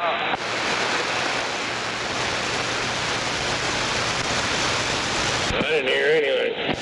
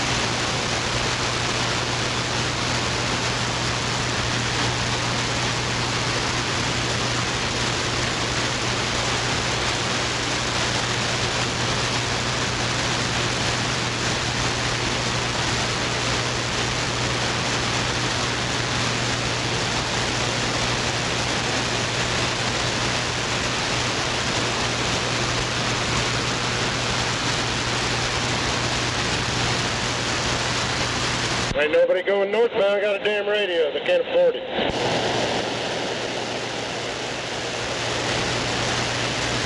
But I heard something about the left lane blocked. Where at? I don't know.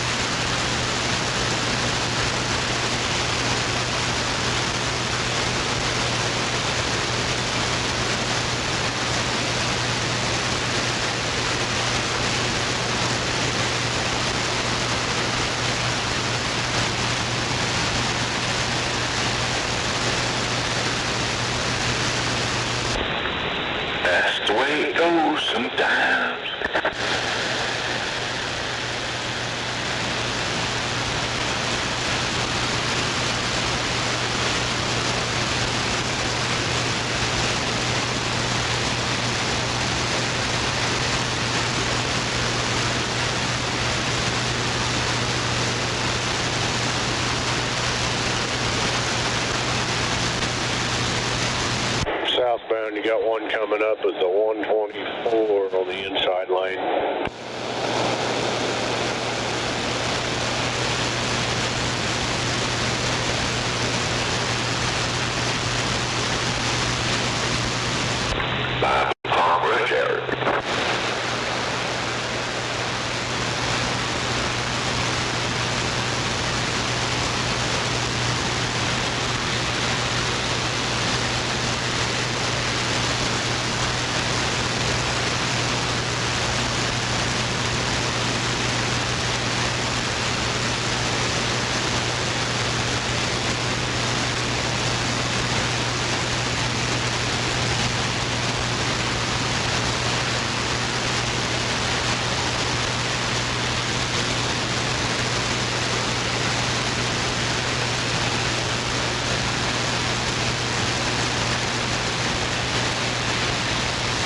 About the 123 and a half, you got a wreck right there on the inside shoulder.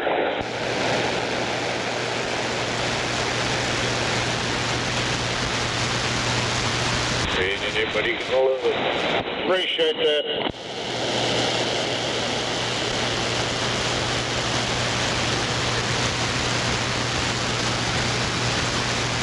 Yeah, you don't want that left one.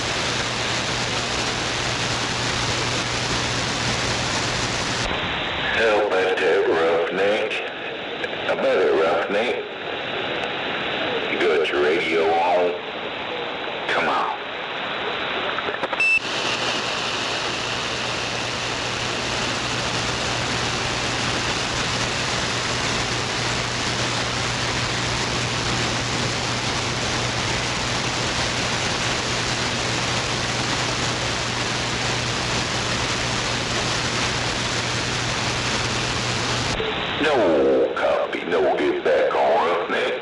Pair of 7s on him. And I'm baby old.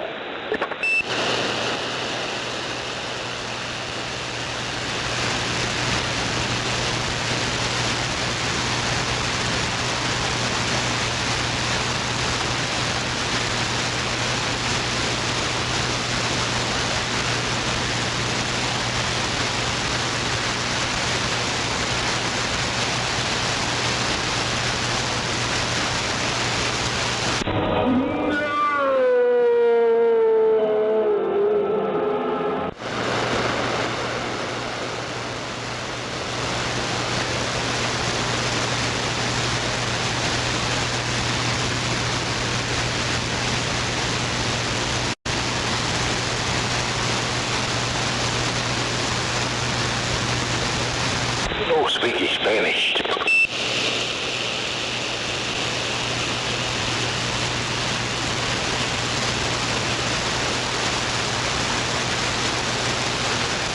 You don't know the power of the dark side.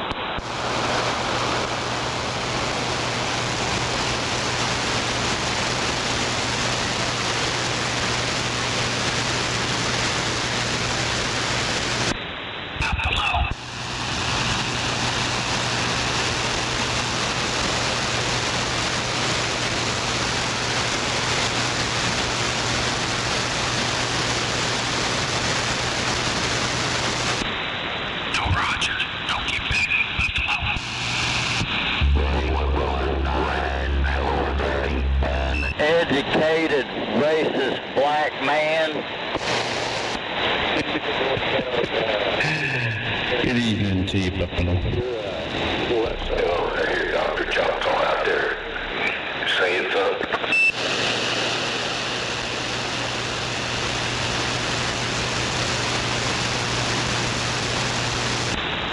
I think he's out there trying to stir up 344.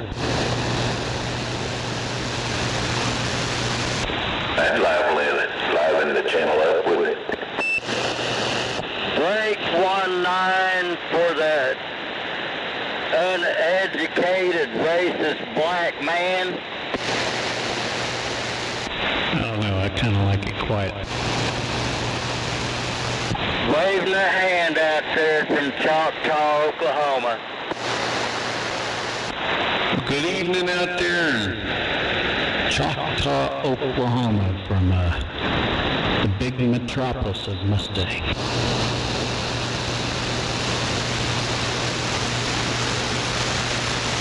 I hope everybody's enjoying the peace and quiet while we can. I know you're right. I'm enjoying it.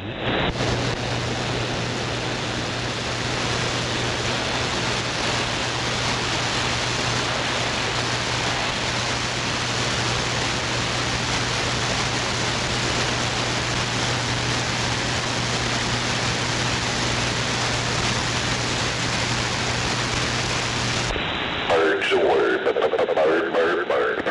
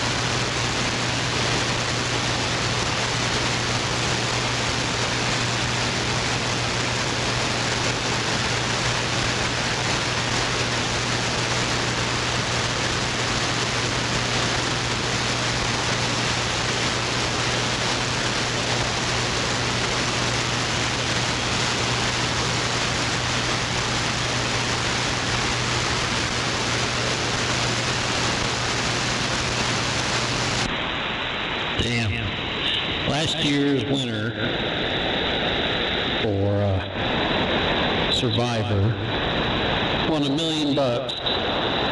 Had to pay $380,000 of that to taxes. Jiminy Cricket. And that was Georgia. Imagine if it was California. It's probably half.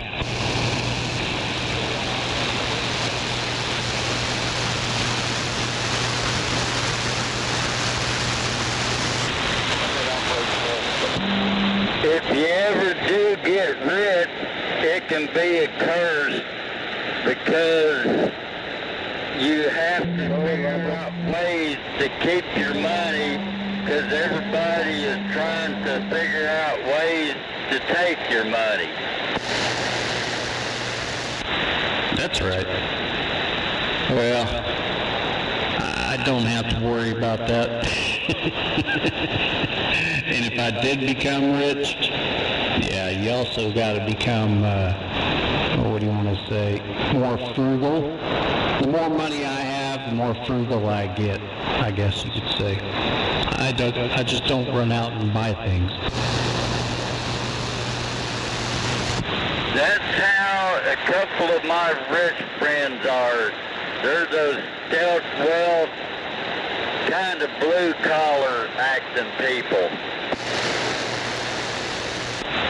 Yes, sir. So, but I don't have to worry about it because I don't have a lot of money.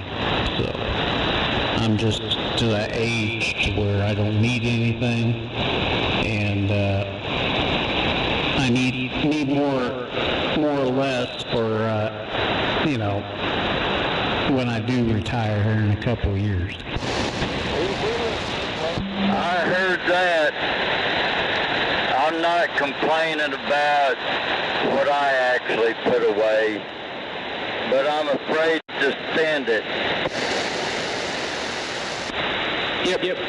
So, and that's what I'm trying to get my wife to do. So, we'll see. We'll be all right. Oh, I'm sure she won't have any trouble spending it for you.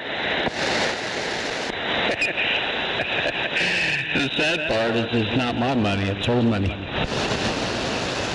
Well, I guess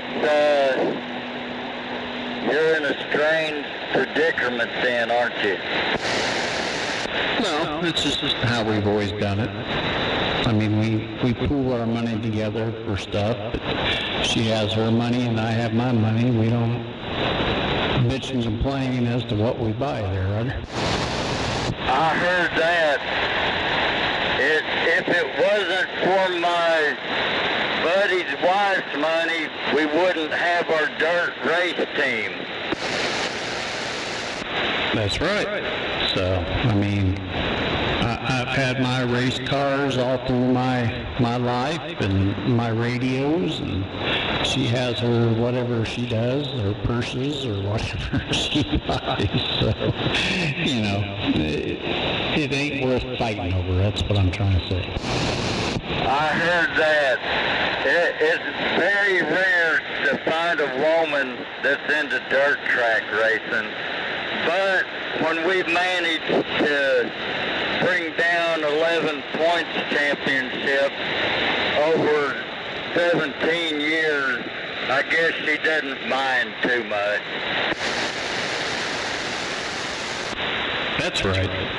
Nope, you're right. I mean, whether it be the dirt track world or, quarter mile, now 8th mile racing or whatever kind of motor sport you're in, it's hard to find one. Oh, yeah. Sometimes it's easier to find the money than the team to make it all work. Well, that's a true fact too, but I never had to deal with a team. I'm one of those slow participants. I mean, I never had to have any kind of sponsorship. Well, when you're dirt track racing and running running for championships, you got to find a money source somewhere. It's hard to do it on your own. Oh, no, I totally agree with that. Well, it was just a hobby. But if you're doing it for a living and you're chasing, you got to have all that money from somewhere. So, would it have been nice? Sure, it'd have been nice, but no, mine was just a hobby. Well, that's what it is for us.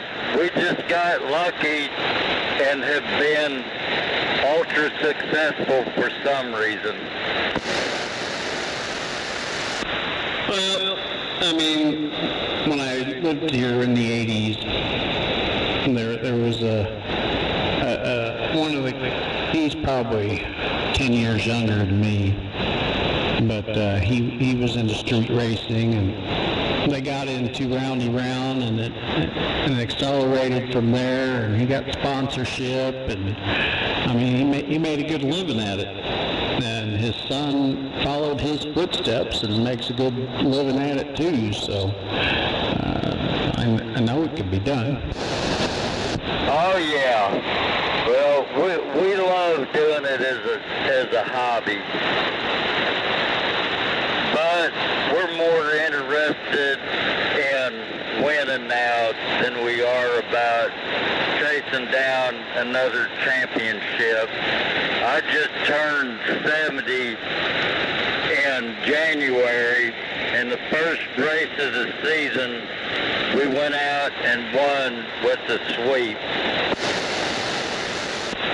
Well, congratulations. Yeah, my birthday's in January as well, so, but we're 7 years younger than you, so. But, yeah,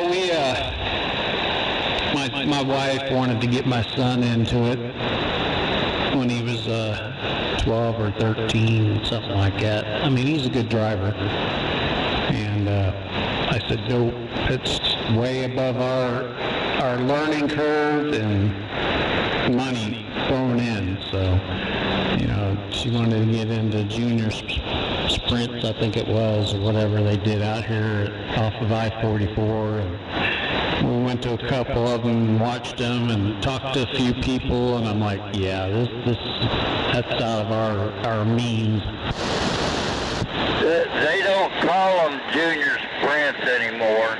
They call them futures, and that's where my team races. One thing nice is Shane Carson, one of the dirt car legends, shows up and hangs out with us. Sweet. But yeah, she wanted to get my son into that, and he probably would have done well, but yeah, that's one of those, I'd have to give up everything I'm doing just to be able to afford to do it, and then like you, I'd be chasing down money and everything else, trying to get sponsorship, so no, wasn't meant to be. I heard that. Yeah, I really love the dirt track world. Most of us have a lot of respect for each other. I agree with that. But and then she tried a different angle. Well, let's go junior drags.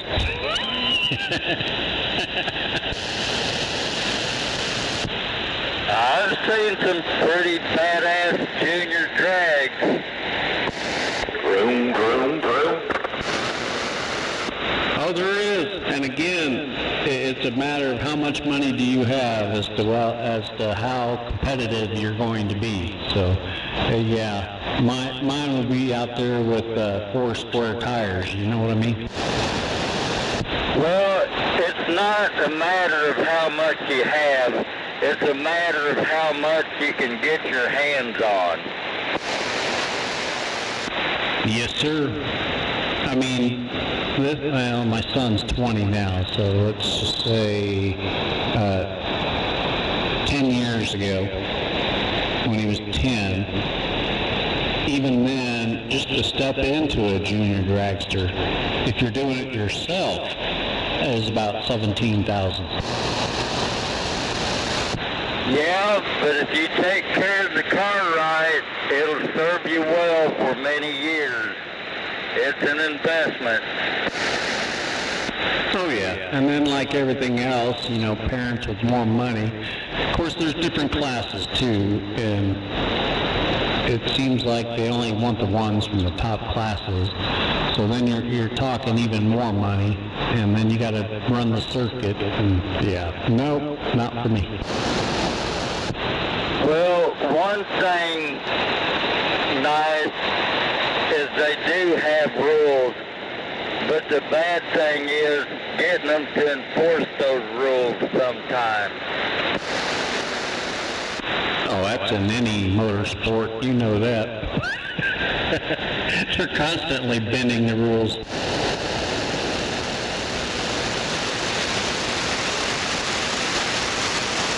Yeah, my team's been accused of cheating so much, we practically begged the tech people to inspect us, but they just won't do it.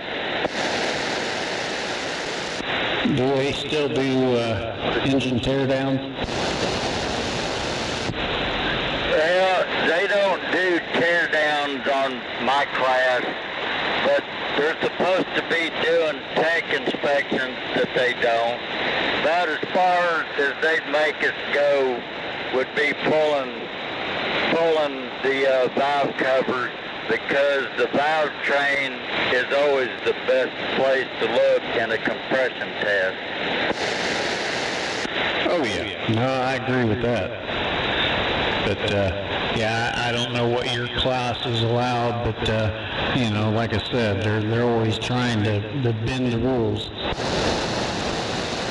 Yeah, we don't try to bend the rules at all.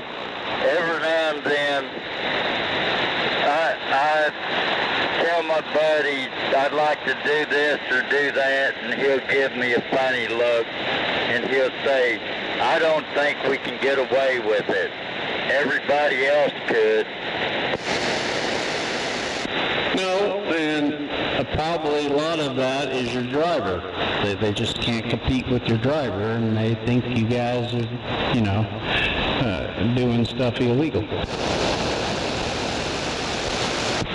We got one friend, I never can remember his name, but he runs a turf tire class, and he wins a lot.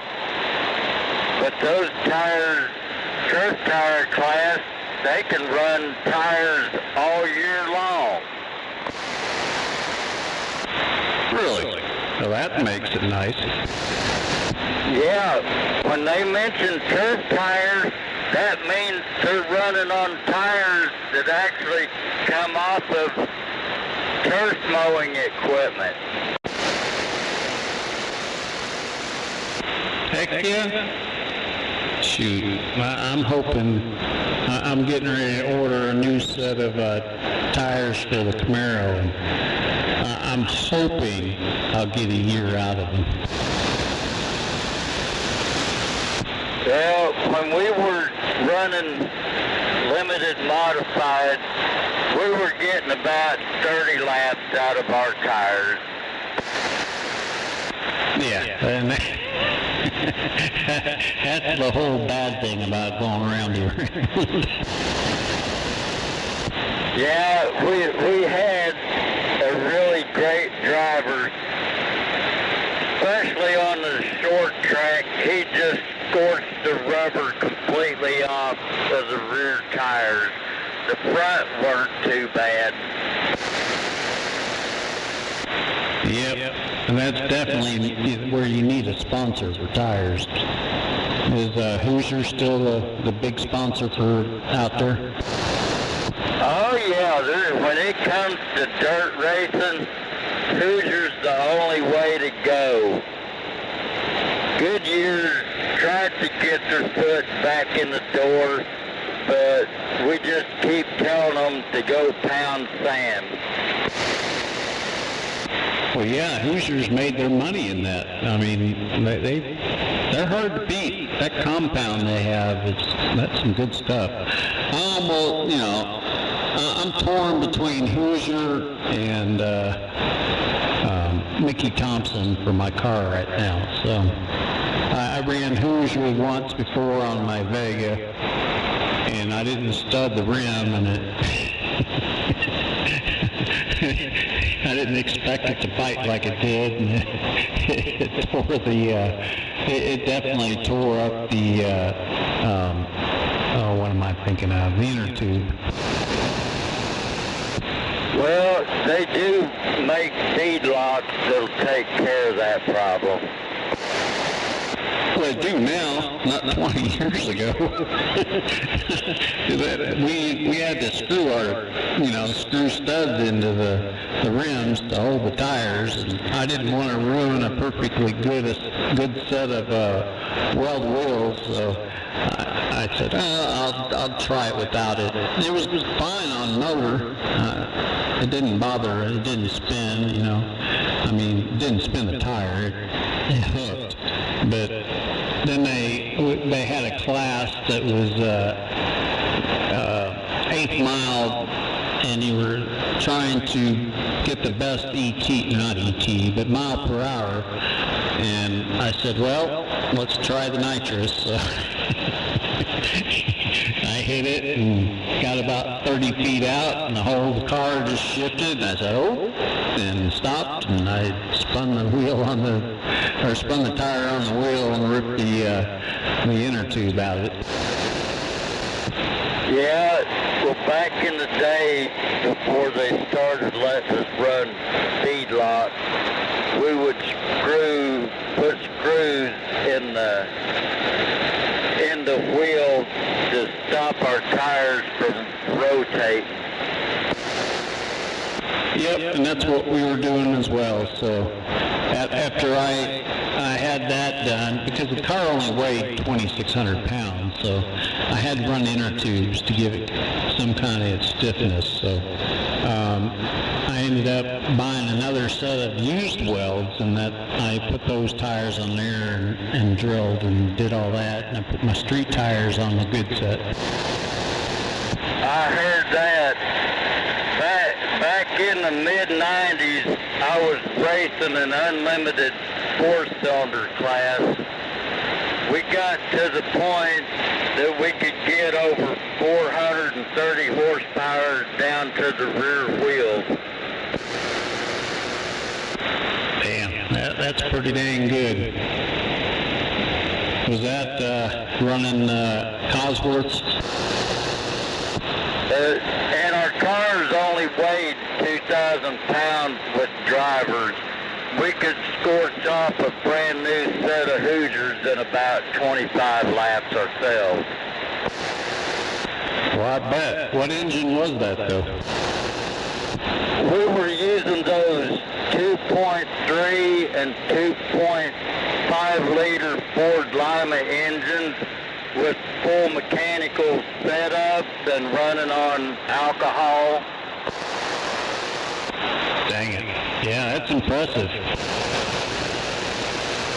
Yeah, we'd run them suckers up around 15 or 16 to 1 on the compression, and then run those all-out mechanical roller setups with the triple springs and the longer valves. People just couldn't believe it. Back in the 60s, I used to run on alcohol. Now, my question is, you were having to push those, weren't you? Because you were probably one-to-one direct. Because I'm trying to think, that high compression, how are you going to get a starter to work on those things? Actually, we could get a gear reduction starter because those Ford Lima engines used to be really popular amongst a lot of different things. Really? And it turned it no problem, huh? Yeah, and if we did have a problem, there was always a push truck available. I heard that. I'm sure you guys were running, oh crap, I can't remember the valves. What am I? Hell yeah, I run tires all year round. Think of the material right off the bat of my head. On top of my head, it's been so long since I've ran that stuff. Titanium. They had titanium available, but we liked the stainless steel because we had some pretty decent machine shops back then that knew what they were doing. Yeah, titanium is what I was thinking. That's what I ran in my Vega. But I never turned that high up RPM anyway. And that little four-banger is what, 12,000? Well, I like to run mine around 8,500 because after that it got out of the peak horsepower and curve. I always dyno tune my car to the engine. Ah, okay. So they weren't running any outrageous RPMs then? Well, they always thought 8,500 was kind of outrageous.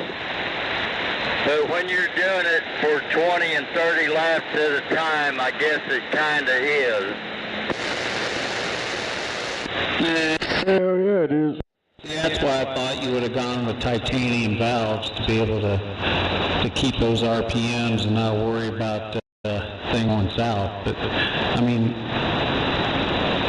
I've seen small blocks turn 10, 12,000 RPM. No problem. Hell yeah, for a short time. Back in the day, the best thing to do when you built a new motor, break it in on a dyno, and watch where your peak horsepower and curve is, and then tune your car setup for the engine.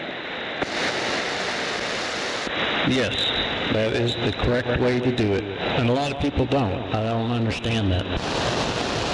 Yeah, I called the place not too long ago and asked them if they had an engine dyno, and they said, no, we got a chassis dyno.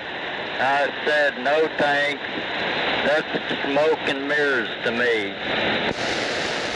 Smoke and mirrors? I think, I may be wrong, but I think Abel still has a engine dyno. I don't know out here. I know all the places in California that have engine dynos still, but I'm not too sure out here. Well, the way we did it back in the day, if you could power brake it and it'd burn tires off, right as soon as you did it, it was good to go. We weren't interested in just breaking the tires loose. We were interested in being able to break the tires loose anywhere on the track because it helped our handling. Yeah, back in the day, you didn't have all that computer shit. You did it by ear and throttle response, and you was good to go.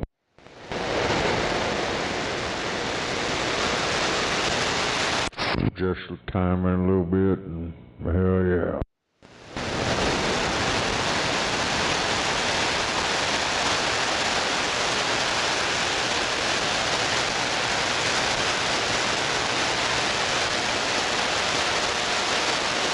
Hell yeah, and I run mud tires all year round. I get down Main Street and have some of my industry Malibu or so 550 to the mother shop. My gosh, it was last. Don't impress me because they have balance issues, and I'm restricted to how big of a cam I can put in one of them.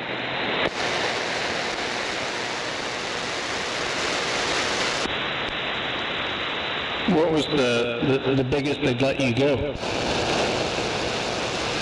I don't remember, but they wouldn't, I know I couldn't use a 580 lift because it would hit the connecting rod.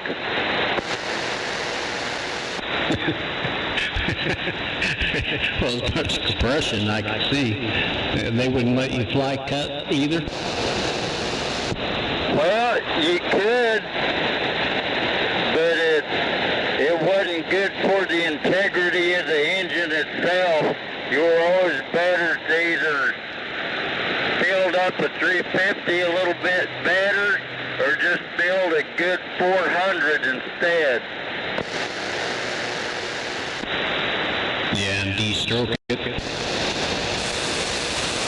Yeah, we've de-stroked a couple of 400s before. They worked out pretty good, but in the end, we always preferred to leave them as a 400 and build them up from there. No, you're right. I only dealt with one 400 out of all the years that I've built, and I was impressed. So, I mean, everybody I know, they built their 383s out of 400s, you know, de-stroked it that way, but I had a 67 Chevelle that had a 406 in it, and I was impressed. If I ever did another small block like that, I'd go big. I heard that. Even though I've raced 4-cylinders myself in the past, I'll be the first one to tell you, no matter how much nitrous or how many turbos you have, there will never be replacement for displacement. Well, my 383 is a 350, 60 over. I mean, I'm thinking, you know, you can tell I've never dealt with turbos, or I deal with this Pro Charger that I have that likes RPM, obviously, and I would think you go smaller cubes, turn more RPMs, you're making more air, you're making more power. But that's my old school thinking, but I don't know how it relates to today, because I see everybody running these big ass 632 cubic inch motors or bigger with turbos and everything else. So, you know, that's how far out I am in touch with that kind of stuff now. I heard that. I'm not a turbo fan because of all the excess heat and the wind-up time. But a supercharger like a Pro Charger or a blower, now I'm all in on that.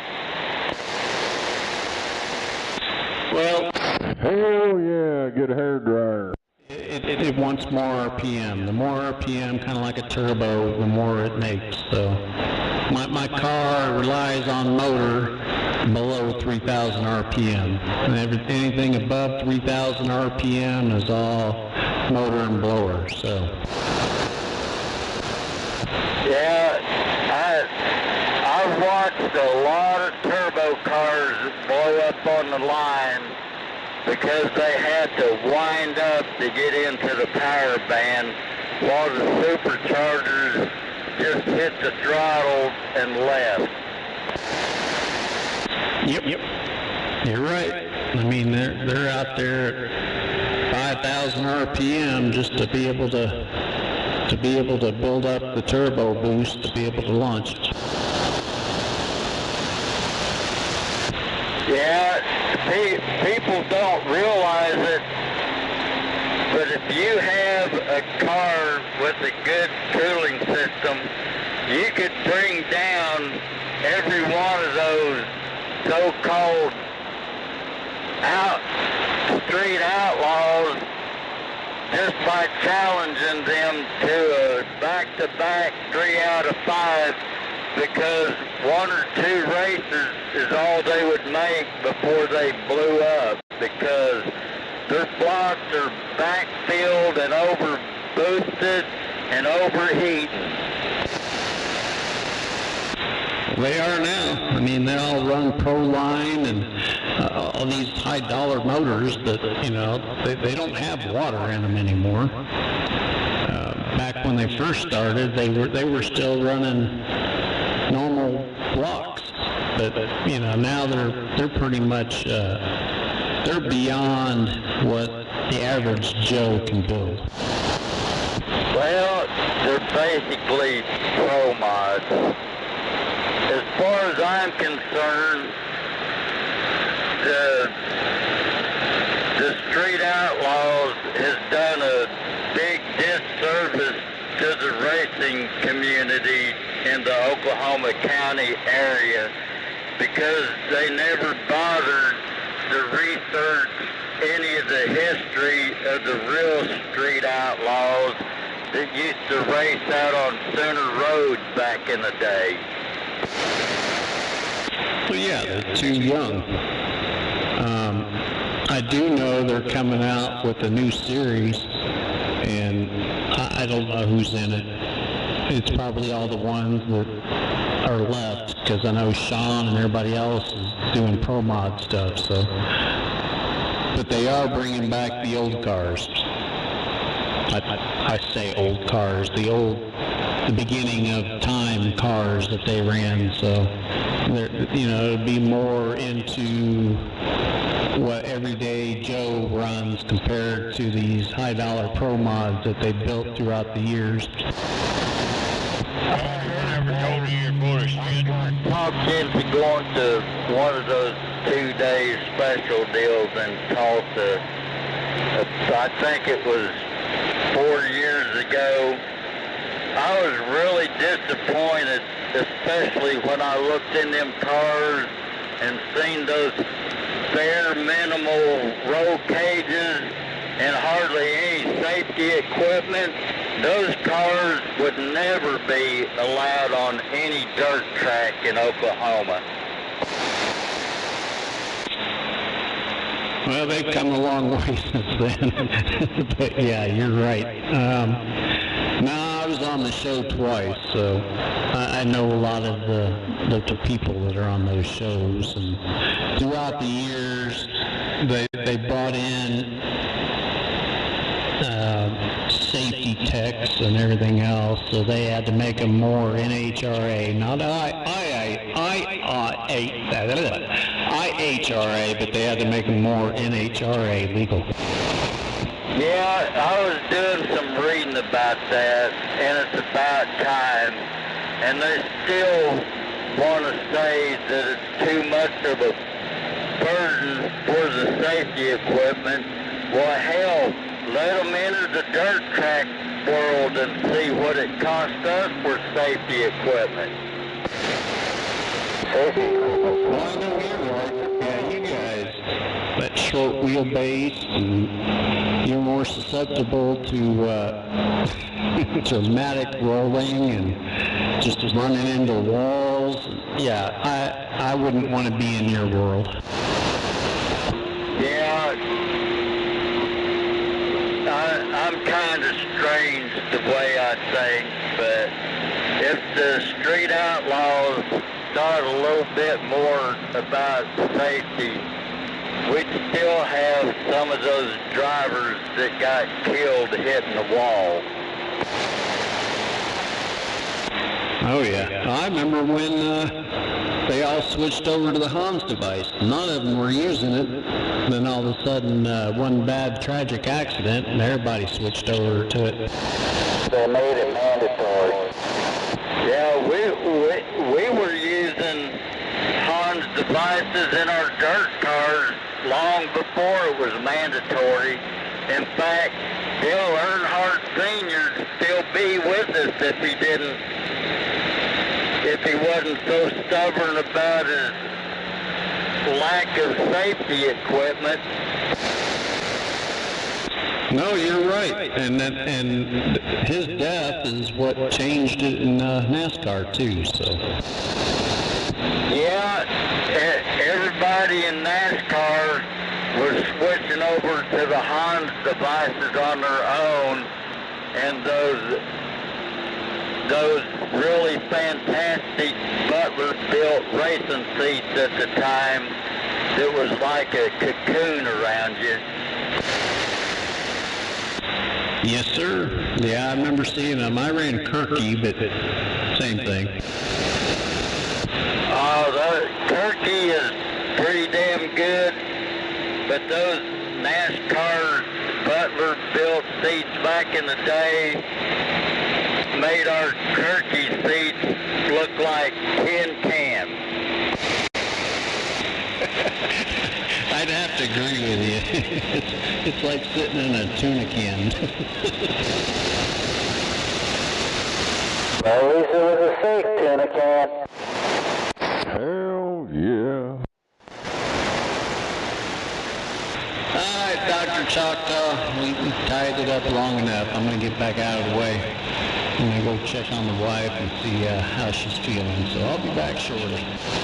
Alright, I'm going to get out of here and quit complaining about these racing series. It's been nice hollering at you. I'm going to get back on the side and just sandbag and mind my own business. 10-4. Well, you have a good evening, and we'll holler at you later. You know who out here in the big metropolis of Mustang. I'm back quiet. I'll see you. Hell yeah. 1978, and want to wave my hand at Dr. Choctaw out there. I enjoy sitting here listening to y'all. Waving a hand at my blood brother on Moondog Hill. Hey, good evening to you, Moondoggy. Hell yeah, my blood brother. And good evening to you out there, 1378. We'll talk with you guys in a little bit. I'm kind of curious, how do you make a 400 a 383? You don't. You de-stroke it to, I think it's a 377. You make a 383 with a 400 crank and a 350 block. Well, I got a 350 block and a 400 crank, and it's a 383, 60 over. Yeah, that's the combination to get a 383, but you can also put a 350 crank in a... I'm pretty sure it's just normal traffic there westbound. Down to like a 377, and you don't have all the balance and clearance issues. The only way you can do it is you got to get the special rods made for that to bring it into a 383.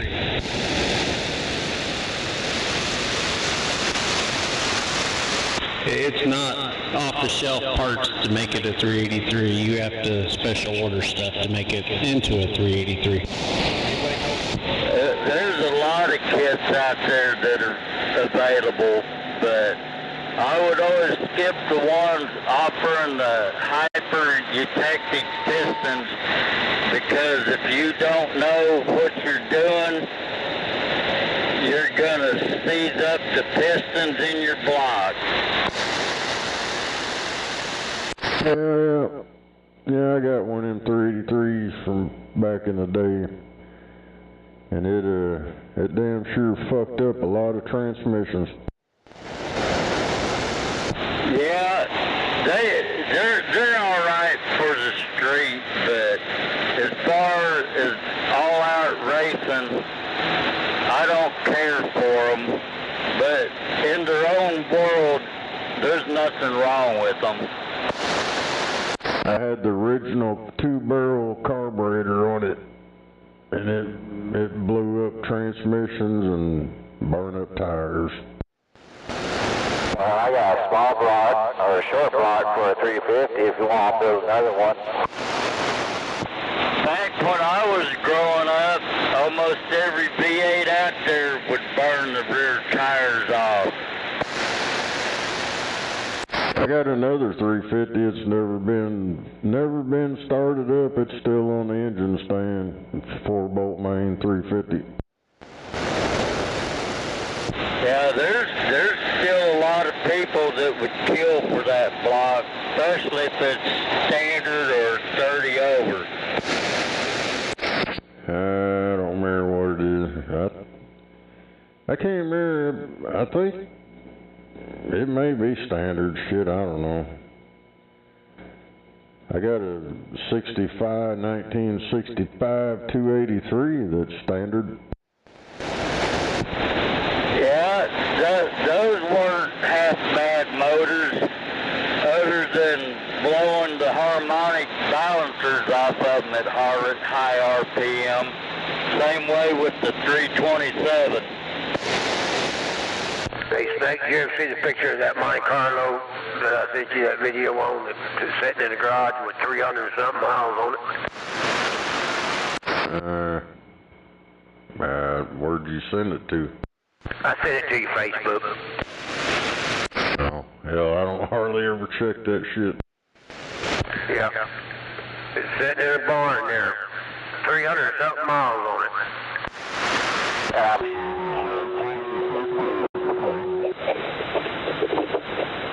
Remind me of your Monte Carlo.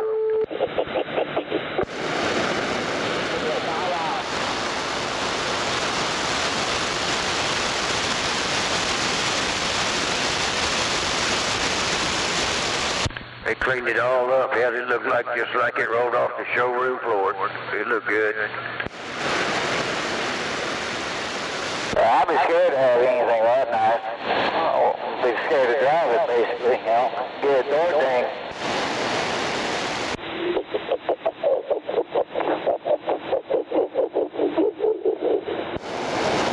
A car like that is too valuable to drive, no matter how cheap you can get it. No, you're right. Well, upset when they're too valuable to drive.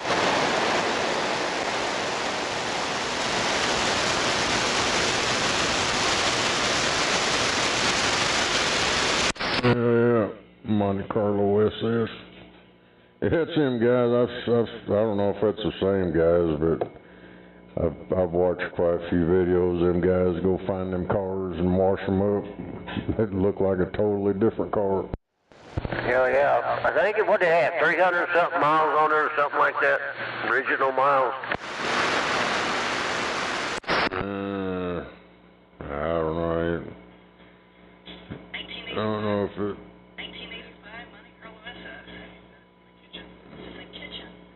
Damn it, it's in his kitchen. Have you ever seen the Monte Carlo SS with the hatchback? Yeah, there was a race in NASCAR.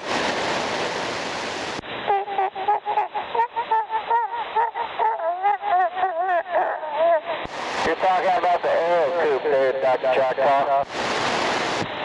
I know one thing. Them retards over there is going to be crying. They're going to be crying their eyeballs out, thinking that shit's a joke. Them Aero Coupes are hard to come by. I couldn't hear you very well. You keyed up with somebody there, Dr. Choctaw.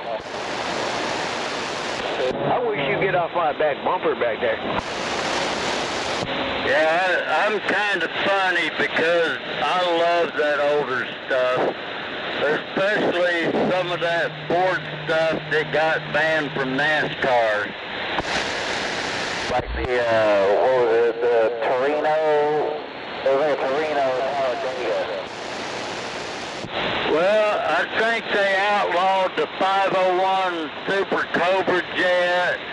They outlawed the 427 overhead cam, and the Hemi, racing Hemi had to go away because it wasn't a production engine. Yeah, I do remember that. And then I know later on, they ended up buying like the nose cone cars, like these. Yeah, I remember those cars. I've worked on my fair share of them, especially rebuilding and balancing the dual and triple carburetor setups on them. I was one of the few people back in the 70s and 80s that knew how to do that. Well, nowadays it's hard enough to find anyone that can turn a single carburetor. back in my early days, I really thought I was a carburation expert until one of my motorcycle friends taught me how to balance multiple carburation setups. It's a whole new world whenever you got to do multiple. I know doctors use twin side drafts on them old V-cars. I heard that. Most people don't realize that it's not that hard to balance multiple carburation setups when you actually have knowledge on how they're supposed to work. Not next ride, but this ain't you. I got a six-pack and 2-inch bond. You start with the middle and then work your way out because it mostly drives on the 2-barrel in the middle. It really doesn't matter that much. You need a good manometer or some vacuum gauges for each carburetor and a good tach, and you'll eventually get the job done. Hell yeah, it won't be too long. No more free head check. No doubt about it. Yeah, they say, oh, you got some money? Oh, we're going to cut you off your head check now. Well, they'll damn sure do it. They'll sure take your money. You get something coming in from a death in the family, but they take it. Too much, so... Yeah, she'll probably get about 10. I don't know, probably 10, 11,000. Whatever. But I'm sure old Matthew's going to steal it all from her.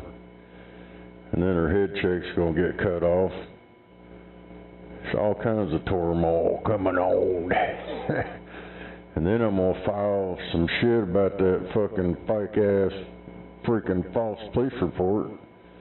So they better not spend all that money. Yeah, it's sad though, the way things turned out. I really liked her, but I liked your mom. I really like talking to your mom. I like talking to your sister too. She was a cut-up sometimes. Sometimes she'd get kind of crazy, but I enjoyed talking to her. And I still talk to her every now and then.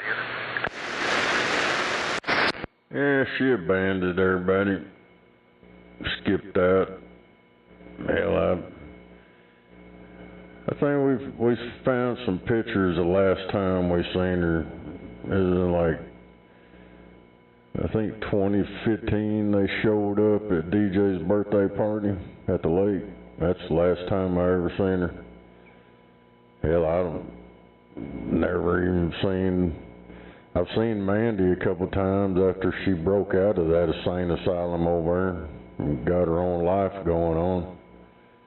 Hell, she's married and probably got kids of her own now. But, hell, I ain't never seen Derek or nothing. They've kept them away. Don't want nobody coming around. You can't go over. Well, Snake, I may be speaking out of turn, but I hope someday you and her work it out. I know your mom would rest better knowing that y'all got along. Hell, she couldn't go over there either. Hell, when I was looking through shit over, I seen where she mailed letters over there instead of going over there, helping her out. Hell, my old lady and my son went over a lot. I just didn't really go over there myself because I couldn't stand fucking that goddamn idiot over and how you fucked that whole place up. So I went over there when she needed help on her car or whatever, but other than that, I didn't hang out over there. Yeah, like I said, I'm speaking out of turn there, but I hope someday you work it out with her, because for your mama's sake. She'd rest better knowing that y'all got along. Well, she bailed out, left everybody high and dry. Hell, I had to deal with all that funeral shit. Everybody, I don't know, it's just fucked up. It's like, sit on the side over there, don't say nothing. Then all of a sudden, oh, money? Oh, money? Oh, they been on that shit. As soon as they smelt money, they come up with all these goddamn fucking stories and shit, and about this car and all this crap they made up out of thin air. That's what's got them in trouble. They filed that fake-ass police report over shit that didn't even have nothing to do with anything. And accusing me of stealing a car and shit. It's like, what the fuck? Yeah, that's a sad deal. You'd be surprised how often that happens. Hell, I've seen it happen in my wife's family. I've seen it happen in my family.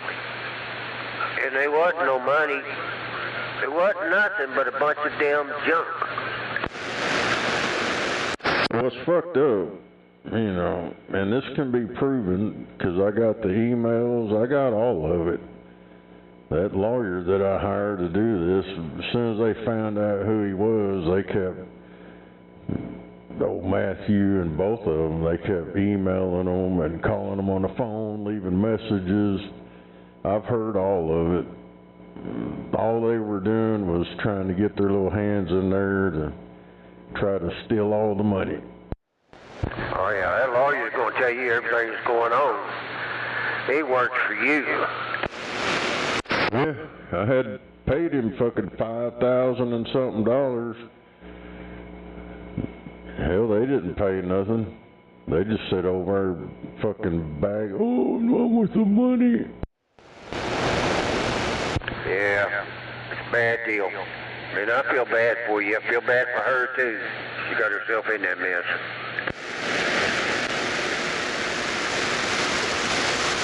Karma's a bitch.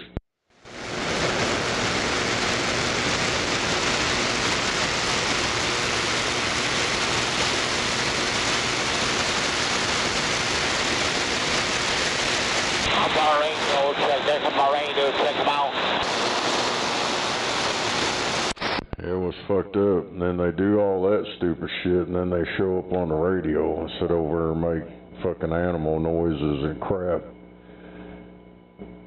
But, you know, I'm gonna have the last laugh and all this shit, because I got all the evidence and the proof.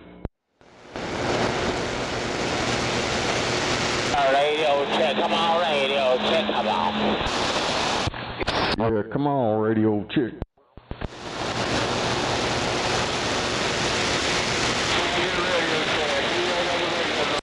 You know, it's like the way shit was worded. Oh, he took a property from the estate. Hell, she don't know them words. That's Matthew talking. I know he's behind all that bullshit, pushing it.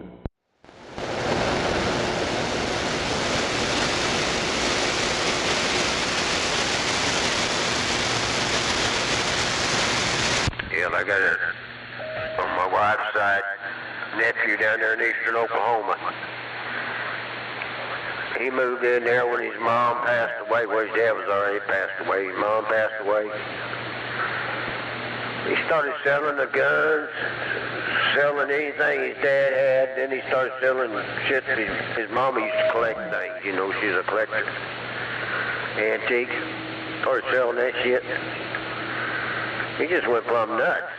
I didn't ever thought he'd do that, but he did. And he was a deputy sheriff. Yeah, it was fucked up. No retard was over there. After all that happened, they started nutting out over there, so I just stayed away. I didn't go over.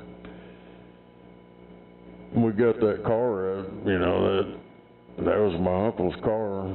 He signed it over to my son. That's what they're crying about. They think that they got something because my uncle owned a car and let my mom drive it, and then he just signed it over to my son. They've been crying and whining. They complained to the attorney about it. He asked me today about that shit again.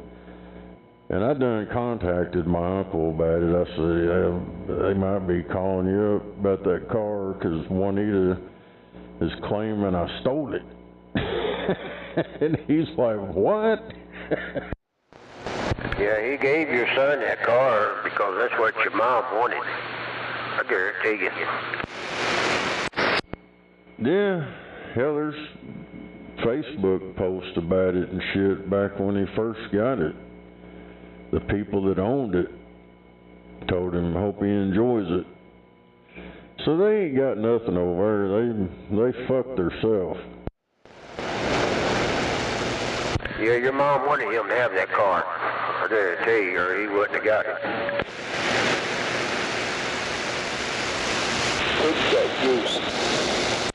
Yeah, even though she didn't own it, it was her brother. But, you know, I don't know. And my son, he keeps tripping out. Well, I said, hell, don't worry about it. That car has nothing, not one thing to do with that house, that property, my mom, any of that. It don't have shit to do with none of that. That's a whole different deal. Somebody else owned it and signed it over to you. That has nothing to do with shit. But these ignorant motherfuckers over there, they keep making up stuff, trying to twist it around. All they got to do is look at the DMV, look at the title, who owned it, and who the owner signed it over to. Case closed. Yeah, I'm sure your mom and your uncle, they sat and talked about it. Anything happens to me, I want that car to go to DJ. Yeah, well, hell, he went over and mowed the yard and shit a lot, all kinds of crap. Hell, my wife went over and helped them try to clean that shithole up, but I don't know. But she never seen one either, none of them going over there trying to help out, not one time. Yeah, you know that church right across the street, I used to do a lot of work for that church. Hell, I've seen DJ over there a lot of times over there working. I'm talking 10, 12 years ago. Hell, he probably wasn't 14, 15 years old. Hell yeah. But, you know, I guess when you skip out and abandon your family and shit and hide out with your so-called boyfriend that don't give a shit about you except for you got a head check, it's free income, and you know he's charging her rent, and he's using the state saying, oh well, I'm renting this out, you know, some of that welfare shit, just like he did that fucking black dude that was over there. Yeah, a lot of that goes on out there. But no doubt I was working on them houses over there that church had bought. And people was paying them for them. A woman, you know, I'm just saying one woman, they was renting it. Well, they had men living there and everything else. But it didn't bother the people over at the church. It didn't bother them. They was getting their money. That's all they wanted. Hell yeah. I just wonder about them guys. Once they clean that motherfucker out and they see all that shit they fucked up in there, they're like, God damn. Do you know who bought it? Some damn... That whole deal was some funny ass shit to me anyways. This one guy was wanting to buy it, and I think it was the title company or somebody kept fucking shit up, and he had to redo it. He had to redo this shit, start over like 3 times. They had to put it in the paper, go to this and that. I never went to none of them, but Juanita and Matthew did. They went to one of them and was crying about a car. They actually went to one of them hearings over that probate shit and cried to the judge about the motherfucking car. And they told him they ain't here for that. Damn it. I bet that judge just shook his head. He fucking ate up with dumbass over there. All they know is, oh, I want money. It's the carpetbaggers, man. They want something for nothing. Well, I hope she gets things straightened out, man. I tell you what. Like I say, years ago, I used to talk to her. She's pretty cool on the radio. She's a lot of fun. She'd cut up. She'd act silly. But she'd get mean, too, now. I don't know. I ain't seen them in so long. It's just a memory. I don't think I ever did meet her. I never did meet her, I don't think. I knew she was your sister. I used to talk to her on the radio. Her and your mom, they used to sit and talk a lot. Yeah, they've tried to get her out of that shithole over there, out of his control, but every time they'd check up on her, oh, it's all fine, I'm okay. I don't know if she's just scared to say anything or what the fuck. Yeah, I thought it was pretty cool. Your mom and, can't remember his handle, but they had their own antennas at each end of the house. They could talk on the radio. Yeah. Yeah, he messages me every now and then. I don't talk to him. Ain't that I don't like him or anything. I ain't got nothing against him. I just don't approve of all the stuff he done. Dude, their whole family's fucked up. They've been fucked up from back in the day when I knew them before hell, everybody in town knew who the hell they was.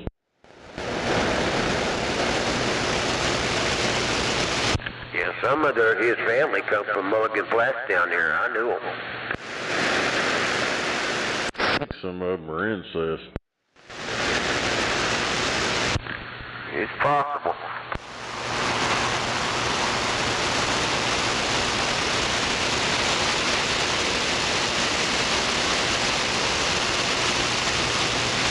It's just sad, though, how stuff like that works out, man. Somebody dies, people come out of the woodwork. Oh, man, that was my favorite aunt. I loved her so much. She used to talk about me living there someday when she was gone. Hell yeah. Yeah, my daughter and them are doing that shit right now.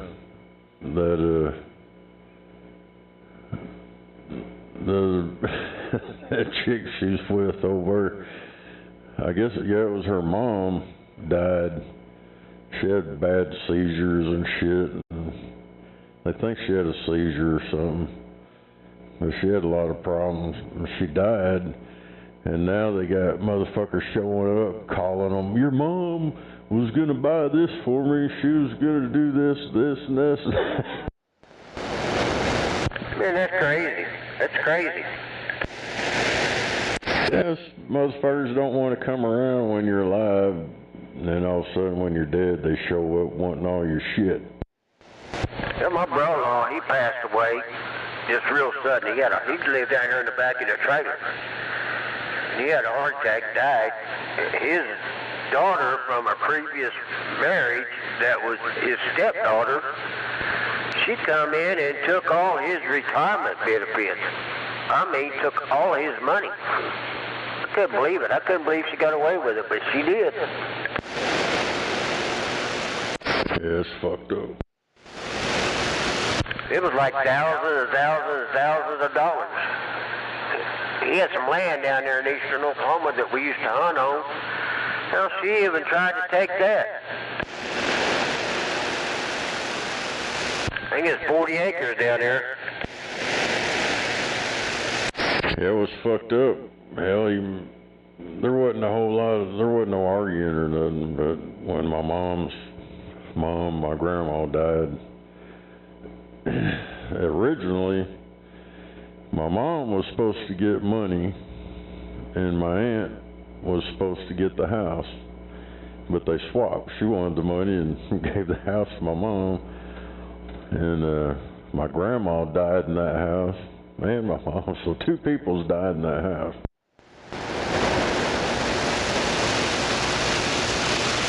Yeah, that church used to buy all them houses around there. You know, they was tearing them down, and they was expanding that church. And I bet they, not that street, but the street further south, you know, they bought all the houses over there and made parking lots.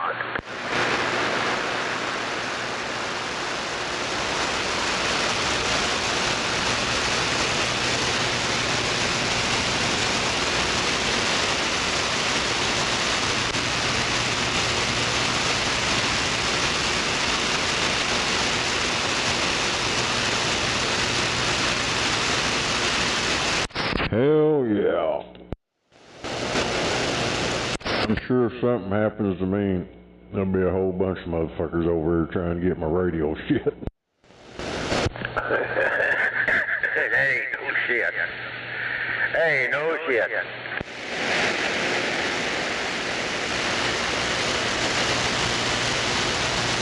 Well, you used to print on some tape and stuff, write my name on stuff you don't get.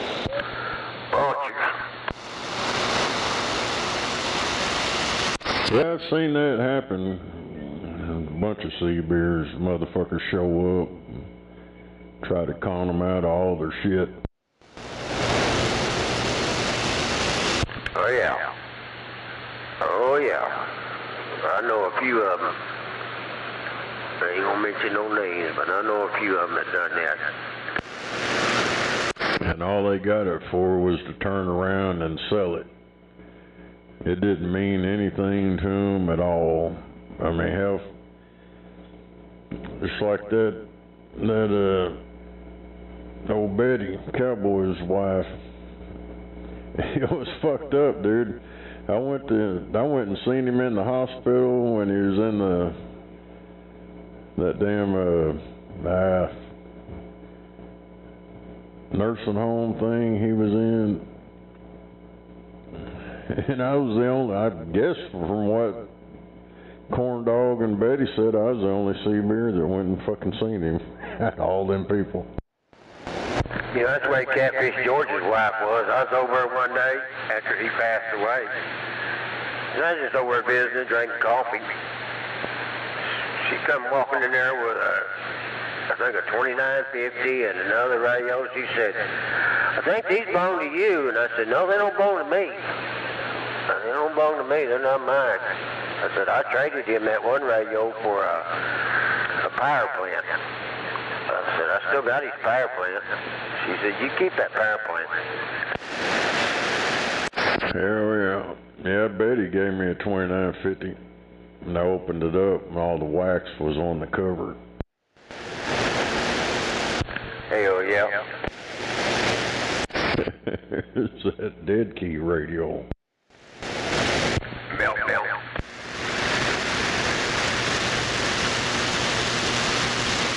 Well, right there's a couple of guys that's still on the radio. You know, not now, they'd be too old, but back in the day, they'd have terrorized old duct tape. He wouldn't have had a sporting chance. Hell no. Yeah, it's like hell when my dad died. There was only a few things that I wanted and that I was promised. And then he had a country gentleman, a Gretsch. There was only, I think, 50 of them made. There's a hollow body with gold shit on it. It was a bad motherfucker. I was supposed to get it, and then after he died, oh, we sold it. It's like, what the fuck? And then the radios that I hooked him up with, I wanted them back, because none of them talk on that shit, and I just wanted my damn radios back. I ain't got a motherfucking thing. Hell, she come down here and brought me a damn knife that TT gave him. I'm like, fuck, we know where that fucking came from. What the hell? Damn it. You know, I never met your dad. I talk to him on the radio a lot. There's a lot of them guys, though, the security guys I never met. I know he'd be on there working security.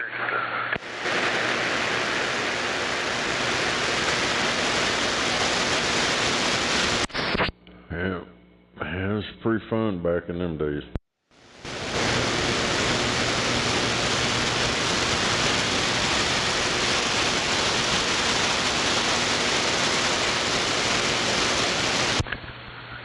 Yeah, I tell you what, I've been a many an hour, and I lived out there in Hera back probably about 1990 up to about 2003 or 4.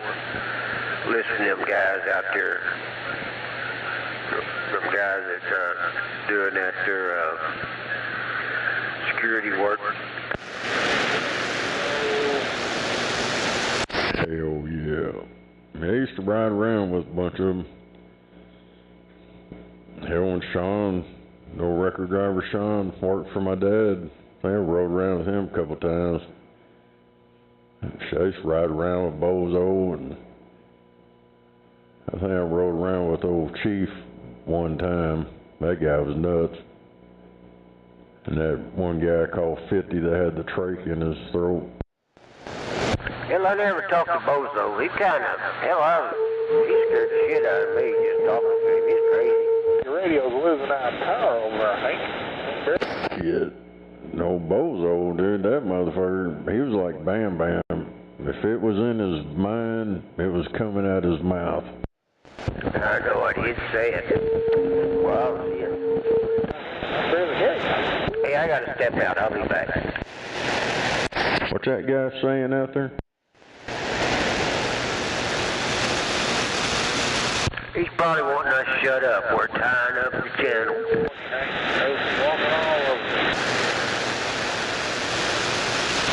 Walking over? Hell, I'm pointed over there at that guy I'm talking to. You got a fuse out. Getting on 35, you ain't got shit to work on there, buddy. Yeah, we'll take the fuse long.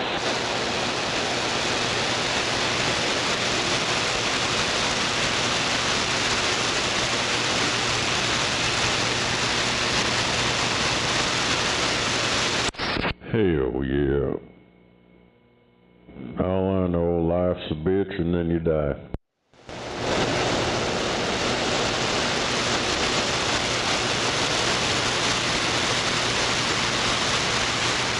Hell yeah.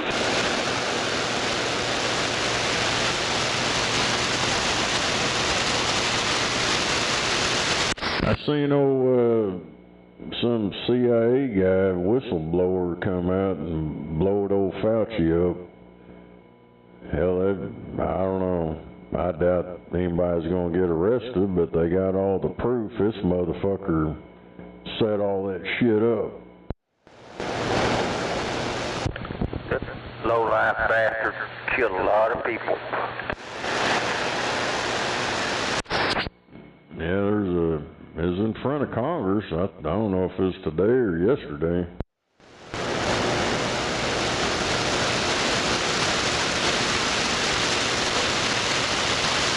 Just trying to hide all of it.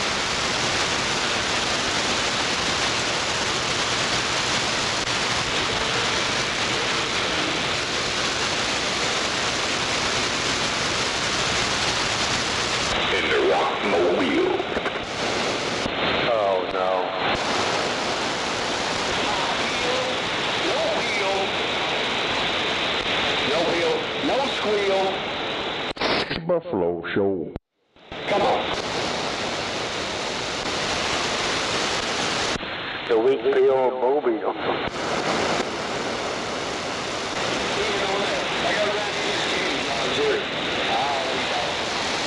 Hungry boy?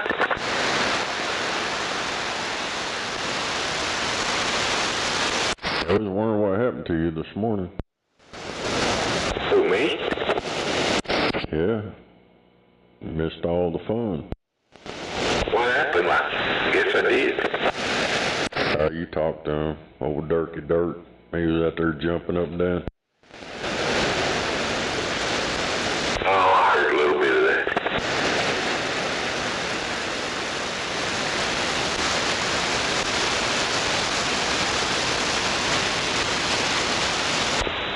You gonna get you one of them robots, Roughneck, and see China's mass producing them robots that can dance, do all kinds of stuff.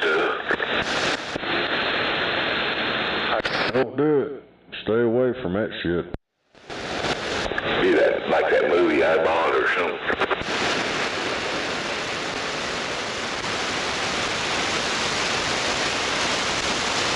Cell phone's bad enough. Yeah, I'd hate for one of them to overcharge and catch on fire. I ordered the porno version. Oh, He wants porno version robot. they can roller skate, ice skate, temperatures below the freezing, all kinds of stuff. I know, they can get down.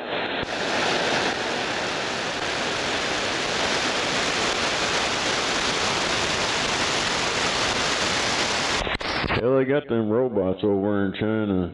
Got all that latex shit on it.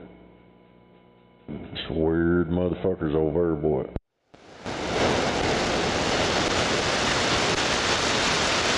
Oh yeah, they take it to a new level.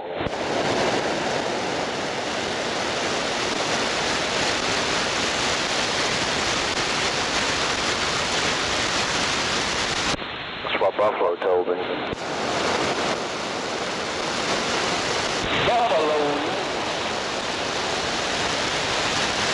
I don't know about the Chinese.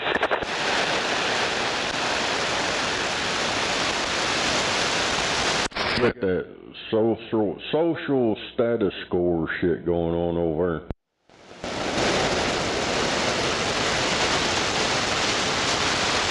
Based on how you participate.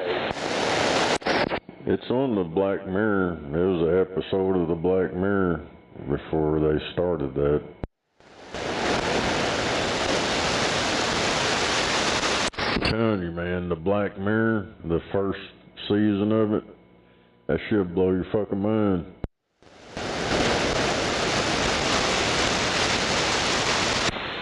Have you watched that, Buffalo? No, not yet. It's on Netflix.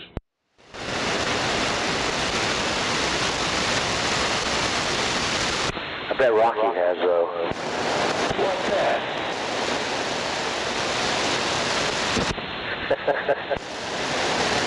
What I watch? That movie, Black Mirror.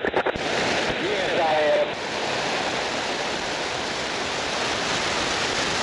I don't remember how many seasons there is, but I watched the first couple seasons and I quit watching it. The shit's fucked up. Rocky likes it. Anymore. Gotta get on there and I can't quit watching it.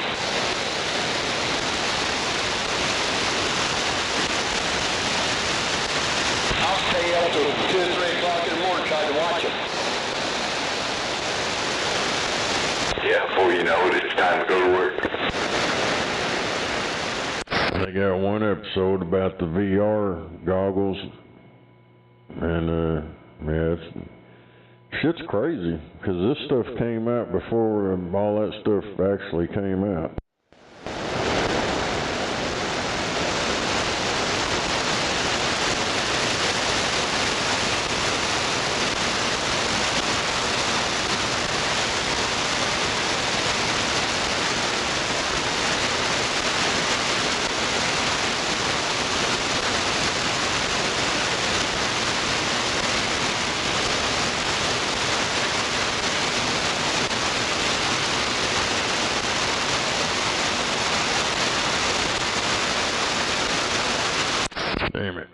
making some burn ends. Come on.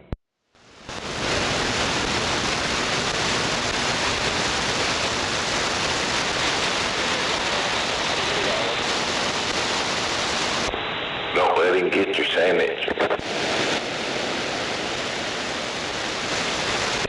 Don't hold it real low.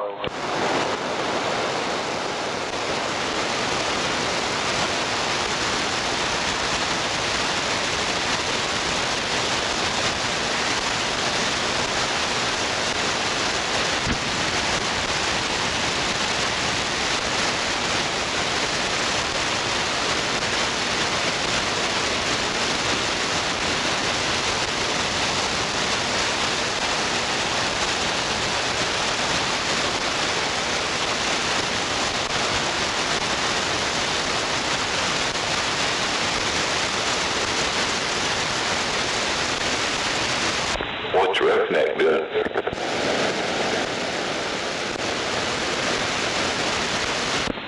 Man, drinking a cold frosty one.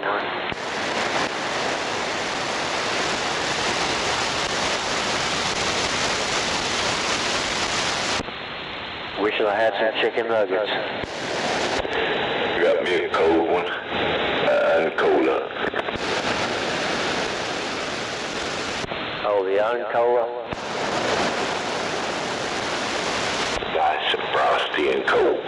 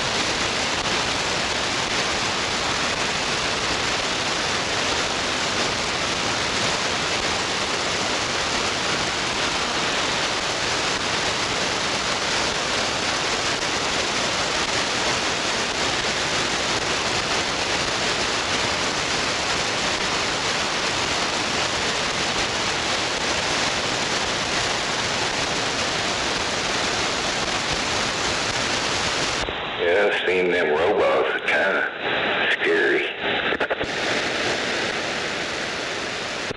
Yeah, it's the way they look at you.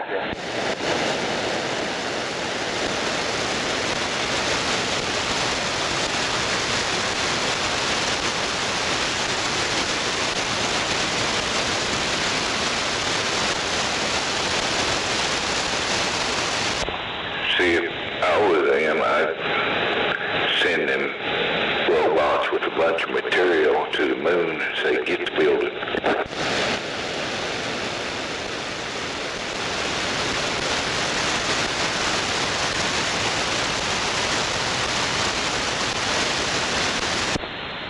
I'd have them over here mowing my lawn. Yeah.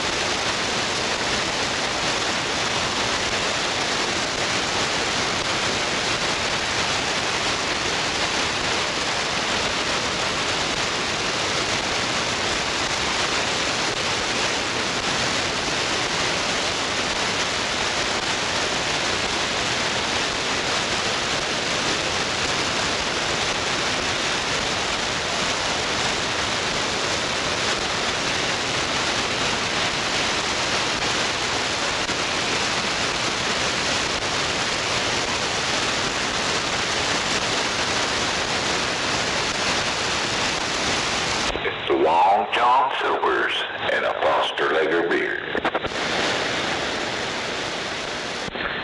Carried it home in a brown paper bag.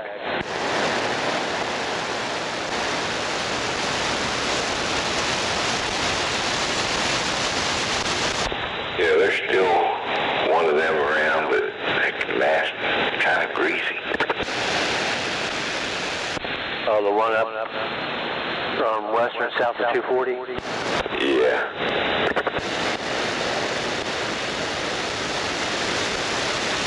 Had a good one here in the morning. It burned down, what, about 5-6 years ago? Yeah, it burnt. There's 2 restaurants in Monarch burnt up. Now they got a Starbucks there. Yeah, 2.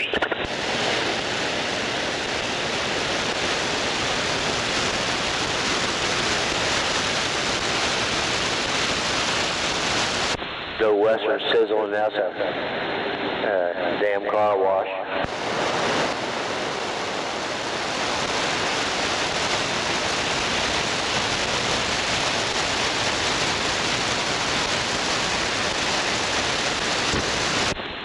Pickles Restaurant's a quick trip. Yeah, they just moved everything all around, didn't they?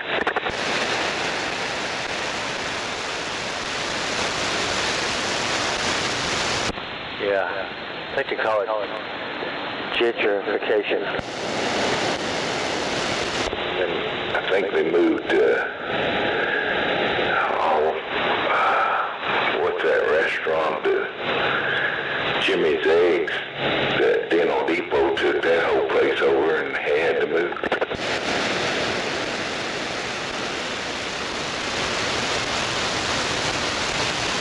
I I got Pickles took over they moved over to where Mama Lou's used to be.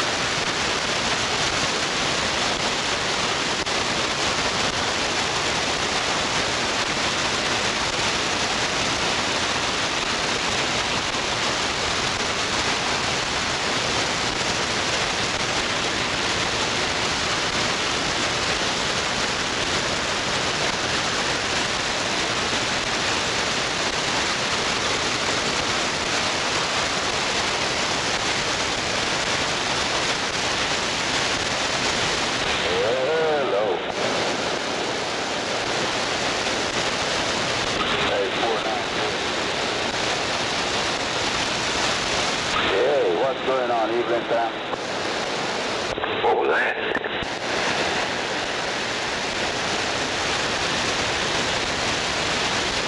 Hey, 490 Jamaica, standing by.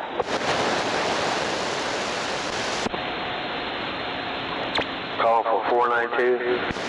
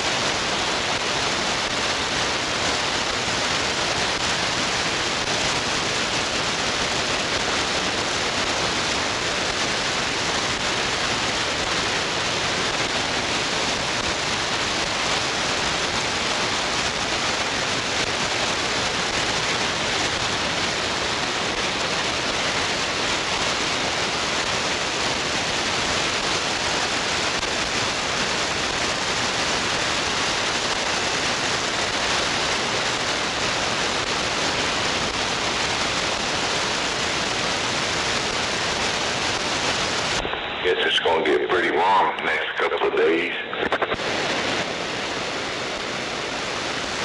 Yeah, it's supposed to, and then maybe like a tornado weather this weekend.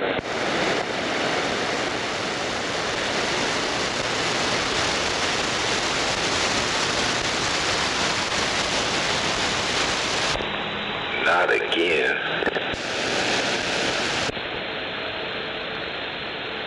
I gotta go to Norman Saturday night. My granddaughter graduates from OU.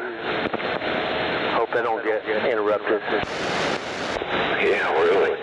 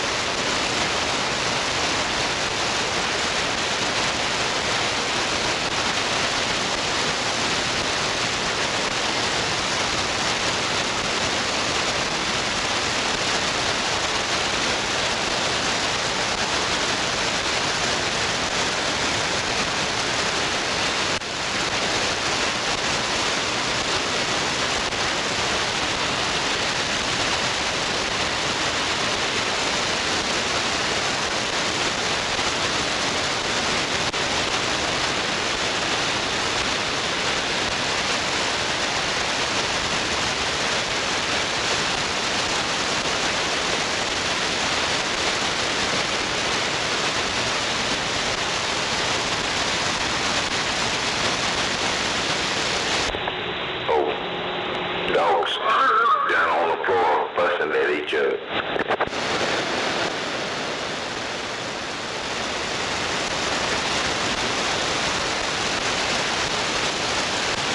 Yeah, that's what my cats do to each other.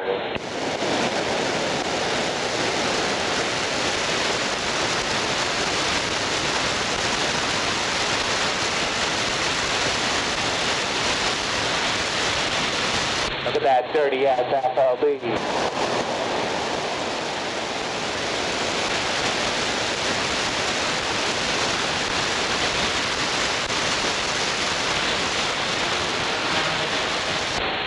need to watch the sun, let me know.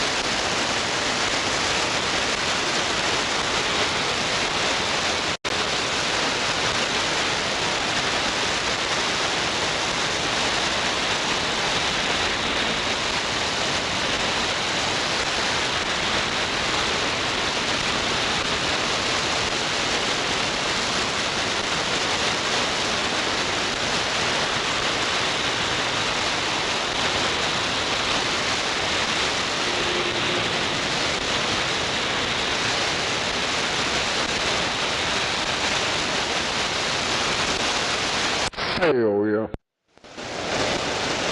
Yeah, come on.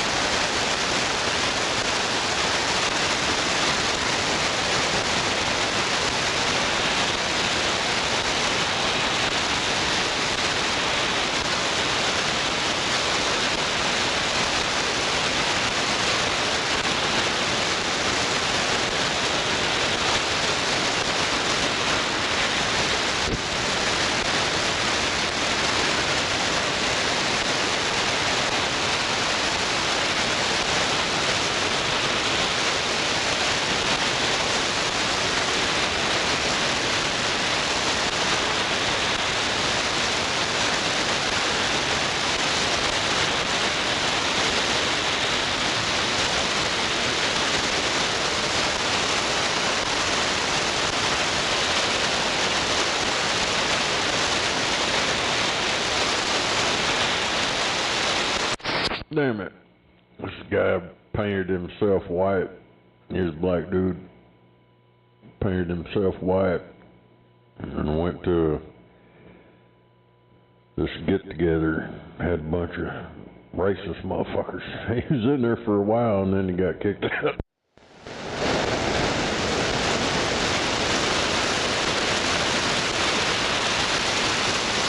That shit's fucking funny.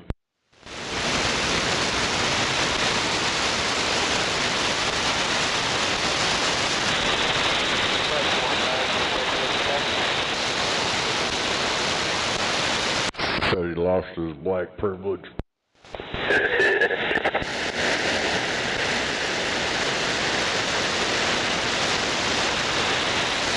It was fucked up. People started, the younger guys knew who he was. They follow him on the internet. They knew who he was. And I guess the word spread.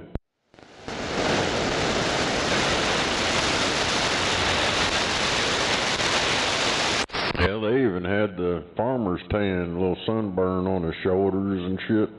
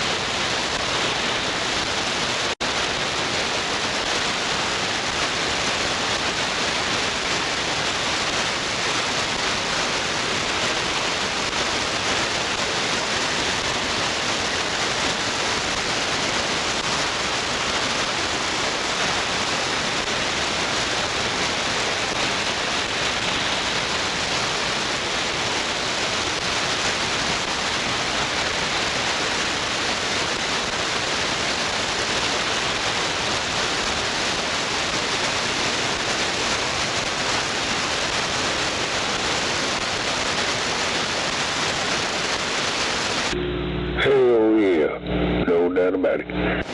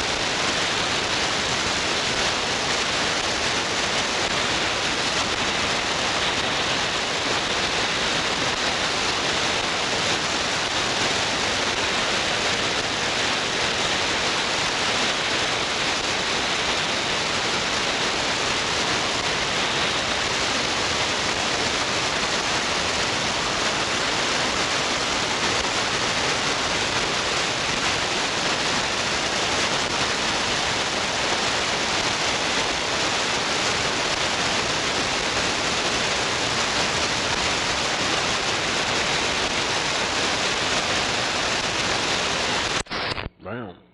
That woman let her dog out and motherfucker ran up and attacked her. What's that?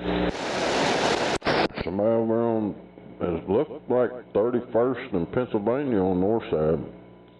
This woman, I guess it happened this morning. She let her dog out and this dude ran up on her and shit and just fucking hit her right in the face. Damn.